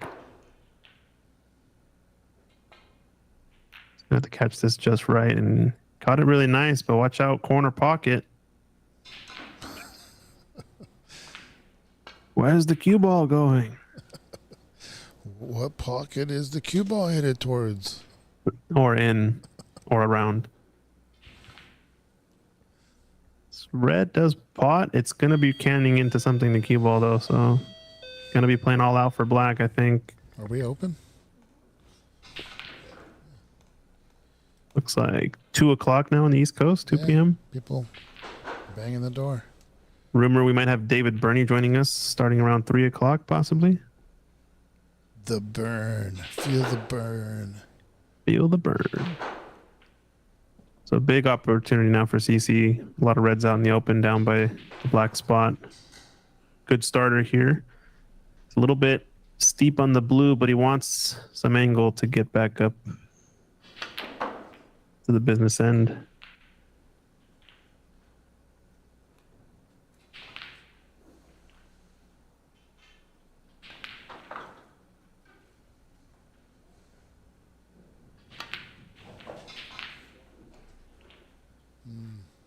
Fortunately, not a lot of reds in that area to get on. That line that he was coming in on was either a bit too high or a bit too low. Oh, we Depending can on which get one on the he's blue playing. here, though. Oh, this red does go. With the I didn't think nice he was on. box, he's got Okay. the black. Yeah, perfect window. That worked out. Now, black's going to respot. And if... Yeah, only problem with the black respotting is going to cause a cluster now. Pink doesn't really have a spot to go to, so... That left corner open for the black if it's on its spot. Softly close. I can't quite tell. I think we're going to have to see once it gets spotted. He makes this.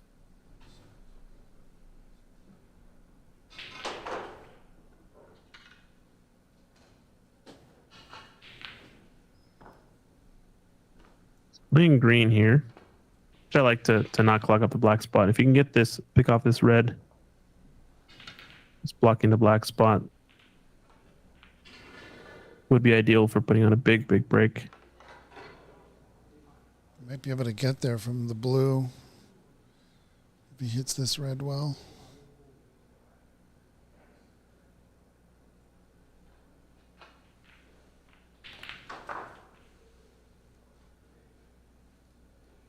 A little bit flat on it, but he could go one cushion forward. I think he's going to try to stun in between this gap where pink and the two reds on the pink spot live.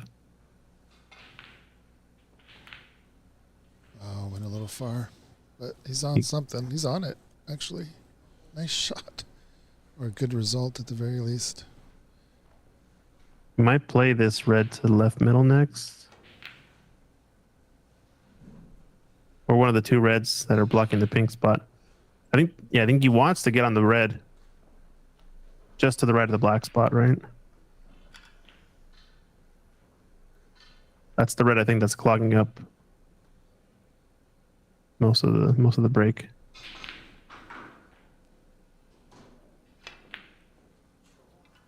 It's about a 16 break so far. Yes. Yeah, so he's taking this.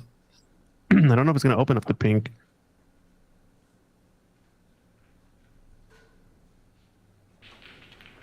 But he has brown as well.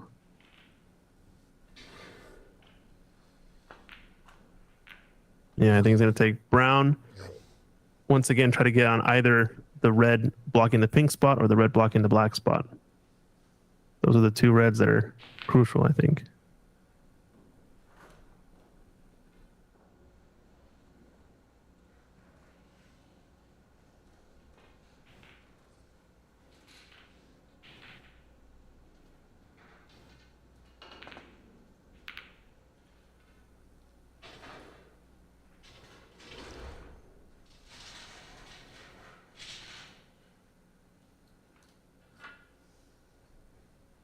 Can he play up for blue here, maybe?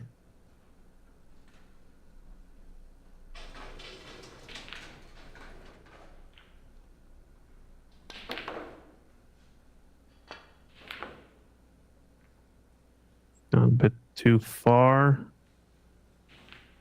Now has to play a bulk color. Maybe brown or green. If yellow's too straight on.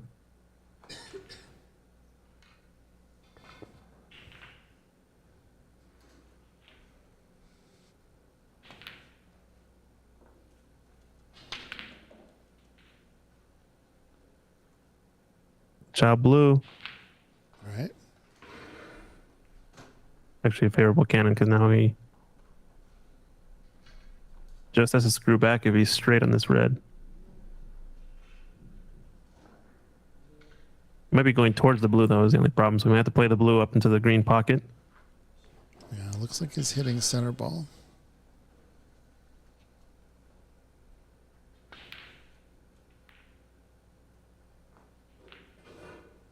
Yeah, with a slight angle towards the black.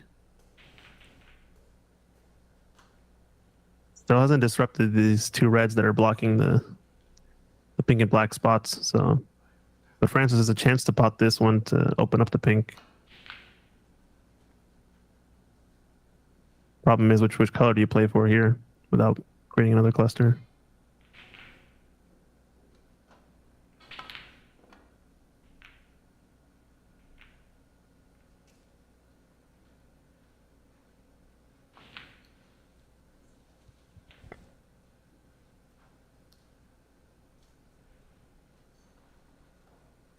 I know that CC just put on a nice 24 break to take the lead on Francis, but Francis still has a shot. This frame is not over. Yeah, I find that that 20 to 30 break range, when you only get that amount of break and there's still plenty of reds on, usually those type of frames are ripe for a counterattack. Yeah. You'll often see a 20 break get responded by a 30 or a 40 and vice versa.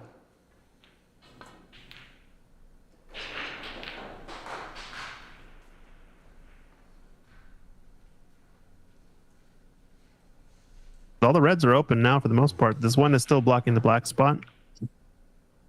So it's going to be tricky. You can get around these angles.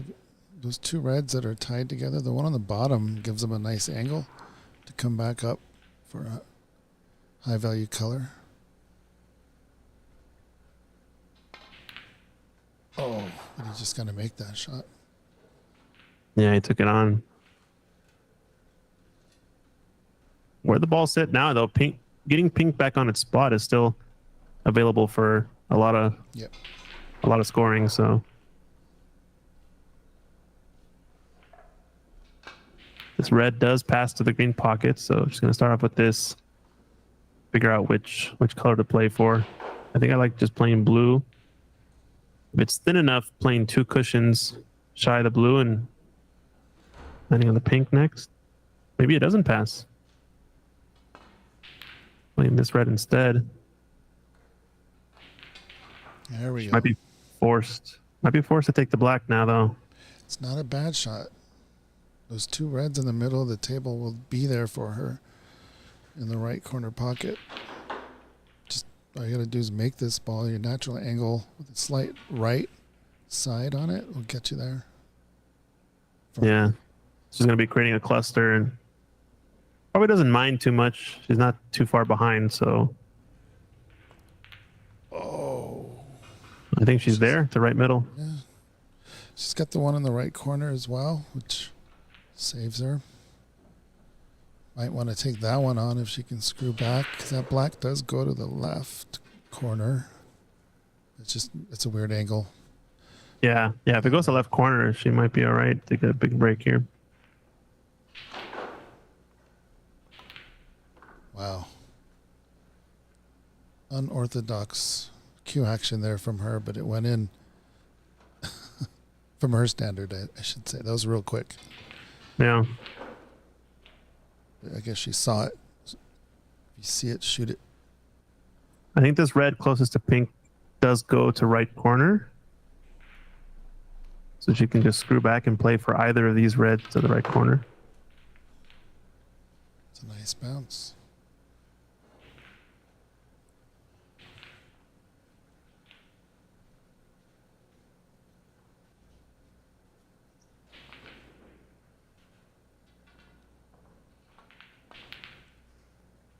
Perfect. Another little stop shot here.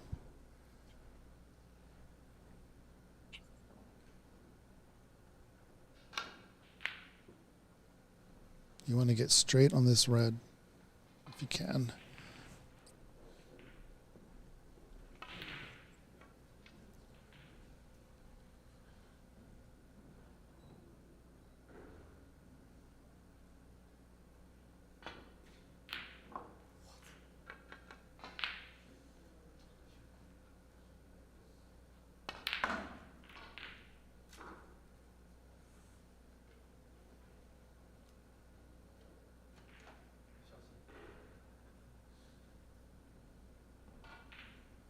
What's the break at?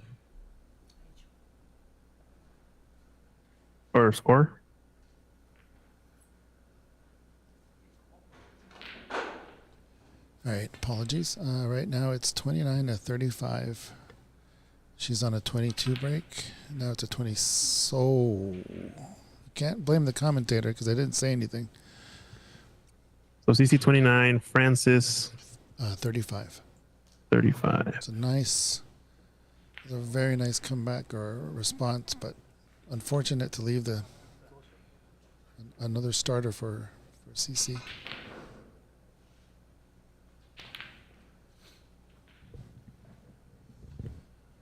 But undoubtedly a really nice showing, a nice little break there. Yeah, I had a real chance too to close the frame if she gets that pink up into the corner. That's it was her red. Tough pot. But would have been huge, I think, confidence wise as well as impact of the frame.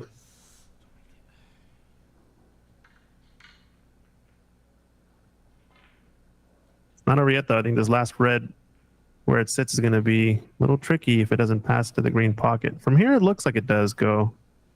It's hard to tell. She passed it up earlier. Yeah, it could have been a choice, right? Yeah. It does look I don't like know it for goes. sure. I'll send Jamie out there to go check. I think we'll find out here in a little bit, probably. Take a picture and text it to me, Janie. Jimmy. Who's Janie? Holy crap. There goes the cue ball flying around the table. Oh, it's not too bad.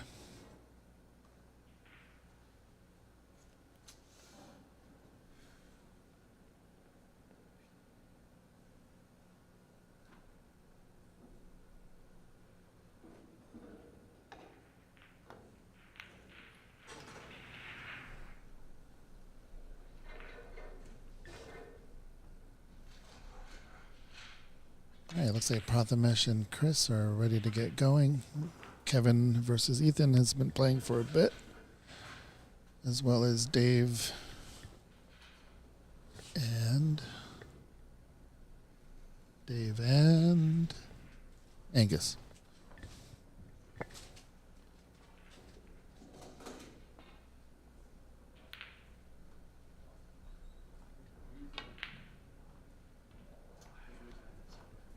So we're all level in this one with these last two reds.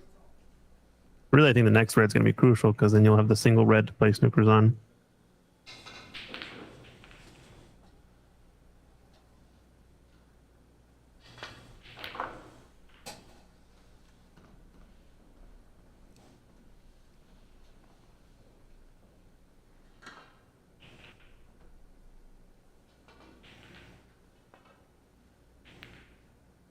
Oh no.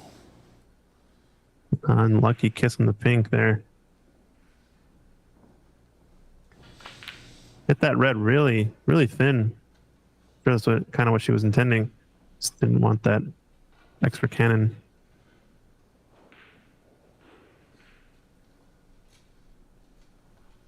It's gonna have to put a bit of pace on this one. Yeah, good pot.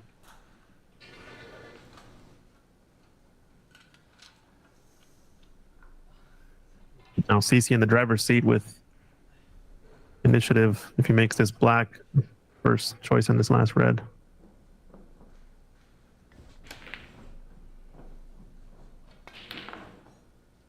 This is it. It was just a bit straight, so I think he might have, like you said, overcompensate for the position a bit. Missed the pot as a result. Did overcut it slightly. I think if you're Francis, you might play offensive here because of where the cue ball is going to go towards. Yeah. Natural two-way position.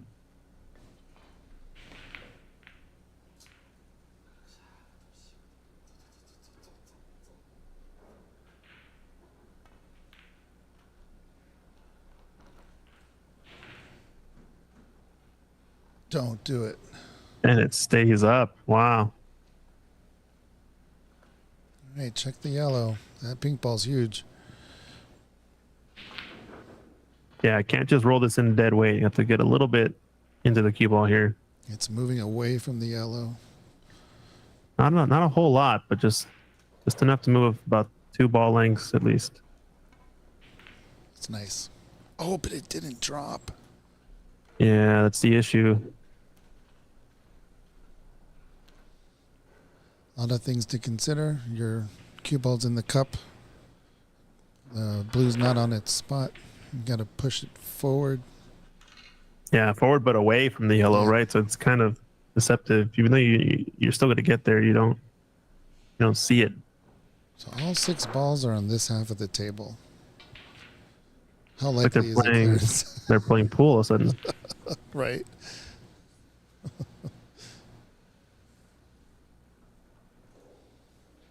3-point difference, still anyone's frame, and he's not ideal on this green.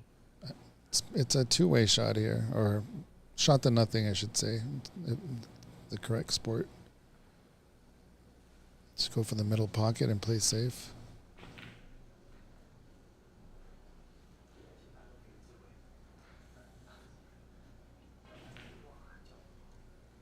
It's a bit thick. Where's the cue ball? Yeah, as long as it clears that middle pocket, he should be fairly safe.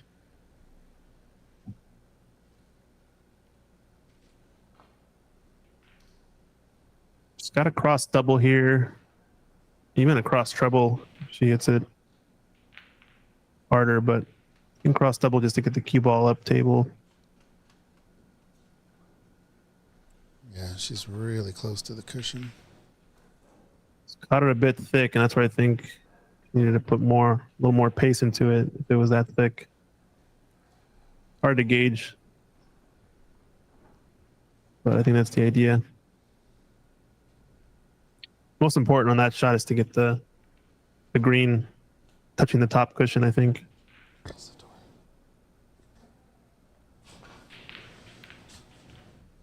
No, he's overcut it. Missed opportunity from CC there. Yeah, I know he's bridging over the black and everything, but it should have made that. I would have bet a whole dollar, Yeah. $1,000,000. 100 cents.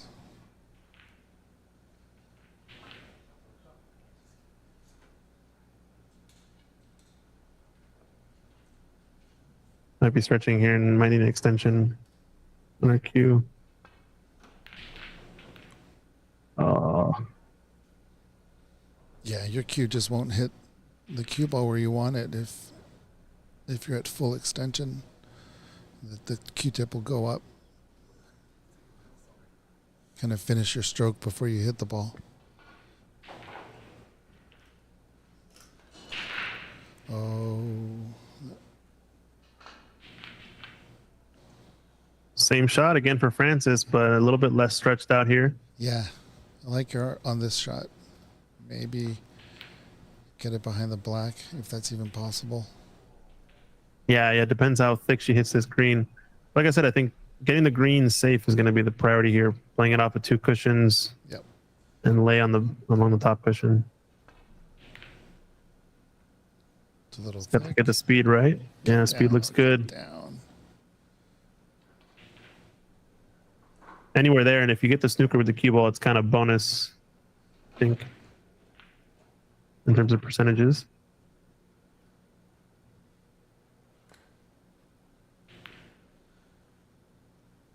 Doesn't want the cannon on the brown on that side. Came up short, so it's still pretty safe. Just got a natural double here to follow with the cue ball, kind of like a forced follow, and get it to come off 1 cushion in behind pink. It's a tricky shot, but if you can gauge it, works well. She's out there to play behind brown here instead. Good effort. Just Yeah, not pretty quite. close. Problem is now you're going to leave green out in the middle of the table at that speed. These are tricky shots. When the object ball's in the middle of the cue ball in pocket, and you get the same distance. The cue ball has to travel the same distance as the object ball to the pocket. Those are tough. Yeah. This might be on for a 3 cushion middle. I don't know if the brown is in the way. Just kind of top this cue ball to get it in behind pink or brown.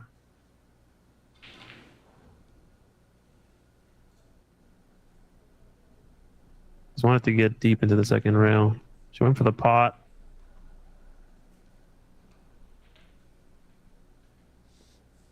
Not a bad result.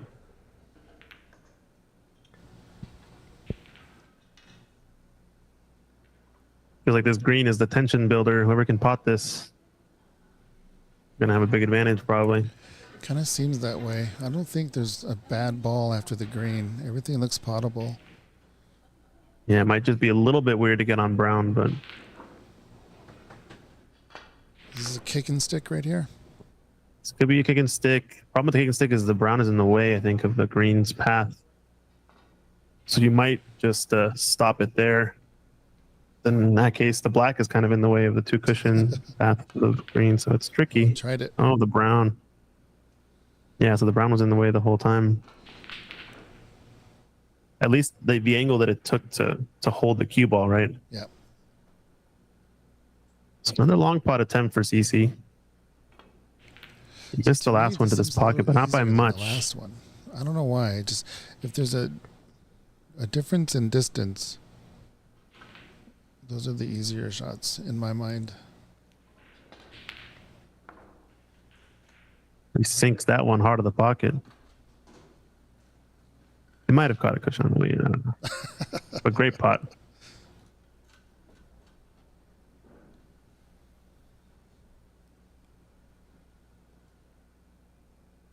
Still only a 8-point game. Is my math right?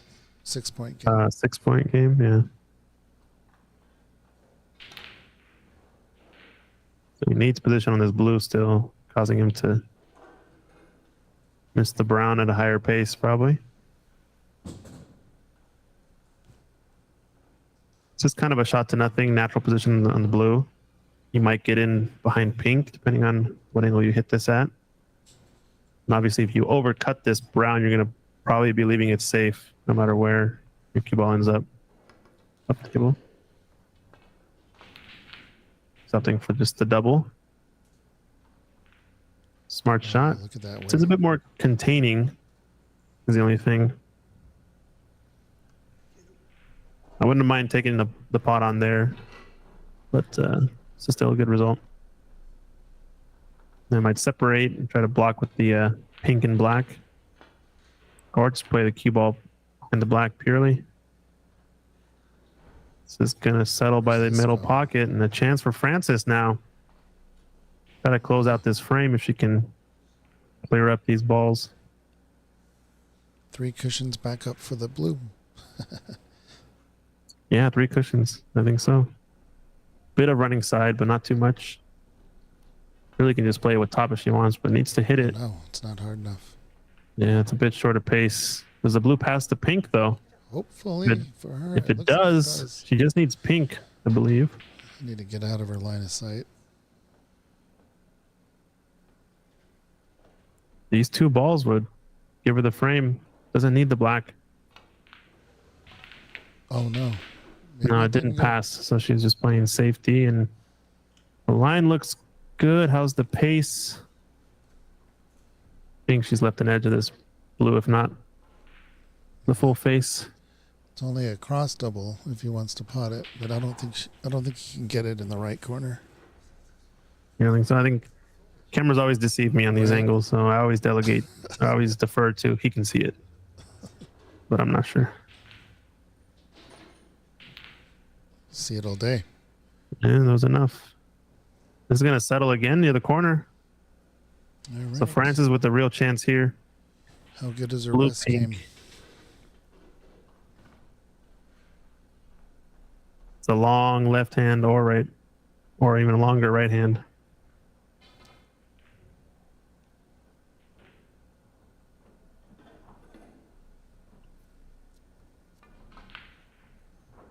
Has a tiny bit of angle going towards the pink, so she can also stun it and play pink into right middle. Or just follow this up and play pink into the right corner pocket. The green pocket. Yeah, it all depends on her angle, yeah. Yeah.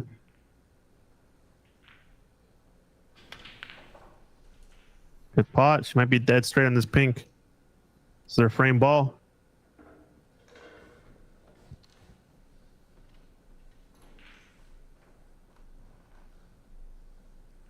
Looking at it from the booth perspective, it looks juicy.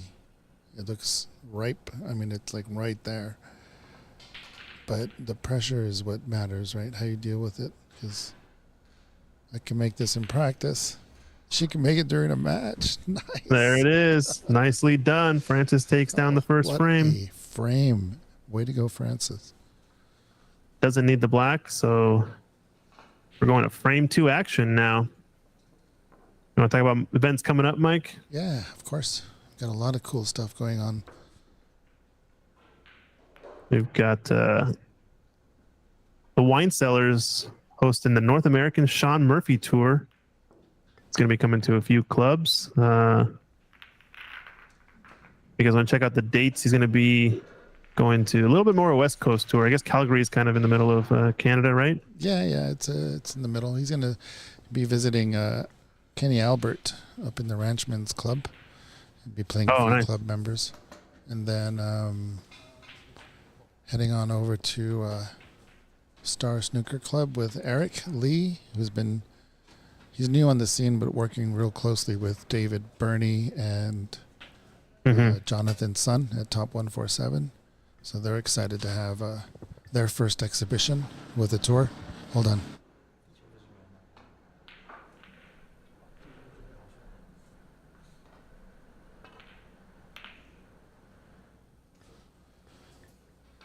We'll continue that in the next break.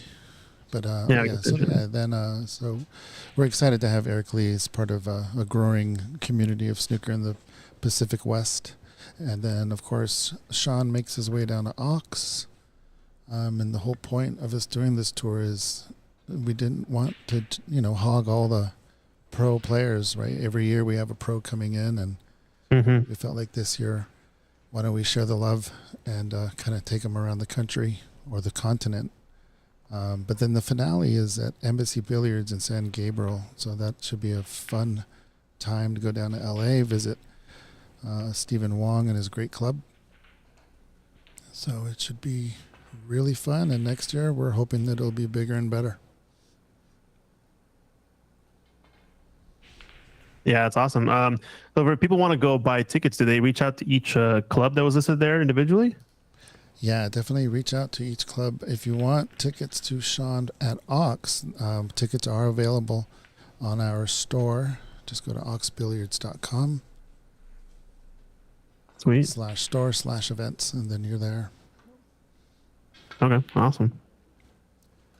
But yeah, it's going to be a hoot. That guy is so entertaining. We had a little bit of a, I don't know how you call it. It was a, he visited Nyack. Sean did. Oh, and okay. I was over there, and we're playing a lot of snooker. Played some 3-cushion. Played some piano. Once the Nice. night kind of got a little bit.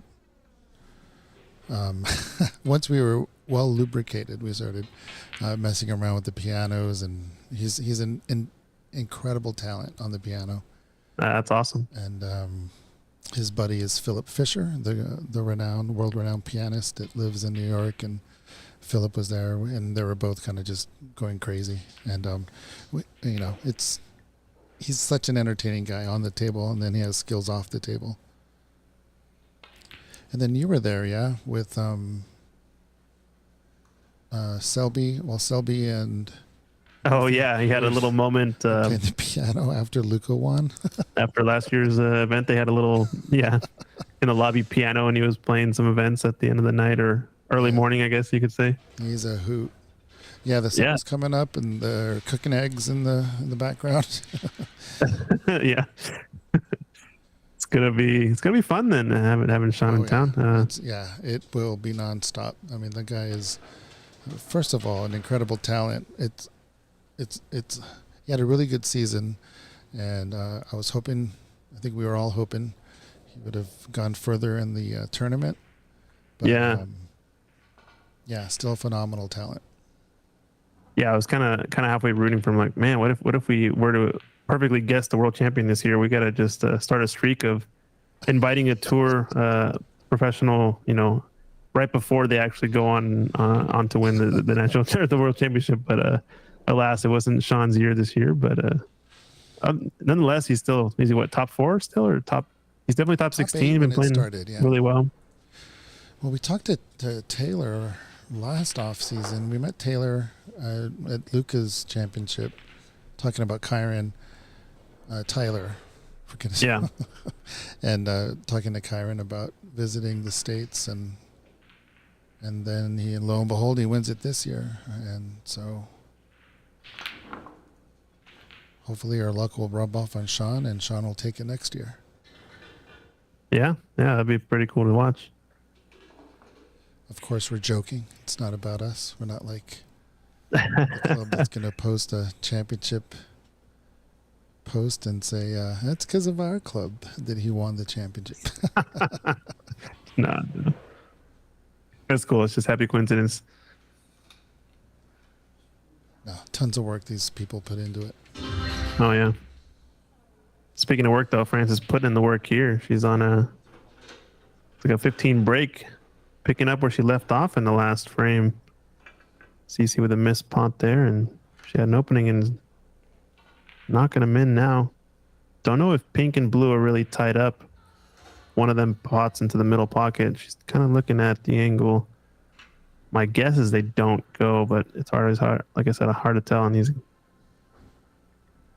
cameras sometimes when they're really close.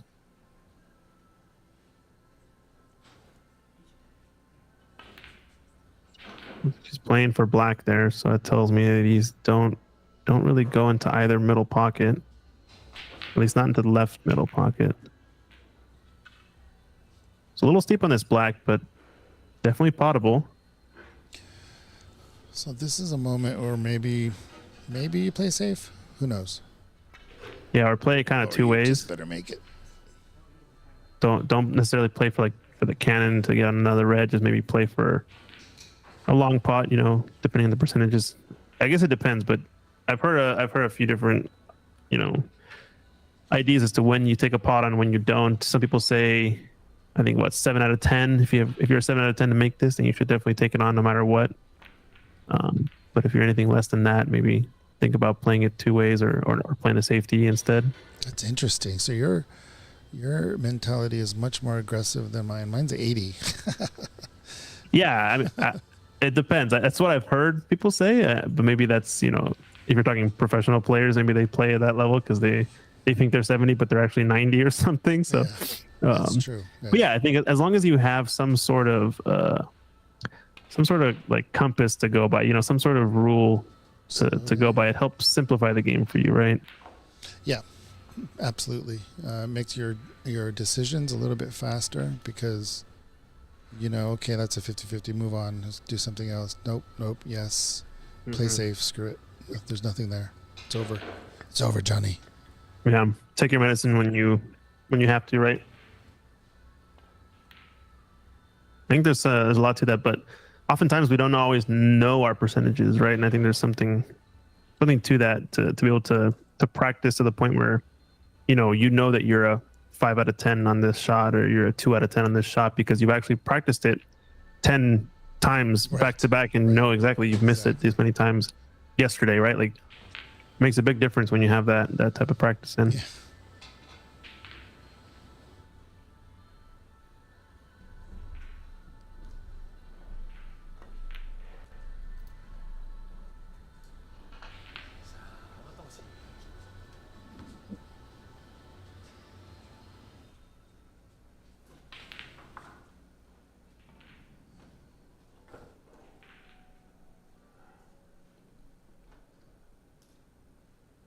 So CC looking pretty strong here.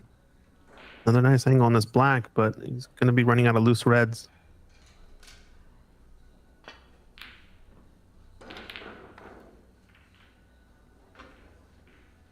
Follows your luck.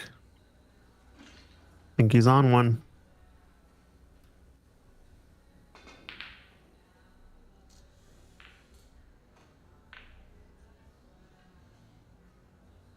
Yeah, the red closest to right corner goes.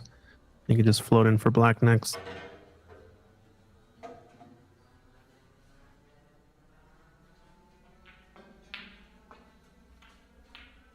Opted to go forward off of 2 cushions, and it's a bit of a mistake there.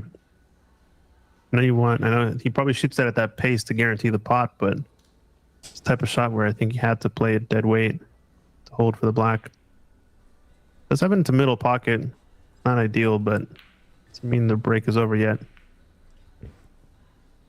Cushion.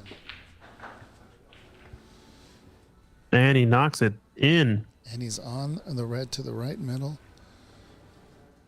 Wow, great pot. Pink and blue are going to come into play now, though, I think. Not going to have an angle, I don't think, to get another cannon on these reds, unless he puts on a massive screw shot. But I think he's going away from those reds.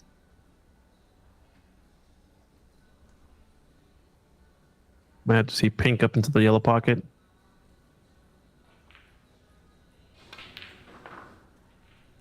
Oh yeah, he can come back from black. Well struck.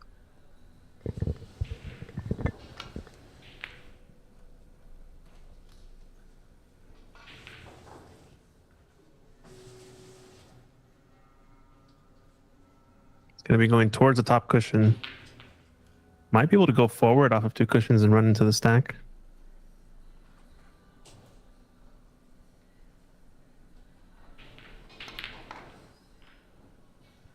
No, I needed more spin.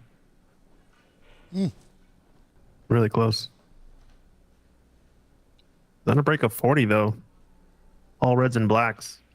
So even though it's end of break, still pretty strong. I guess he has a double here. Kind of a shot to nothing, so might as well take it on, I think. just a bit wide. Good break there from CC. Pretty high offensive quality we've seen so far. 16 break responded by with a 40 break. Yeah. But now everything is unavailable, so I'm going to see some safety play now. I like picking off the red up table first, but she's taking this red on the left half of the table. Got to play it offensively. The double, watch out, pink. Ooh.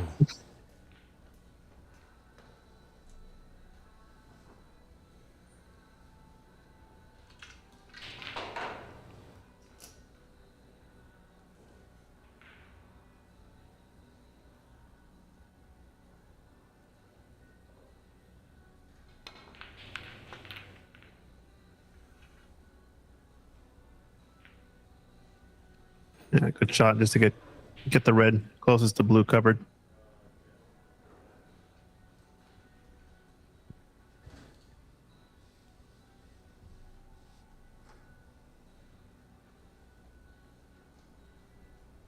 Yeah, if you're going to cross double this red, you got to really be careful to not go in off. Ooh, well done. Doesn't want it to settle over the pocket, though. Ooh, she might have just covered it with this red and blue. That's nice. This is a tricky spot now for CC if he can't get to this red.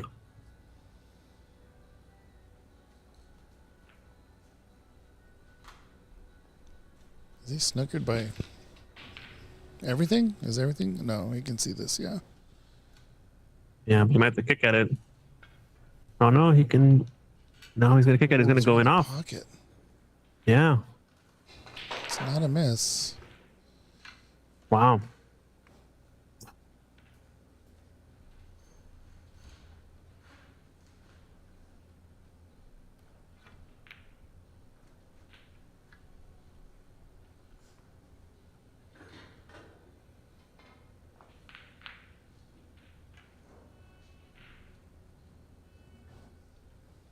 What a different game it would be if it was ball in hand.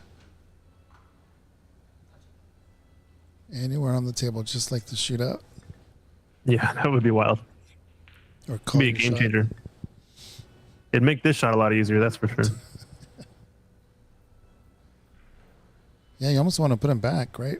But I mean, Cece can pot this on the left corner. There's a chance that he might not and leave you something. Versus the odds of you missing and leaving CC something.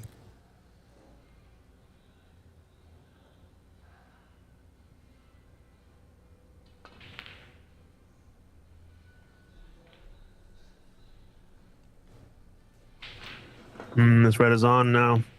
Yep.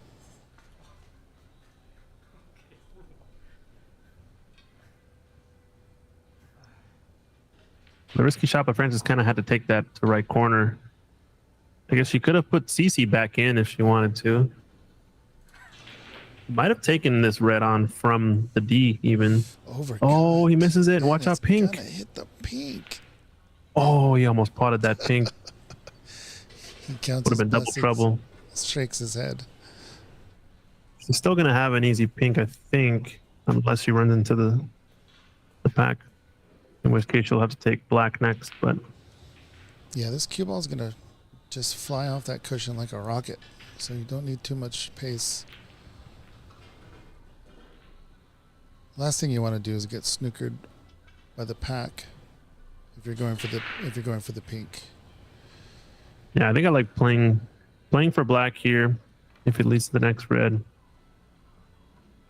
Nice black. This is tricky because this angle makes you have to play up table. I think I like playing pink here and get the ball that's out of bulk next, but she's playing it forward. Get on this red to the same pocket. Yeah, unless you can absolutely get on the red to get to the pink. I like hitting that pink for the reason you just stated, but then also you're removing it. You're getting it out of there. It's like, I'm taking these 6 points. I'm not going to leave it up to CC to get these easy 6 points. And that black ball in the kind of right right bottom quadrant was makeable, but not nearly as much as that pink ball.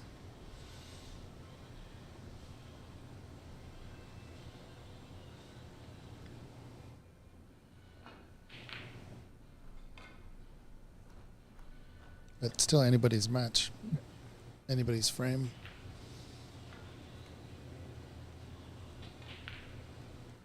But if Frances wins, it's her match. This red is going to be close to the corner, but it's covered by the brown, it looks like. Yeah, she's got a nice safety play here. She's going to have to break up those two in the middle.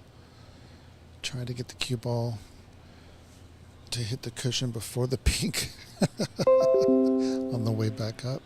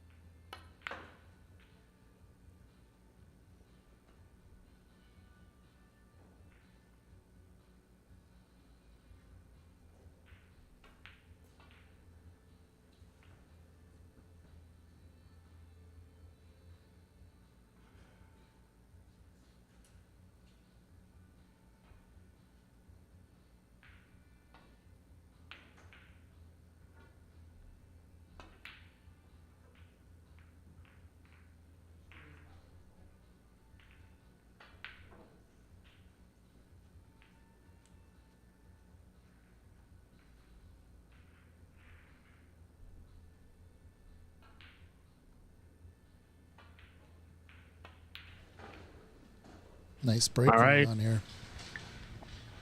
Francis putting the work in. And in the booth, we got a remote caller for the commentary live stream. David Burney, welcome. How's it going? Good, Christian. Glad to be here. Glad you can join us on this wonderful Saturday. Official commentator, right, of the USSA and Pan American Billiards Association? If you want to give me that title, I'll happily take it. I think I've done some work in Canada as well, but excited to be joining you guys this afternoon. The Ox Classic, great to see full-fledged 10-city tour in America. That's awesome to see for the game of snooker. As well, just up here north, out in the Belle Province of Quebec, they're running their Senior Canadian Championships, followed by the Open Championships all this week. So just when we thought the World Championships was coming to a conclusion, there's great snooker action this side of the pond. Yeah, and Francis is here on a heater right now. 22 break, it looks like. Won the first frame against CC. It could be a massive upset. On paper, I think CC the favorite just based on previous results, but Francis has been shooting really well in this one. Yeah, CC, a former Seattle Snooker Open champion. He's done well in the BC Opens. Hasn't got the title just yet, but a few years back he was the Western Canadian champion. So definitely on paper, I'd agree that CC was the favorite going in this, but Frances probably is putting a lot of practice in. She competes in the U.S. Open on the World Women's Snooker Tour. So playing against some of those heavyweights has probably sharpened up her game. Yeah, if you're playing against Mink and playing against us mortals, probably doesn't seem like a big deal. Playing against Mink and Anyi and Bex. What a shot. Yeah, well struck. Yeah, great to see our friend Buck Moose is tuning in. Long time no hear. Definitely, if you got any comments or questions, you got a trio of commentators today. Myself, David Burney, Christian Youngers, and Mike Dominguez, all eagerly watching this great Ox Classic game. We might have 3 commentators, but we only have one voice of North American snooker. Oh, David Burney is the voice of North American snooker. I don't care what anybody says. All right, I'll just stand aside and go get my checkbook for you guys. You humble me. I'll make your name badge. North American commentator. I like it. I like it. We should make some shirts. Yeah, Bernie's been great for the game up here. Well, thank you. So have you guys. You know, you've done wonderful work down in Seattle. Like, just look at this tournament, the great turnout here, and the standard is getting higher and higher. I tuned in a little bit earlier today, and really enjoying some of these matches that are going on. I think in our early stages, we were just like, well, one guy hits a red and misses. Red, then miss. But now players are, you know, getting the feel of the game. There's places where they can play and practice. So, you know, look out. And they're aware of us over across in Britain. You know, they are aware of what's going on in Canada and the United States. So hopefully with this continued passion, we can maybe have a tour stop someday in North America. We don't want praises. We want raises. Let's get that tour stop over here.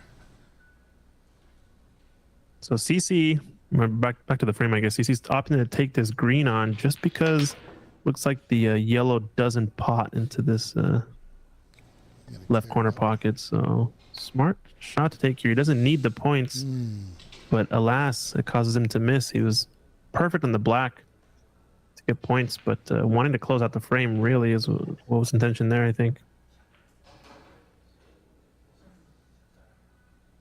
Yeah, he's gifted an opportunity here for Francis to lay a snooker. So, yeah, Cece's got to be sweating it a little bit. I'm pretty sure he was realizing, you know, not to discredit Francis. She's a tough competitor.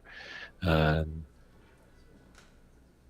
she's proven everybody wrong. And I think that's why we love watching sports. You never know what can happen. Upsets do happen. Favorites win. You never know what can go on the bays one lovely Saturday afternoon in May.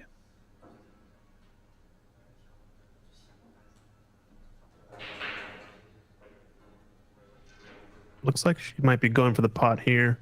Oh, no. Oh, she miscued, but I think she tapped the ball, technically. The classic miscue shot. Yeah, did that touch? I think it did. Yeah, it touched. But no foul awarded, and I don't think they're touching even, so not the worst result, I guess for a miscue, intentional or not. CC still has a smile on his face. Yeah, at the end, I think we can all see the humor sometimes in the game, but yeah, that'll be a lesson to all the youngsters, newcomers. You kind of want to just have your arm always going into your pocket after every shot to chalk up your cue. Just make it a habit. Yeah, it looks like there was a touching ball, right? So going away.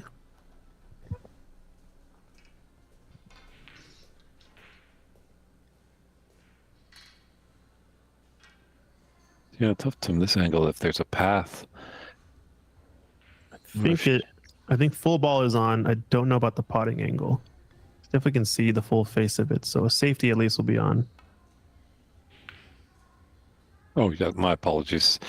I was thinking she was going for the green. Yes, the yellow. Perfectly there. Must be that jet lag from England. Yeah, I guess so. It's still hitting you, huh?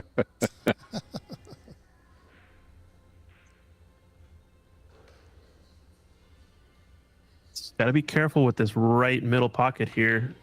Tendency to put some extra topspin on this shot and for it to go straight into that middle. Wow. You can kind of see the path of the cue ball there. It goes dead in the pocket. snooker Wow. gods will punish you.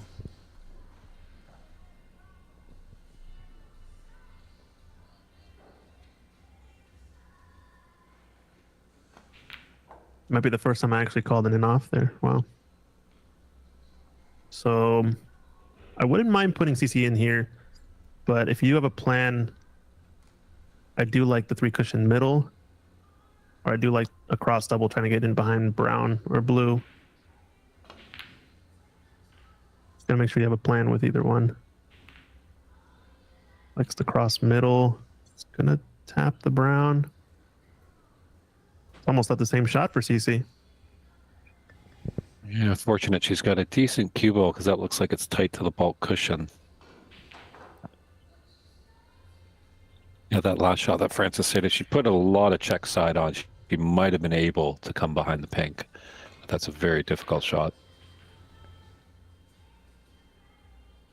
Ooh, corner's gonna be close, but I think he's gonna be all right.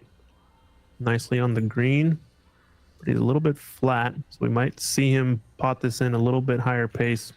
It's gonna make a tougher pot for sure. Might have to come 1 cushion.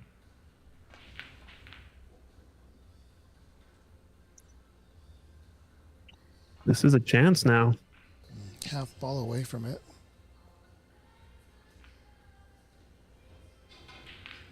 No miscues this time, Francis. She doesn't need the pink. That's tough on the side. Just needs green, brown, and blue. Let's see if she realizes that or not. Imagine at some point she's gonna, she's trying to hold the short side of the brown. At some point she'll probably peek at the score.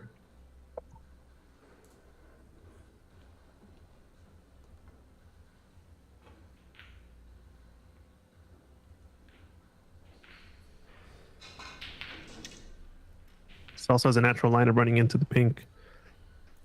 So ideally, if she can avoid it. Or does she like a little snooker behind the pink? What's young Francis thinking here? That could work.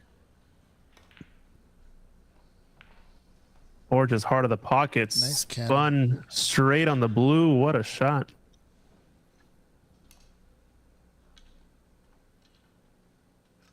Yeah, she's really got to just settle the nerves. Sees that the finishing line is close, but just concentrate. You're not there yet. Just trust your form.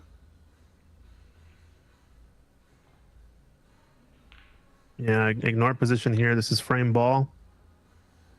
Only 2 balls on the table is going to be tough for anybody to play snooker, so knocks it in.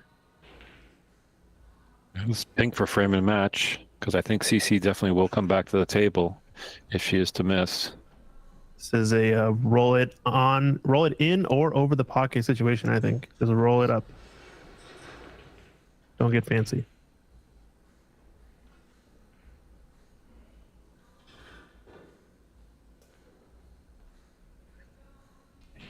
Yeah, because she's left at angle. CC can get behind the black here.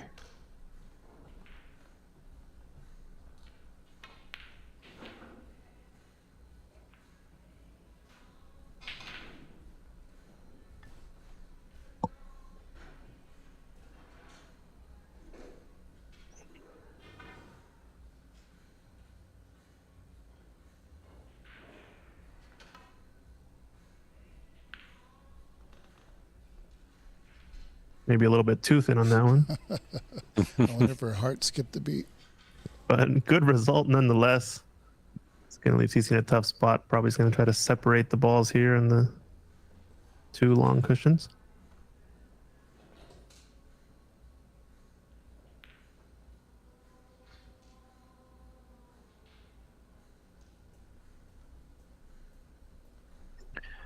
Yeah, Francis has an opportunity. Maybe just gently roll that pink into the top left corner.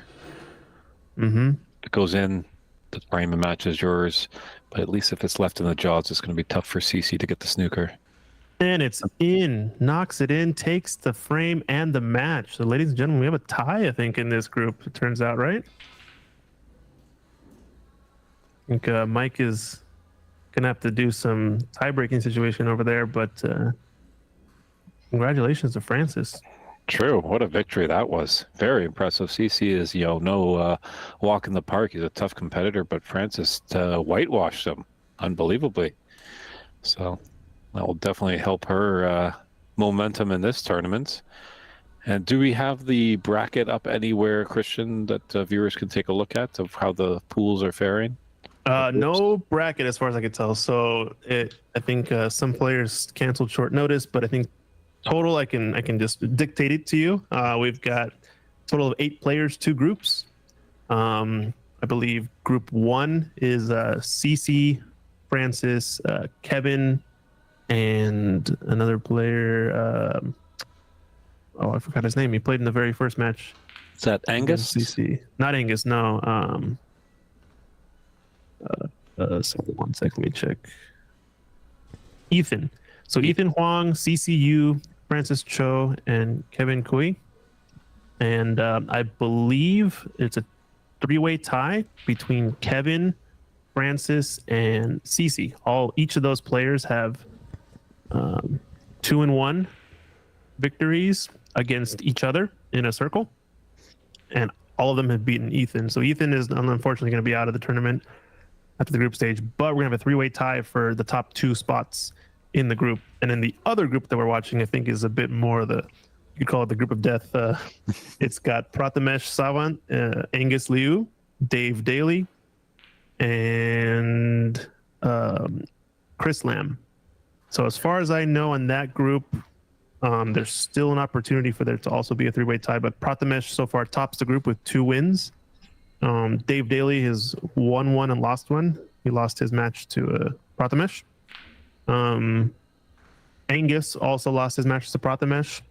So I think Angus has 0 wins. He's lost a match as well to Chris Lamb, and I think Chris lost to Dave Daly. So it's a possibility that if Chris Lamb beats Prathamesh, that there could be a 3-way tie similar to this group in that one. So it's going to be a close one. I think Mike is going to be in the room trying to figure out what they're going to do. We might see a shootout. We might see some tiebreaker based on high break or whatnot. But I do know that the high break so far on the stream table has been from CCU. I think he had a clearance with a few reds left, which is about a 68 break, I think is what it was.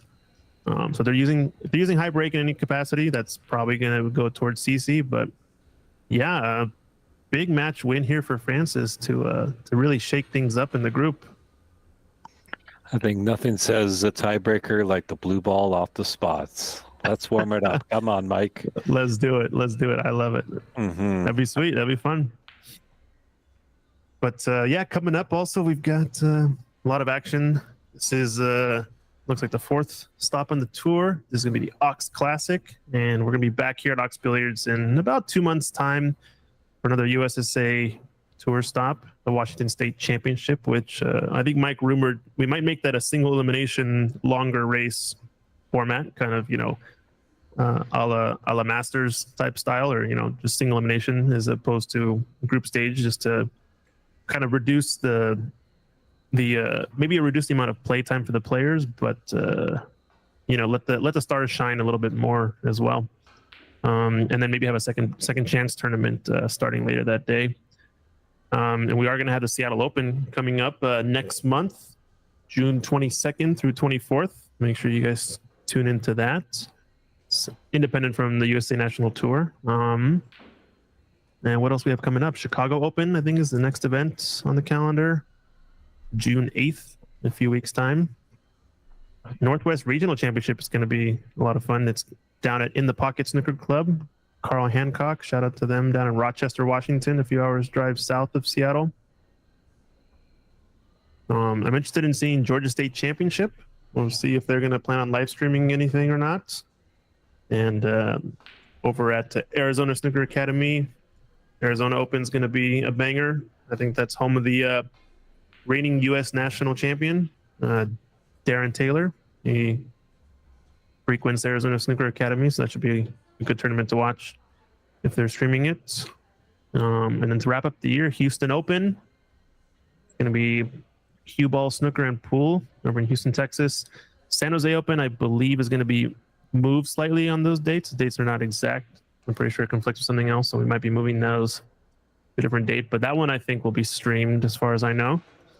And then Legends Classic, the single table setup over in Beaverton, Oregon to wrap up the year. So a lot of good stuff coming up on the USSA calendar, and hopefully to grow it, make it bigger and better for 2025. So if you guys know of any snooker clubs that are opening up or in the area, we got to fill this void that's kind of in the middle barren area of the country. Maybe get some more stuff up north in the New England area and whatnot. But yeah, some good stuff coming up on USSA calendar, and the big event we've got coming up here soon in a few weeks, Sean Murphy, being hosted by the Wine Cellars. Shout out to Jason and Diana Miller for sponsoring the tour. But Sean Murphy's coming to North America, and he's going to be stopping, I believe, at 4 different locations, 2 in Canada, 2 in the United States. We're going to see him in Calgary, I believe, is the first date at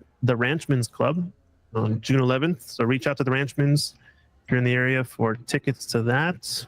Star Snooker Club over in Richmond, over by you, David Burney. That should be a fun one. You get to host the previous world champion, and it's going to be a fun event. Then he's going to be coming down to Ox Billiards in June 16th and wrapping it up at Embassy down in the Los Angeles area in San Gabriel. So good stuff. It's going to be a lot of fun. Yeah, definitely. Lots of great snooker action stuff in here in North America. How about the Wichita Classic? That could fill the void in Middle America. It just has a sing to it, it seems. Wichita Classic. Yeah, I like it. I mean, that seems pretty central, I guess you'd say. It's like, what, roughly? Wichita's what? Montana, right? So Wichita's in Kansas. Are you from America, Kansas? Christian? Oh, sorry. I'm not from America, sorry. Kansas is the forgotten state, I guess, for me.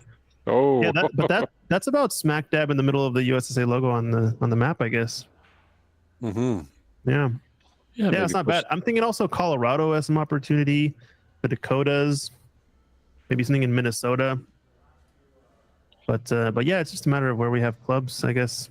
But if you guys know of anything, reach out to us. I think snookerusa.com is where a lot of the USSA stuff is hosted, and it should be a lot of fun. Hopefully we can grow the sport. So now it looks like I think the players are gathering around the main table. I don't know what's going to be happening, so I imagine Mike might update us in terms of what's going to go down here. I don't know if they're going to do a shootout or what. So the Canadian nationals are happening right now. Is that right, Dave? That is correct. Billiard Quebec is streaming it up on YouTube. So if you just looked up CBSA Canadian Seniors on YouTube, you should find that great event. And then right after the seniors concludes, they'll have their Open Championship. Jason Williams looking to defend his title as he won it last year over Floyd Ziegler. And just going back to America, you mentioned Colorado, Christian, and Colorado I find is just a phenomenal place for sports. Really, Denver, they just really enjoy all the sports that come. You know, the Rockies have been very profitable.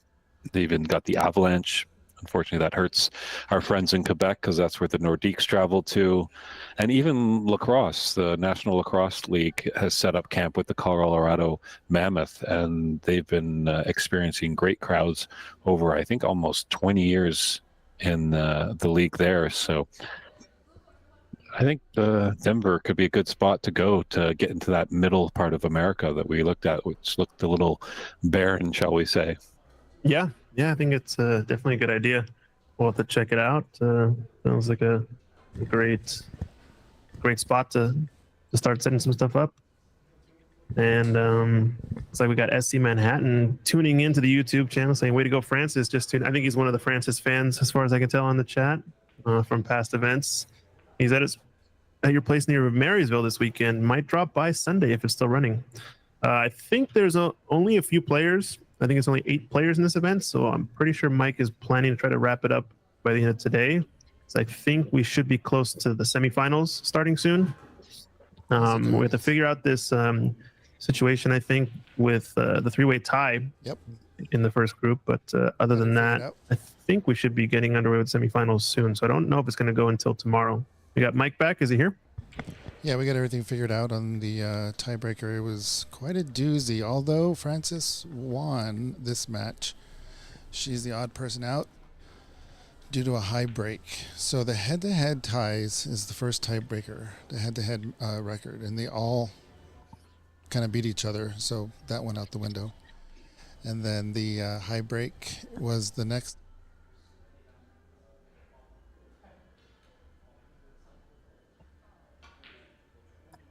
Did we lose you, Mike?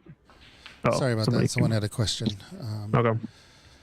So yeah, so it all came down to the high break, and Cece, as we saw, had a. I'm getting away from this camera. Damn you, Christian. I think I'm fully blocked. All right, maybe not. Anyway, so yeah, we saw Cece get a 68, and Kevin ended up getting. Well, I'll tell Francis's high break was a 21 and Kevin's was a 26. So by a measly 5 points, Wow. Kevin advances and CC advances. But what a showing by Francis. And she will be a player in the World Women's and even the Seattle Snooker Open, although I'm not sure she's signed up yet. So we got to pressure her to sign up. I will get the results of the next group in just a bit. Yeah, it looks like they're out there still playing. Don't know if we can actually tune in because some of those tables are a little bit out of reach of our cameras. But yeah, Mike Dominguez says, stay away from the camera. So alas, we will find him in the room as we wait for the next event.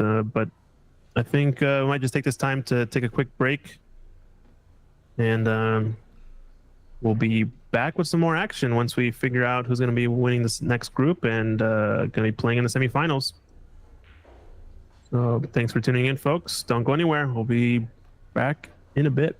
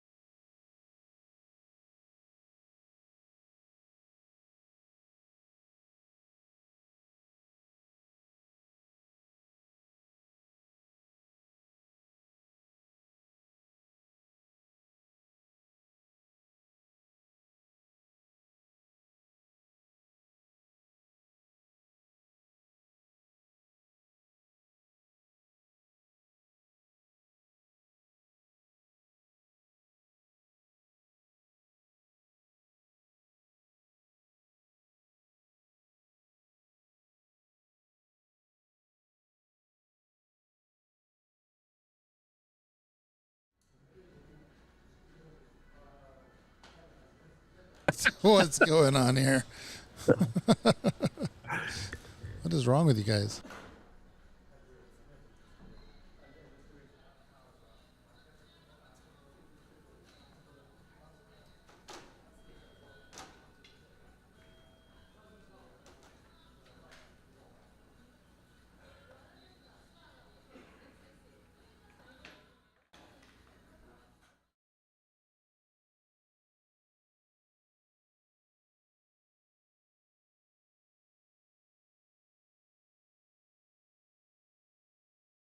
Live. Hey everybody, we got some results from the second group. It was another three-way tie for the bottom half of the group. So the first seed was Prathamesh.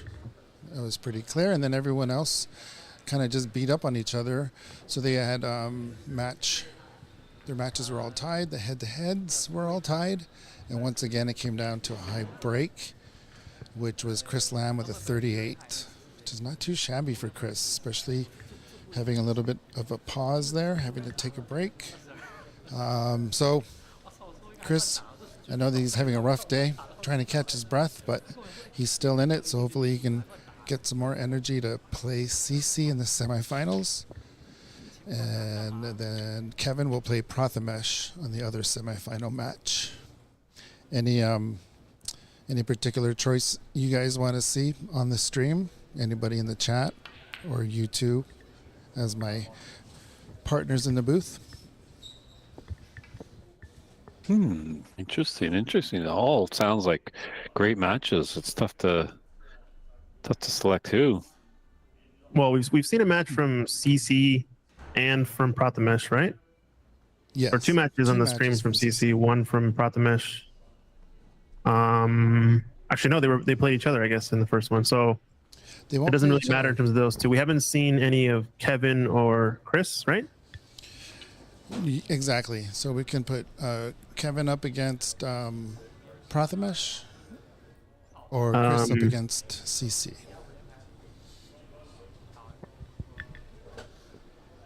Let's see what Kevin had a 38 break, you said? Chris had the 38 and Kevin had a 26.